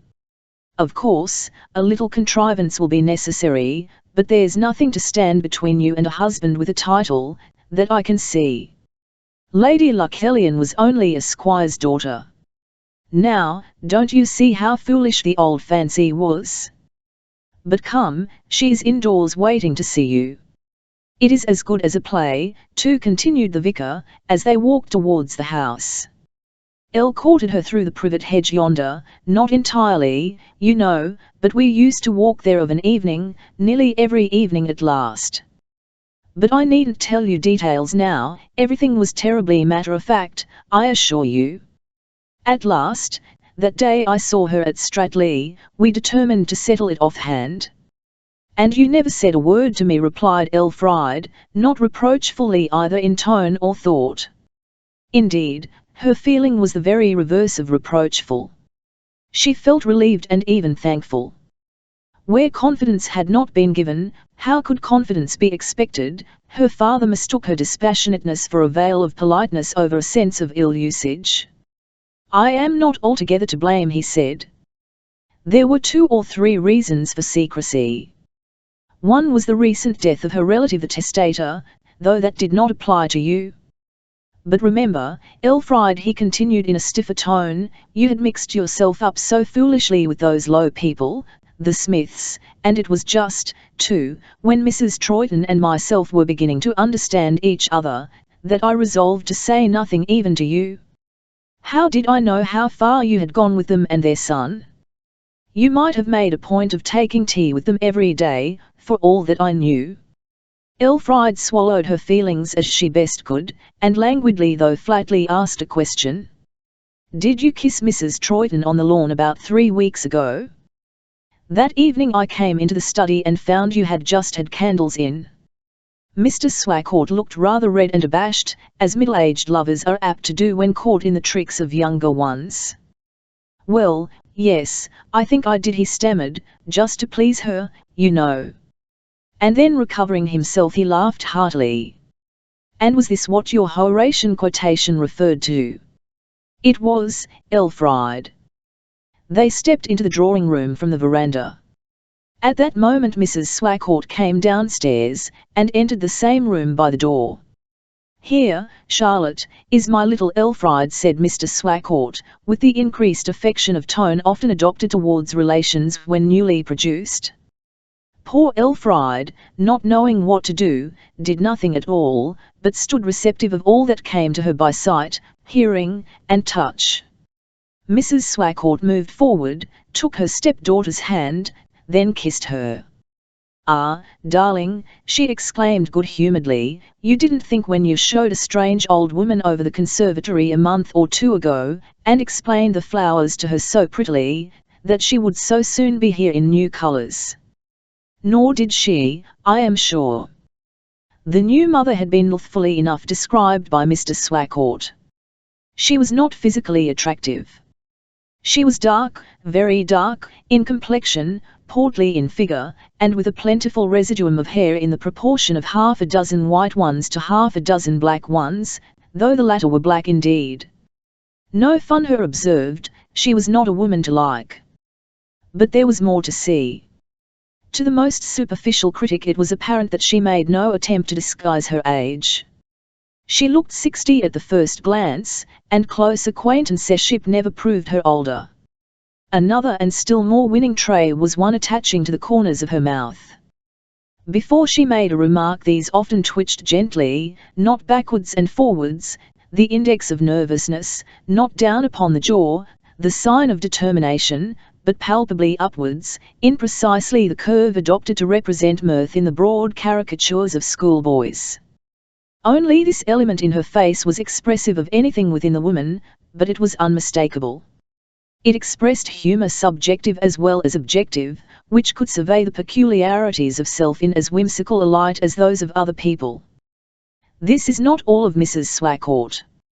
She had held out to Elfried hands whose fingers were literally stiff with rings, sinus auric regents, like Helen's robe.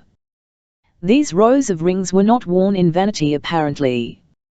They were mostly antique and dull, though a few were the reverse. Right hand. First plainly set oval onyx, representing a devil's head. Second green jasper intaglio, with red veins. Third entirely gold, bearing figure of a hideous griffin. Fourth a sea green monster diamond, with small diamonds round it. Fifth antique carnelian intaglio of dancing figure of a satyr. Sixth an angular band chased with dragons' heads. Seventh a facet carbuncle accompanied by 10 little twinkling emeralds, left hand. First, a reddish-yellow toadstone. Second a heavy ring enamelled in colours, and bearing a jacinth.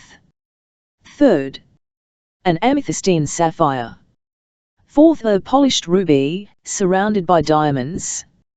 Fifth the engraved ring of an abbess. Sixth a gloomy intaglio, and c. Beyond this rather quaint array of stone and metal Mrs. Swacourt wore no ornament whatever. Elfried had been favourably impressed with Mrs. Troyton at their meeting about 2 months earlier, but to be pleased with a woman as a momentary acquaintance was different from being taken with her as a stepmother. However, the suspension of feeling was but for a moment. Elfried decided to like her still. Mrs. Swacourt was a woman of the world as to knowledge, the reverse as to action, as her marriage suggested. Elfried and the lady were soon inextricably involved in conversation, and Mr. Swacourt left them to themselves. "And what do you find to do with yourself here?" Mrs. Swacourt said, after a few remarks about the wedding. "You ride, I know." "Yes, I ride. But not much, because Papa doesn't like my going alone. You must have somebody to look after you. And I read, and write a little. You should write a novel." The regular resource of people who don't go enough into the world to live a novel is to write one. "I have done it," said Elfried, looking dubiously at Mrs. Swacourt, as if in doubt whether she would meet with ridicule there. "That's right. Now, then, what is it about, dear?" "About, well, it is a romance of the Middle Ages.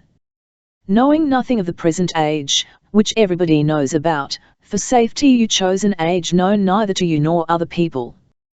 "That's it, eh?" "No, no, I don't mean it, dear. Well, I have had some opportunities of studying medieval art and manners in the Book.1-2 and private museum at Endlestowe House, and I thought I should like to use my hand upon a fiction.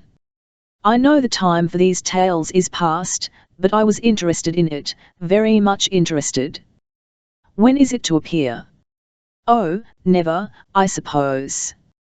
"Nonsense, my dear girl. Publish it, by all means. All ladies do that sort of thing now, not for profit, you know, but as a guarantee of mental respectability to their future husbands. An excellent idea of us ladies. Though I am afraid it rather resembles the melancholy ruse of throwing loaves over castle walls at besiegers, and suggests desperation rather than plenty inside. Did you ever try it?" "No, I was too far gone even for that. Papa says no publisher will take my book." "That remains to be proved. I'll give my word, my dear, that by this time next year it shall be printed." "Will you, indeed?" said Elfried, partially brightening with pleasure, though she was sad enough in her depths. Elle thought brains were the indispensable, even if the only, qualification for admission to the Republic of Letters. "A mere commonplace creature like me will soon be turned out again." "Oh no, once you are there you be like a drop of water in a piece of rock crystal, your medium will dignify your commonness." "It will be a great satisfaction," Elfried murmured, and thought of Stephen, and wished she could make a great fortune by writing romances, and marry him and live happily. "And then we'll go to London, and then to Paris," said Mrs. Swacourt. "I have been talking to your father about it. But we have first to move into the manor house, and we think of staying at Torquay whilst that is going on.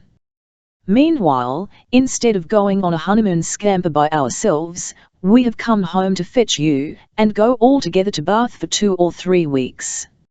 Elfriede assented pleasantly, even gladly, but she saw that, by this marriage, her father and herself had ceased for ever to be the close relations they had been up to a few weeks ago. It was impossible now to tell him the tale of her wild elopement with Stephen Smith. He was still snugly housed in her heart. His absence had regained for him much of that aureola of saintship which had been nearly abstracted during her reproachful mood on that miserable journey from London. Rapture is often cooled by contact with its cause, especially if under awkward conditions. And that last experience with Stephen had done anything but make him shine in her eyes. His very kindness in letting her return was his offence. Elfriede had her sex's love of sheer force in a man, however ill directed, and at that critical juncture in London Stephen's only chance of retaining the ascendancy over her that his face and not his parts had acquired for him, would have been by doing what, for one thing, he was too youthful to undertake, that was, dragging her by the wrist to the rails of some altar, and peremptorily marrying her. Decisive action is seen by appreciative minds to be frequently objectless, and sometimes fatal, but decision, however suicidal, has more charm for a woman than the most unequivocal Fabian success.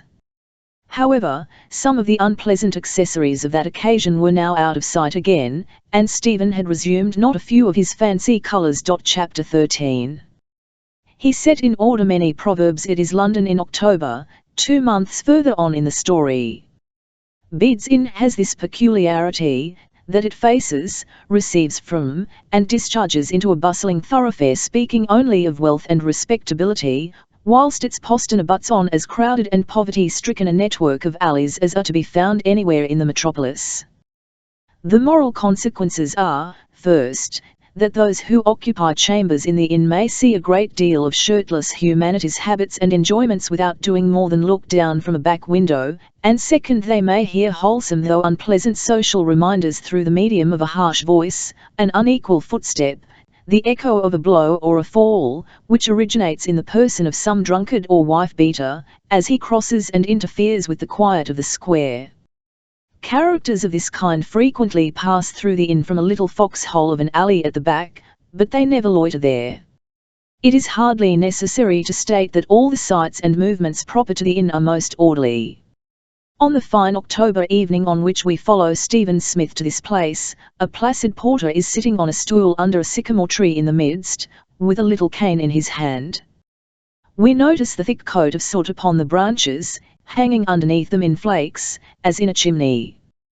The blackness of these boughs does not at present improve the tree, nearly forsaken by its leaves as it is, but in the spring their green fresh beauty is made doubly beautiful by the contrast. Within the railings is a flower garden of respectable dahlias and chrysanthemums, where a man is sweeping the leaves from the grass. Stephen selects a doorway, and ascends an old though wide wooden staircase, with moulded balusters and handrail, which in a country manor house would be considered a noteworthy specimen of Renaissance workmanship. He reaches a door on the first floor, over which is painted, in black letters, Mr. Hemy Knight, barrister at law, being understood but not expressed. The wall is thick, and there is a door at its outer and inner face. The outer one happens to be ajar. Stephen goes to the other, and taps. "Come in," from distant penetralia. First was a small anteroom, divided from the inner apartment by a wainscoted archway 2 or 3 yards wide. Across this archway hung a pair of dark green curtains, making a mystery of all within the arch except the spasmodic scratching of a quill pen. Here was grouped a chaotic assemblage of articles, mainly old framed prints and paintings, leaning edgewise against the wall, like roofing slates in a builder's yard. All the books visible here were folios too big to be stolen, some lying on a heavy oak table in one corner, some on the floor among the pictures, the whole intermingled with old coats, hats, umbrellas, and walking sticks. Stephen pushed aside the curtain, and before him sat a man writing away as if his life depended upon it, which it did. A man of 30 in a speckled coat, with dark brown hair, curly beard, and crisp moustache, the latter running into the beard on each side of the mouth, and, as usual, hiding the real expression of that organ under a chronic aspect of impassivity. "Ah, my dear fellow, I knew 'twas you," said Knight, looking up with a smile, and holding out his hand. Knight's mouth and eyes came to view now. Both features were good, and had the peculiarity of appearing younger and fresher than the brow and face they belonged to, which were getting sicklied o'er by the unmistakable pale cast.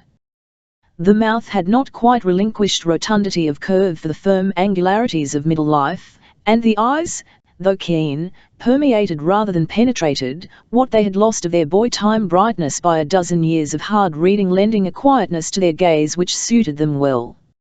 A lady would have said there was a smell of tobacco in the room, a man that there was not. Knight did not rise. He looked at a timepiece on the mantel-shelf, then turned again to his letters, pointing to a chair. "Well, I am glad you have come. I only returned to town yesterday. Now, don't speak, Stephen, for 10 minutes, I have just that time to the late post. At the 11th minute, I'm your man." Stephen sat down as if this kind of reception was by no means new, and away went Knight's pen, beating up and down like a ship in a storm. Cicero called the library the soul of the house. Here the house was all soul. Portions of the floor, and half the wall space, were taken up by bookshelves ordinary and extraordinary, the remaining parts, together with brackets, side tables, and being occupied by casts, statuettes, medallions, and plaques of various descriptions, picked up by the owner in his wanderings through France and Italy. One stream only of evening sunlight came into the room from a window quite in the corner, overlooking a court. An aquarium stood in the window. It was a dull parallelepipedon enough for living creatures at most hours of the day, but for a few minutes in the evening, as now, an errant, kindly ray lighted up and warmed the little world therein. When the many-coloured zoophytes opened and put forth their arms, the weeds acquired a rich transparency, the shells gleamed of a more golden yellow, and the timid community expressed gladness more plainly than in words. Within the prescribed 10 minutes Knight flung down his pen, rang for the boy to take the letters to the post, and at the closing of the door exclaimed, "There, thank God, that's done. Now, Stephen, pull your chair round, and tell me what you have been doing all this time. Have you kept up your Greek?" "No." "How's that?" "I haven't enough spare time." "That's nonsense." "Well, I have done a great many things, if not that. And I have done one extraordinary thing." Knight turned full upon Stephen. "Aha! Now, then, let me look into your face, put 2 and 2 together, and make a shrewd guess." Stephen changed to a redder colour. "Why, Smith," said Knight, after holding him rigidly by the shoulders, and keenly scrutinizing his countenance for a minute in silence, "you have fallen in love." "Well, the fact is now, out with it." But seeing that Stephen looked rather distressed, he changed to a kindly tone. "Now Smith, my lad, you know me well enough by this time, or you ought to, and you know very well that if you choose to give me a detailed account of the phenomenon within you, I shall listen. If you don't, I am the last man in the world to care to hear it. I'll tell this much, I have fallen in love, and I want to be married." Knight looked ominous as this passed Stephen's lips. "Don't judge me before you have heard more," cried Stephen anxiously, seeing the change in his friend's countenance. "I don't judge. Does your mother know about it?" "Nothing definite." "Father?" "No. But I'll tell you. The young isn't come, that's dreadfully ungallant. But perhaps I understand the frame of mind a little, so go on. Your sweetheart, she's rather higher in the world than I am. As it should be. And her father won't hear of it, as I now stand. Not an uncommon case. And now comes what I want your advice upon. Something has happened at her house which makes it out of the question for us to ask her father again now. So we are keeping silent. In the meantime an architect in India has just written to Mr. Hubie to ask whether he can find for him a young assistant willing to go over to Bombay to prepare drawings for work formerly done by the engineers.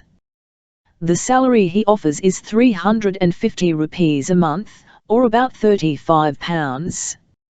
Hubie has mentioned it to me, and I have been to Dr. Ray, who says I shall acclimatise without much illness. Now, would you go? You mean to say, because it is a possible road to the young lady? Yes, I was thinking I could go over and make a little money, and then come back and ask for her. I have the option of practicing for myself after a year. Would she be staunch? Oh yes. Forever, to the end of her life. How do you know? Why, how do people know? Of course, she will. Knight leant back in his chair. Now, though I know her thoroughly as she exists in your heart, Stephen, I don't know her in the flesh. All I want to ask is this idea of going to India based entirely upon a belief in her fidelity? Yes, I should not go if it were not for her. Well, Stephen, you have put me in rather an awkward position. If I give my true sentiments, I shall hurt your feelings; if I don't, I shall hurt my own judgment. And remember, I don't know much about women. But you have had attachments, although you tell me very little about, and I only hope you'll continue to prosper till I tell you more. Stephen winced at this rap. I have never formed a deep attachment, continued Knight. I never have found a woman worth it. Nor have I been once engaged to be married. You write as if you had been engaged 100 times, if I may allowed to say so, said Stephen in an injured tone. Yes, that may be. But, my dear Stephen, it is only those who half know a thing that write about it. Those who know it thoroughly don't take the trouble. All I know about women, or men either, is a mass of generalities. I plod along, and occasionally lift my eyes and skim the weltering surface of mankind lying between me and the horizon, as a crow might, no more. Knight stopped as if he had fallen into a train of thought, and Stephen looked with affectionate awe at a master whose mind, he believed, could swallow up at one meal all that his own head contained. There was effective sympathy, but no great intellectual fellowship, between Knight and Stephen Smith. Knight had seen his young friend when the latter was a cherry-cheeked happy boy, had been interested in him, had kept his eye upon him, and generously helped the lad to books, till the mere connection of patronage grew to acquaintance, and that ripened to friendship. And so, though Smith was not at all the man Knight would have deliberately chosen as a friend, or even for one of a group of a dozen friends, he somehow was his friend. Circumstance, as usual, did it all. How many of us can say of our most intimate alter ego, leaving alone friends of the outer circle, that he is the man we should have chosen, as embodying the net result after adding up all the points in human nature that we love, and principles we hold, and subtracting all that we hate? The man is really somebody we got to know by mere physical juxtaposition long maintained, and was taken into our confidence, and even heart, as a makeshift. And what do you think of her? Stephen ventured to say, after a silence. Taking her merits on hust from you, said Knight, as we do those of the Roman poets of whom we know nothing but that they lived, I still think she will not stick to you through, say, 3 years of absence in India. But she will, cried Stephen desperately. She is a girl all delicacy and honour. And no woman of that kind, who has committed herself so into a man's hands as she has into mine, could possibly many another. How has she committed herself? Asked Knight curiously. Stephen did not answer. Knight had looked on his love so sceptically that it would not do to say all that he had intended to say by any means. Well, don't tell, said Knight. But you are begging the question, which is, I suppose, inevitable in love. And I'll tell you another thing, the younger man pleaded. You remember what you said to me once about women receiving a kiss? Don't you? Why, that instead of our being charmed by the fascination of their bearing at such a time, we should immediately doubt them if their confusion has any grace in it, that awkward bungling was the true charm of the occasion, implying that we are the first who has played such a part with it is true, quite, said Knight musingly. It often happened that the disciple thus remembered the lessons of the master long after the master himself had forgotten them. "Well, that was like her," cried Stephen triumphantly. "She was in such a flurry that she didn't know what she was doing." "Splendid, splendid," said Knight soothingly. "So that all I have to say is, that if you see a good opening in Bombay, there's no reason why you should not go without troubling to draw fine distinctions as to reasons. No man fully realizes what opinions he acts upon, or what his actions mean. Yes, I go to Bombay. I'll write a note here, if you don't mind. Sleep over it, it is the best plan, and write tomorrow. Meantime, go there to that window and sit down, and look at my humanities show. I am going to dine out this evening, and have to dress here out of my portmanteau. I bring up my things like this to save the trouble of going down to my place at Richmond and back again." Knight then went to the middle of the room and flung open his portmanteau, and Stephen drew near the window. The streak of sunlight had crept upward, edged away, and vanished. The zoophytes slept, a dusky gloom pervaded the room. And now another volume of light shone over the window. "There," said Knight, "where is there in England a spectacle to equal that? I sit there and watch them every night before I go home." Softly open the sash. Beneath them was an alley running up to the wall, and thence turning sideways and passing under an arch, so that Knight's back window was immediately over the angle, and commanded a view of the alley lengthwise. Crowds, mostly of women, were surging, bustling, and pacing up and down. Gaslights glared from butchers' stalls, illuminating the lumps of flesh to splotches of orange and vermilion, like the wild colouring of Turner's later pictures, whilst the purl and babble of tongues of Evu pitch and mood was to this human wildwood what the ripple of a brook is to the natural forest. Nearly 10 minutes passed. Then Knight also came to the window. "Well, now, I call a cab and vanish down the street in the direction of Berkeley Square," he said, buttoning his waistcoat and kicking his morning suit into a corner. Stephen rose to leave. "What a heap of literature," remarked the young man, taking a final longing survey round the room, as if to abide there for ever would be the great pleasure of his life, yet feeling that he had almost outstayed his welcome while. His eyes rested upon an armchair piled full of newspapers, magazines, and bright new volumes in green and red. "Yes," said Knight, also looking at them and breathing a sigh of weariness, "something must be done with several of them soon, I suppose. Stephen, you needn't hurry away for a few minutes, you know, if you want to stay. I am not quite ready. Overhaul those volumes whilst I put on my coat, and I'll walk a little way with you." Stephen sat down beside the armchair and began to tumble the books about. Among the rest he found a novelette in one volume, The Court of Kellyan Castle, by Ernest Field. "Are you going to review this?" inquired Stephen with apparent unconcern, and holding up Elfried's effusion. "Which?" "Oh, that. I may, though I don't do much light reviewing now." "But it is reviewable." "How do you mean?" Knight never liked to be asked what he meant. "Enleen.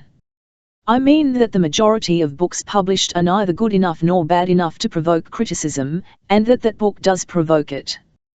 By its goodness or its badness," Stephen said with some anxiety on poor little Elfried's score. "Its badness. It seems to be written by some girl in her teens." Stephen said not another word. He did not care to speak plainly of Elfried after that unfortunate slip his tongue had made in respect of her having committed herself, and, apart from that, Knight's severe, almost dogged and self-willed, honesty in criticizing was unassailable by the humble wish of a youthful friend like Stephen. Knight was now ready. Turning off the gas, and slamming together the door, they went downstairs and into the street. Chapter 14. We frolic while teas may. It has now to be realized that nearly 3/4 of a year have passed away. In place of the autumnal scenery which formed a setting to the previous enactments, we have the culminating blooms of summer in the year following. Stephen is in India, slaving away at an office in Bombay, occasionally going up the country on professional errands, and wondering why people who had been there longer than he complained so much of the effect of the climate upon their constitutions. Never had a young man a finer start than seemed now to present itself to Stephen. It was just in that exceptional heyday of prosperity which shone over Bombay some few years ago, that he arrived on the scene. Building and engineering partook of the general impetus. Speculation moved with an accelerated velocity every successive day, the only disagreeable contingency connected with it being the possibility of a collapse. Elfriede had never told her father of the 4-and-20 escapade with Stephen, nor had it, to her knowledge, come to his ears by any other route.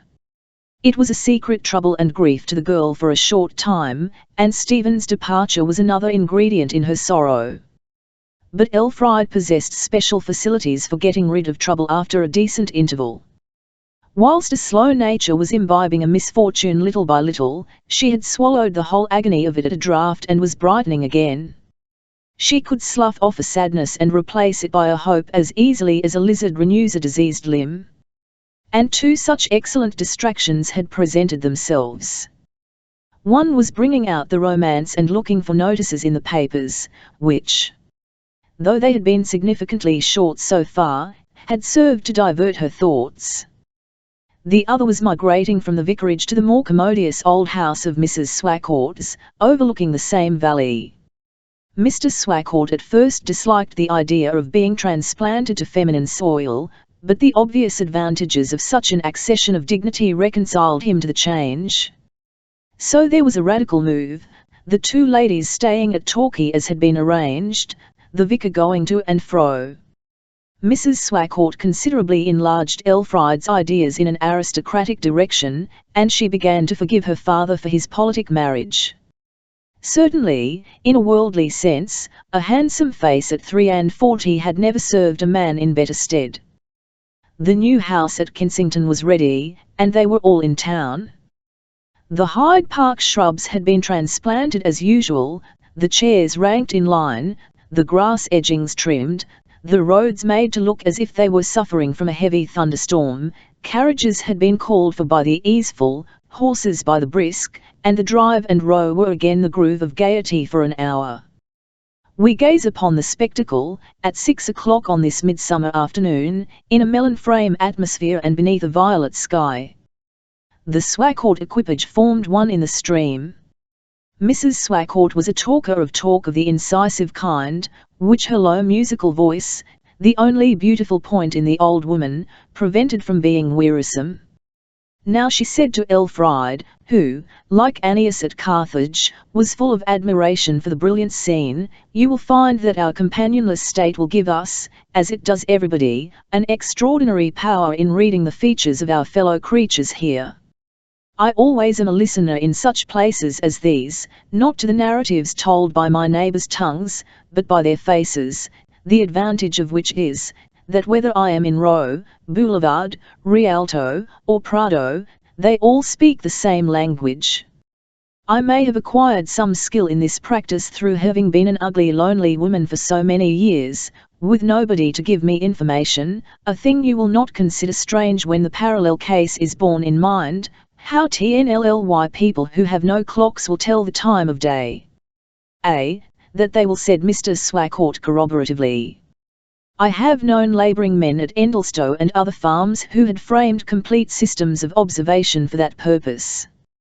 By means of shadows, winds, clouds, the movements of sheep and oxen, the singing of birds, the crowing of cocks, and 100 other sights and sounds which people with watches in their pockets never know the existence of, they are able to pronounce within 10 minutes of the hour almost at any required instant.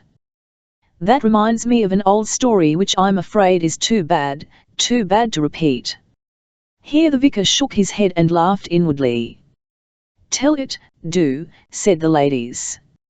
"I mustn't quite tell it." "That's absurd," said Mrs. Swacourt. "It was only about a man who, by the same careful system of observation, was known to deceive persons for more than 2 years into the belief that he kept a barometer by stealth, so exactly did he foretell all changes in the weather by the braying of his ass and the temper of his wife. Elfried laughed. Exactly, said Mrs. Swackort. And in just the way that those learned the signs of nature, I have learned the language of her illegitimate sister, artificiality, and the fibbing of eyes, the contempt of nose tips, the indignation of back hair, the laughter of clothes, the cynicism of footsteps, and the various emotions lying in walking stick twirls, hat liftings, the elevation of parasols, the carriage of umbrellas, become as ABC to me. Just look at that daughter's sister class of mamma in the carriage across there, she continued to Elfried, pointing with merely a turn of her eye. The absorbing self-consciousness of her position that is shown by her countenance is most humiliating to a lover of one's country. You would hardly believe, would you, that members of a fashionable world, whose professed zero is far above the highest degree of the humble, could be so ignorant of the elementary instincts of reticence? How? Why, to bear on their faces, as plainly as on a phylactery, the inscription, "Do, pray, look at the coronet on my panels." Really, Charlotte, said the vicar, you see as much in faces as Mr. Puff saw in Lord Burleigh's nod. Elfried could not but admire the beauty of her fellow countrywomen, especially since herself and her own few acquaintances had always been slightly sunburnt or marked on the back of hands by a bramble scratch at this time of the year.